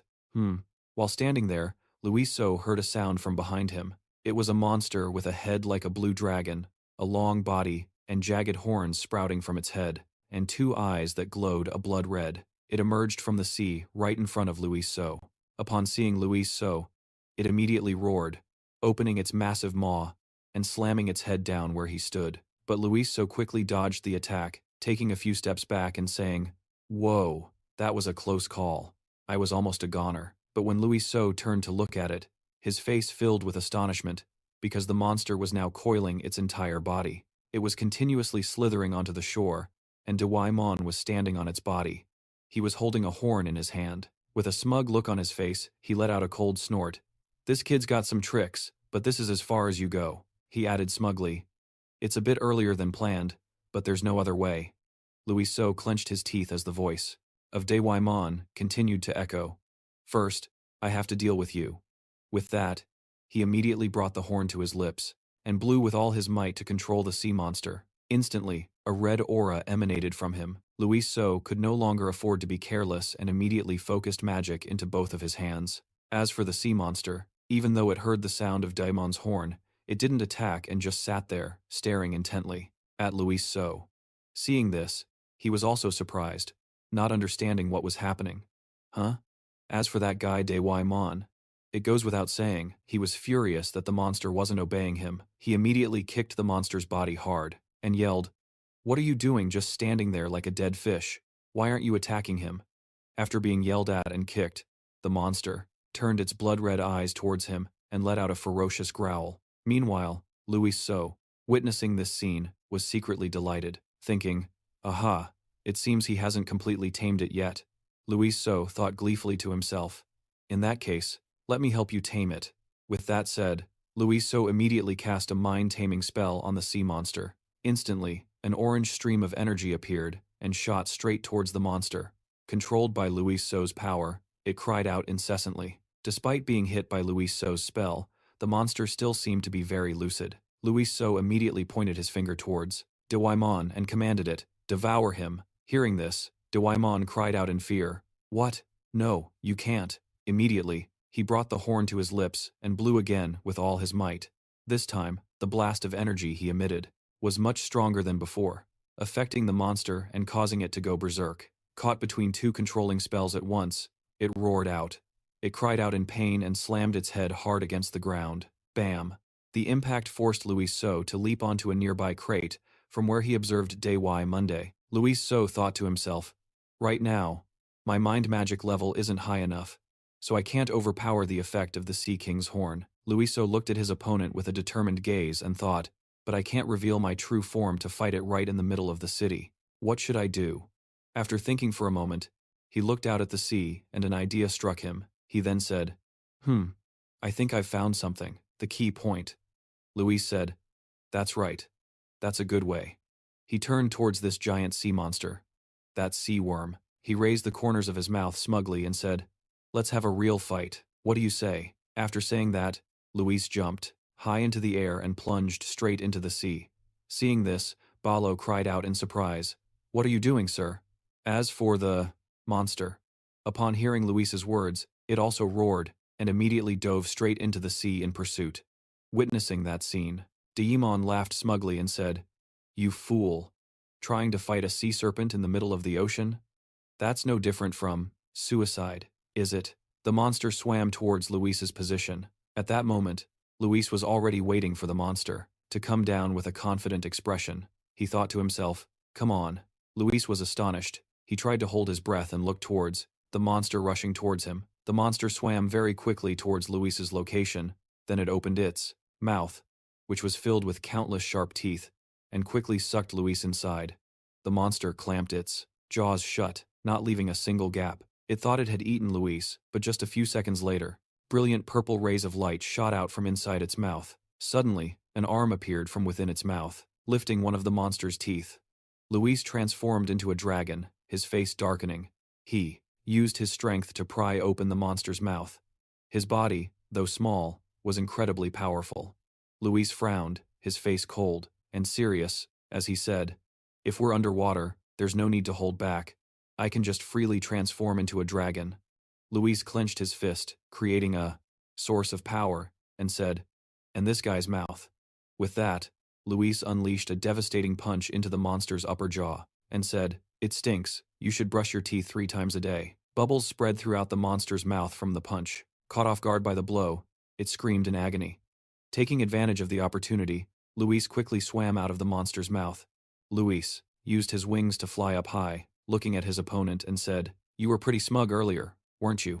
Luis used his power, swimming quickly towards his opponent, shouting continuously, you're unlucky to have run into me today. He then shot forward and delivered a devastating punch to the monster's head. The opponent, caught by the surprise attack, roared in pain. Not stopping there, Luis continued to use his speed to swim around and land powerful blows all over the monster's body. At this point, it could only stand still and take the beating, letting out pathetic cries. Seeing that it couldn't fight back, it turned to flee, but Luis quickly pushed the monster down to the seabed. He let out an angry sound. Yeah, but it's not that easy to escape. Luis quickly grabbed onto the monster's body and said, where do you think you're going? Luis then used both hands and his body to pin down its tail and said, the fun has just begun. It'd be a shame to end it so soon, you know. After saying that, he grabbed the monster's tail and spun it around continuously for a dozen or so times, saying, let's keep playing. Meanwhile, on the shore, Balo had already dealt with Daemon's subordinates and was standing there panting heavily. Huff huff, that's all of them, I guess. Then he looked out at the sea worriedly and continued, I wonder how the master is doing, even if he's a dragon, underwater is. Suddenly, ripples appeared on the sea's surface, catching his attention. He said in astonishment, huh? A second later, the sea surface had formed a whirlpool with a black hole right in the center, and at that very moment, that waterspout slowly began to rise from the water formed a literal whirlpool suspended in midair. Seeing this, Balo exclaimed in astonishment, what in the world is that? As he spoke, the whirlpool dissipated, revealing the true form of the sea monster. Meanwhile, that guy Dawaimon was just as shocked by the sight. He cried out in disbelief, a sea serpent? Why? Why is it in the sky? While he was still wondering, the monster was already right above his head, free-falling towards him. Realizing the situation was dire, he immediately turned tail and ran for his life, letting out several loud screams. But unfortunately for him, it seems karma catches up to the wicked. One of his feet tripped on a rock, and his entire body immediately tumbled to the ground. Dawaimon then looked back, but it was too late. He only had time to scream, no, don't. A second later, the sea monster crashed down, crushing Dawaimon's body. With a loud thud, the impact caused the ground to shake, sending cracked earth and rocks flying everywhere. Everything was now shrouded in dust and smoke, and his horn was sent flying. It quickly slammed against some nearby rocks. The impacts caused it to crack. The scene at the dock now looked no different from a battlefield. The sea monster's body lay on a pile of rubble. Beneath it was that guy Dewimon and his underlings, surrounded by thick, swirling dust. The overall view was one of utter devastation. As for Ba Lo, he stood there stunned, his face darkened, unable to comprehend what had just happened. Suddenly, out on the sea, there appeared geysers of water shooting up. Ba Lo witnessed this and quickly shielded his face with his hands. Luis emerged from beneath the sea, his expression cold, with the full moon behind him, and the splashing water droplets added to his mysterious aura. He quickly transformed back into his human form, flashing a friendly smile. Luis swiftly landed next to Ba Lo. He shook his body to get the water off and said, "Ah, that's refreshing.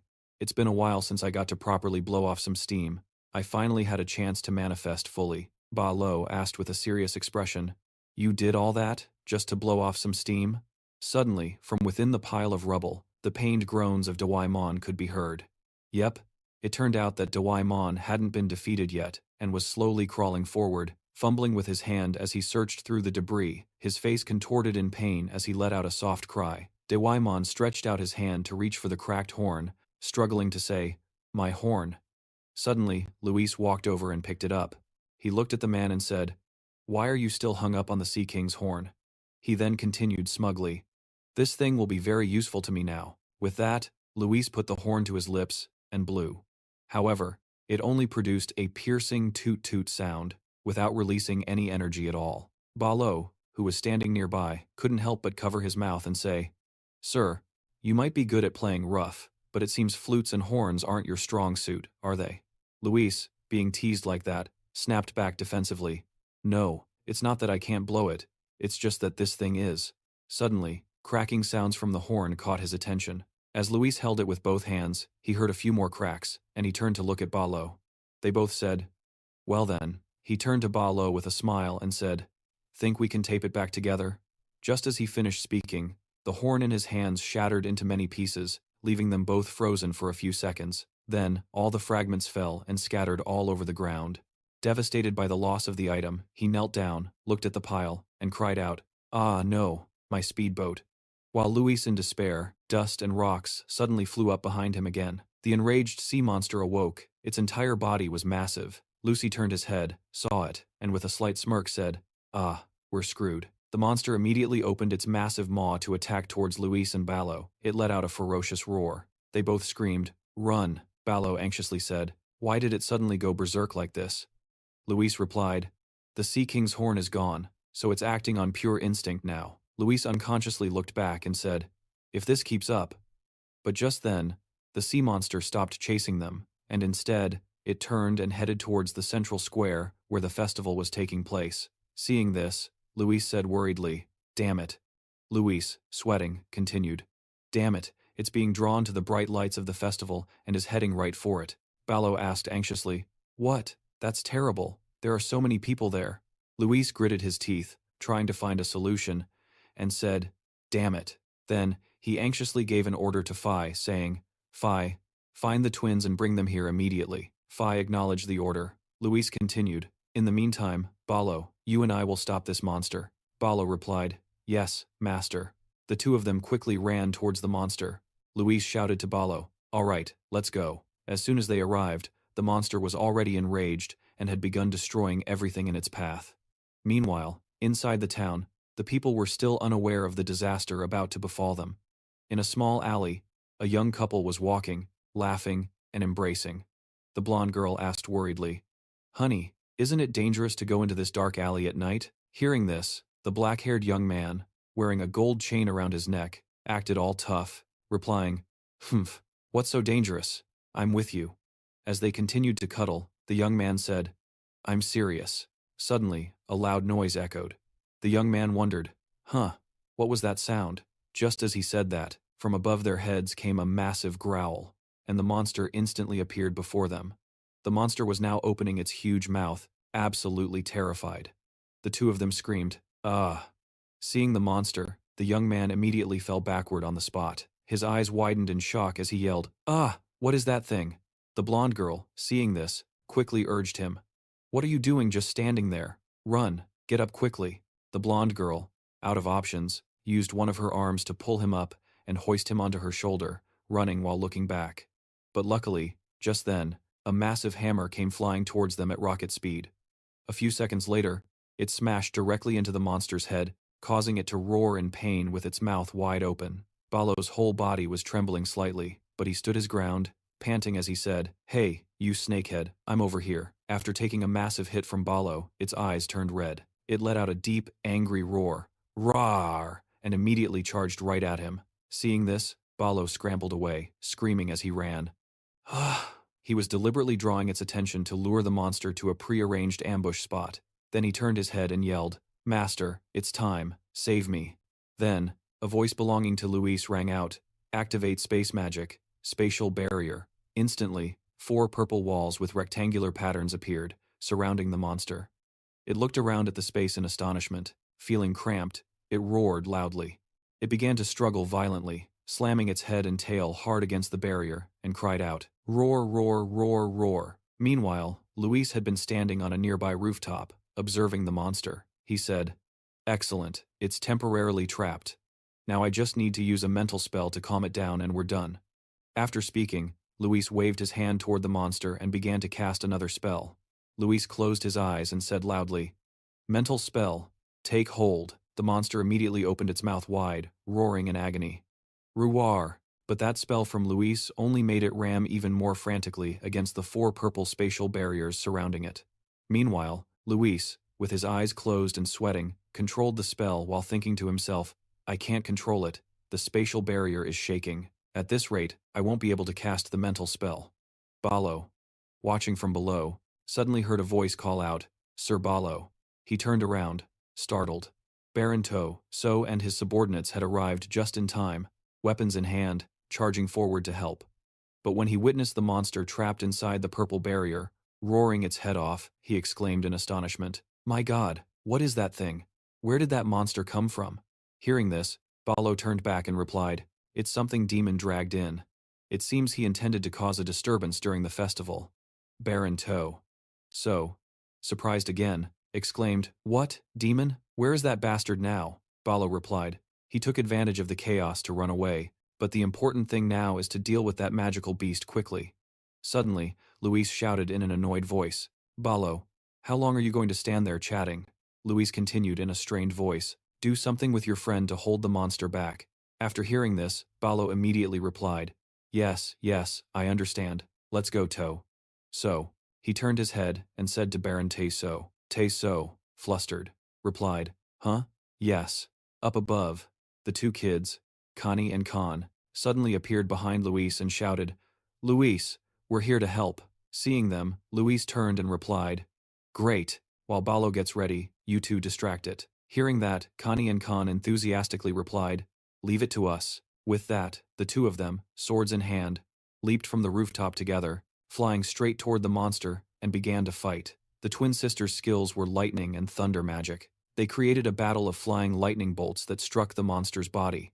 Seeing the 2 of them, Luis thought to himself, "Looks like we can hold out a little longer." As he was thinking, Balo called out from below, "Master, we're ready." The ferocious sea monster was looking toward them. It seemed to know Luis and the others' intentions, so it stood up straight and, coiling its tail, began to flee. It slithered forward swiftly like a snake. Balo and the others, who were holding the rope, saw this, and Balo immediately shouted, "Now's the time, pull, heave-ho." Instantly, a rope was snared around the monster's body.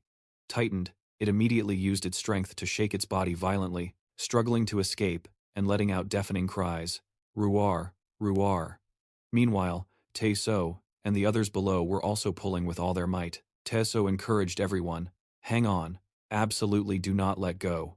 Back with Luis, he suddenly leaped high into the air. In the air, he began to use magic. With sharp eyes and a serious face, he said, casting multi-layered spatial compression spell. A block of purple jade appeared, surrounded by sources of blue energy. A second later, he slammed his hands together, and rays of light shot out from them. Luiso thought to himself, "Compress space." Instantly, boom! A massive explosion erupted on the monster's body, stopping it in its tracks. Following that was a shockwave that directly hit the monster's head, which only had time to cry out before collapsing. Its two red eyes slowly began to close. Then, Louis So walked over to the monster's side and placed a hand on its forehead. Louis So said cheerfully, "Everyone worked hard. Now let me help it rest in peace." With that, he began to cast a mind-soothing spell, and immediately, lights appeared above the monster's head. A moment later, it slowly opened its eyes, and instead of the fierce, bloodshot red eyes, they were now sparkling blue. The monster's eyes had returned to their original blue color. Seeing Louis So standing there, the monster slowly approached him. Seeing this, he laughed and said, "Aha, that's right, good boy." While the monster obediently licked all over Louis So's face with its long tongue, suddenly, Thoyer stepped forward with a cold expression. Thoyer slowly advanced, raising his sword and shouting, "Die." But just then, Thoyer was hit by a spell, creating chains that bound his hands to stop him. Seeing this, he asked in surprise, "Huh, what's this?" Louis So looked at him and said, "There's no need for that." Louis So stood there and explained, "It was being controlled by Daemon, so it was forced to do this. It's not at fault." As soon as Louis So finished speaking, the two kids, Ka, Ni, and Khan, jumped right onto the monster's back, bouncing up and down, laughing gleefully. Baron Tuuso, witnessing the scene, was still a bit worried, and said, "But to let a monster like this roam free," Louis So replied, "I'll take care of it, don't worry." A while later, the monster returned to its sea. It bowed its head to listen as Louis So said, "You understand? From now on, don't come near the human city again. Go back to the place where you used to live, and stay there." It obediently agreed with a cry. The sea monster turned its back and swam towards the ocean. The two restless kids stood there waving their hands. Khan said, "Live well." Kani added, "Don't follow any more bad old men." After that, Louis So stood up and said, "Now then, we should get ready too." Hearing Louis So say that, the two kids asked in confusion, "Get ready? Get ready for what?" Louis So turned back, his face beaming with joy, and said, "Now that the job is done, we have to go too." Out on the sea, Daemon was alone on a small boat. He rowed, while saying in a resentful tone, "Damn it, Daemon will not end like this." His eyes became furious, and he growled loudly, "I will get revenge on those who turned me into this, even if I have to burn all of Luthegen to the ground." As he was speaking, Daimon's boat was suddenly lifted up slowly. He cried out in alarm, "Huh, what's happening?" It turned out the sea monster had appeared, and was staring intently at Daemon. Without waiting for Daemon to react, the monster bit a corner of his coat, and lifted him up. Daemon screamed, "Ah!" A second later, he was forcefully thrown into the air by the sea monster. Below the sea's surface, the monster had its mouth wide open, waiting. Daemon slowly fell, filled with terror. He screamed endlessly, "No, it can't be, no!" The sea monster leaped up, one bite and one gulp. He was already inside the monster's stomach. The blood-curdling screams still echoed. No, after getting its revenge, the sea monster dove deep into the ocean, leaving behind only the coat of a cruel and wicked man slowly sinking into the sea. After a spectacular performance, Lucia's feet stepped down from the stage. She closed her eyes tightly, let out a long sigh, and said, "I have to sing 4 more songs. I'm completely drained." Looking around, she couldn't see Luis anywhere. Lucia was confused. But where's Luis? Right after the first song, he just disappeared. Suddenly, a loud voice called out from behind. Moner excitedly hugged Lucia, praising her. "That's our mermaid for you. You did great. Absolutely amazing." Moner was moved to the brink of tears, whispering, "If Mom and Dad could have seen today's performance, they would have been so proud." Lucia was just as moved, calling out softly, "Sister." Suddenly, a cough from behind caught Moner's attention. She asked suspiciously, "Kaji, why are you here?" Kaji flinched, stammering, "Well, the thing is..." He was hiding an exquisite bouquet of fresh flowers behind his back. With just one look, Moner figured out Kaji's intentions. She quickly walked over to Kaji, creating an opportunity for him with Lucia. "Lucia, it looks like Kaji has something for you." Moner pushed Kaji forward, encouraging him, "Go on, give it to her. Flowers are meant to be given at times like this." Kaji's cheeks flushed red as he mustered up the courage to confess, "Well, congratulations on your successful return to the stage. Our mermaid, Lucia." Looking at the fresh bouquet in front of her, Lucia was momentarily stunned. She accepted the flowers, taking in their sweet fragrance, and said gratefully, "Yeah, thank you, Kaji shyly scratched his head for a long moment.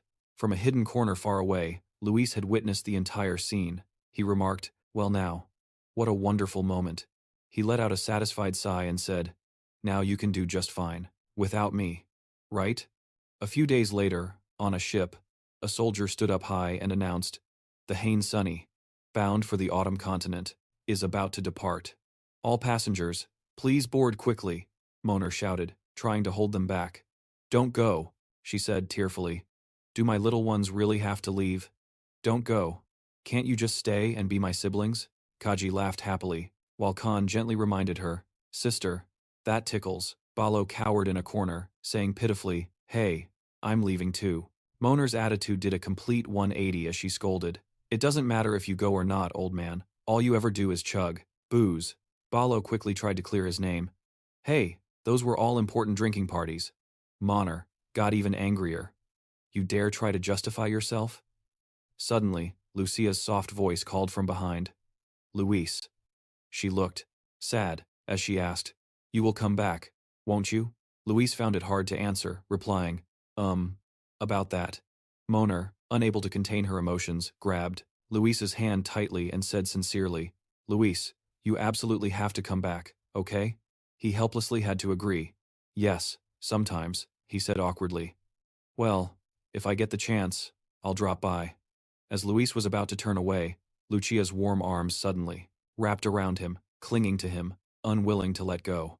Tears streamed down Lucia's face. She whispered intimately, "You have to come back. Got it?" Luis gently touched her hand, comforting her. "I'll remember, Sister Lucia, I definitely will." Before he could finish, he immediately felt Kaji's gloomy eyes staring daggers at him. Luis felt a mischievous urge to tease, "Oh, you're here, Sister Lucia's heart. How heartwarming." Kaji was furious, growling, "You bastard." He immediately shoved a glowing treasure into his hands. Seeing the item in the box clearly, Luis exclaimed, "Oh, a mermaid's tear." Kaji was being nice but was shy. He tried to act calm and said, "I'm only giving this to you because you kept your promise. You made Sister Lucia sing again, after all." Picking up the sparkling ring to admire it, Luis asked, "What's this?" Kaji quickly explained, "If you ever come back, use that ring. This ring is engraved with my family's crest, so you'll receive help anywhere." In Lufenin, Luis understood what he meant. In other words, it was a free pass in Lufenin, right? How cool. Kaji, with a soft heart but a sharp tongue, tried to act displeased with Luis. "But I hope you don't come back, you hear?" He didn't hesitate to tease him one last time. "Kaji, don't do anything weird, okay? Only do what I told you." Afraid of his secret being exposed, Kaji angrily scolded, "Shut up. I'll handle everything myself, so stay out of it." Luis noticed his hand, trembling non-stop as he tried to suppress his sadness and couldn't help but be surprised. Finally, he managed to say what he truly felt. "Thank you for everything." His subordinate reminded him, "You have to say it with more sincerity, sir." Kaji, embarrassed to the point of anger, yelled, "Shut your mouth!" Watching this scene, Luis couldn't help but feel helpless. "This kid is actually kind of cute," he happily remarked. At the same time, Count Tusser also arrived. He spoke up, "Sir Balo, are you about to leave?" Noticing him, Balo quickly responded, "Oh, Tusser, is the port repair work progressing well?" Tusser replied, "The damage wasn't minor, but fortunately, there were no casualties. Considering what happened, that's a good outcome." Then he turned his attention to Luis and said, "But that boy doesn't seem to be an ordinary person." A memory surfaced, and Tusser recalled the scene of him taking down that sea worm instantly. An ordinary person could hardly do that. Balo scratched his nose, pretending to be naive. "Huh? I don't know what you're talking about. That's just my nephew." Tusser, understanding the situation, smiled and said, "I know you two are just distant relatives. I'll keep the secret about your nephew. You can trust me." Balo quickly agreed, "Yeah, thank you. I owe you one again." After the fond farewells, Luis's group boarded the ship to return. Mona reluctantly waved a final big goodbye to them. "Goodbye, my little ones." Lucia was also no less sad. "You have to come back, you hear?" Luis was incredibly grateful and shouted back, "Goodbye, Sister Mona, Sister Lucia. I had a great time with you all." The sky was vast and blue, and the ship was still moving slowly across the sea. Just then, Nani remembered something important and asked, "But where are we going now?" Luis was exasperated with, her and said, "You're only asking now?" Luis laid out the plan. "We're heading to Port Dotman on the Autumn Continent, and from there, we'll cross the Autumn Continent by land."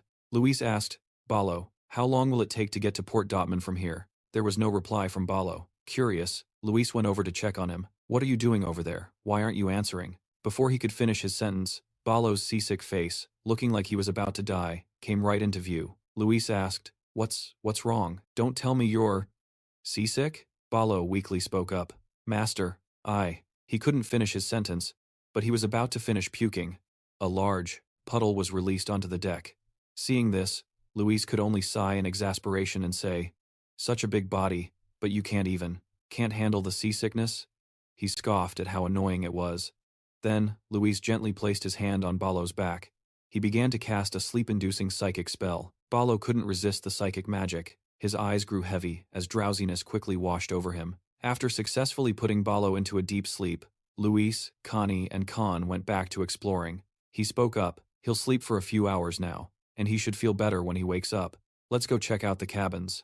Connie immediately and cheerfully agreed. All right. One was cheerful, the other lethargic. A stark contrast.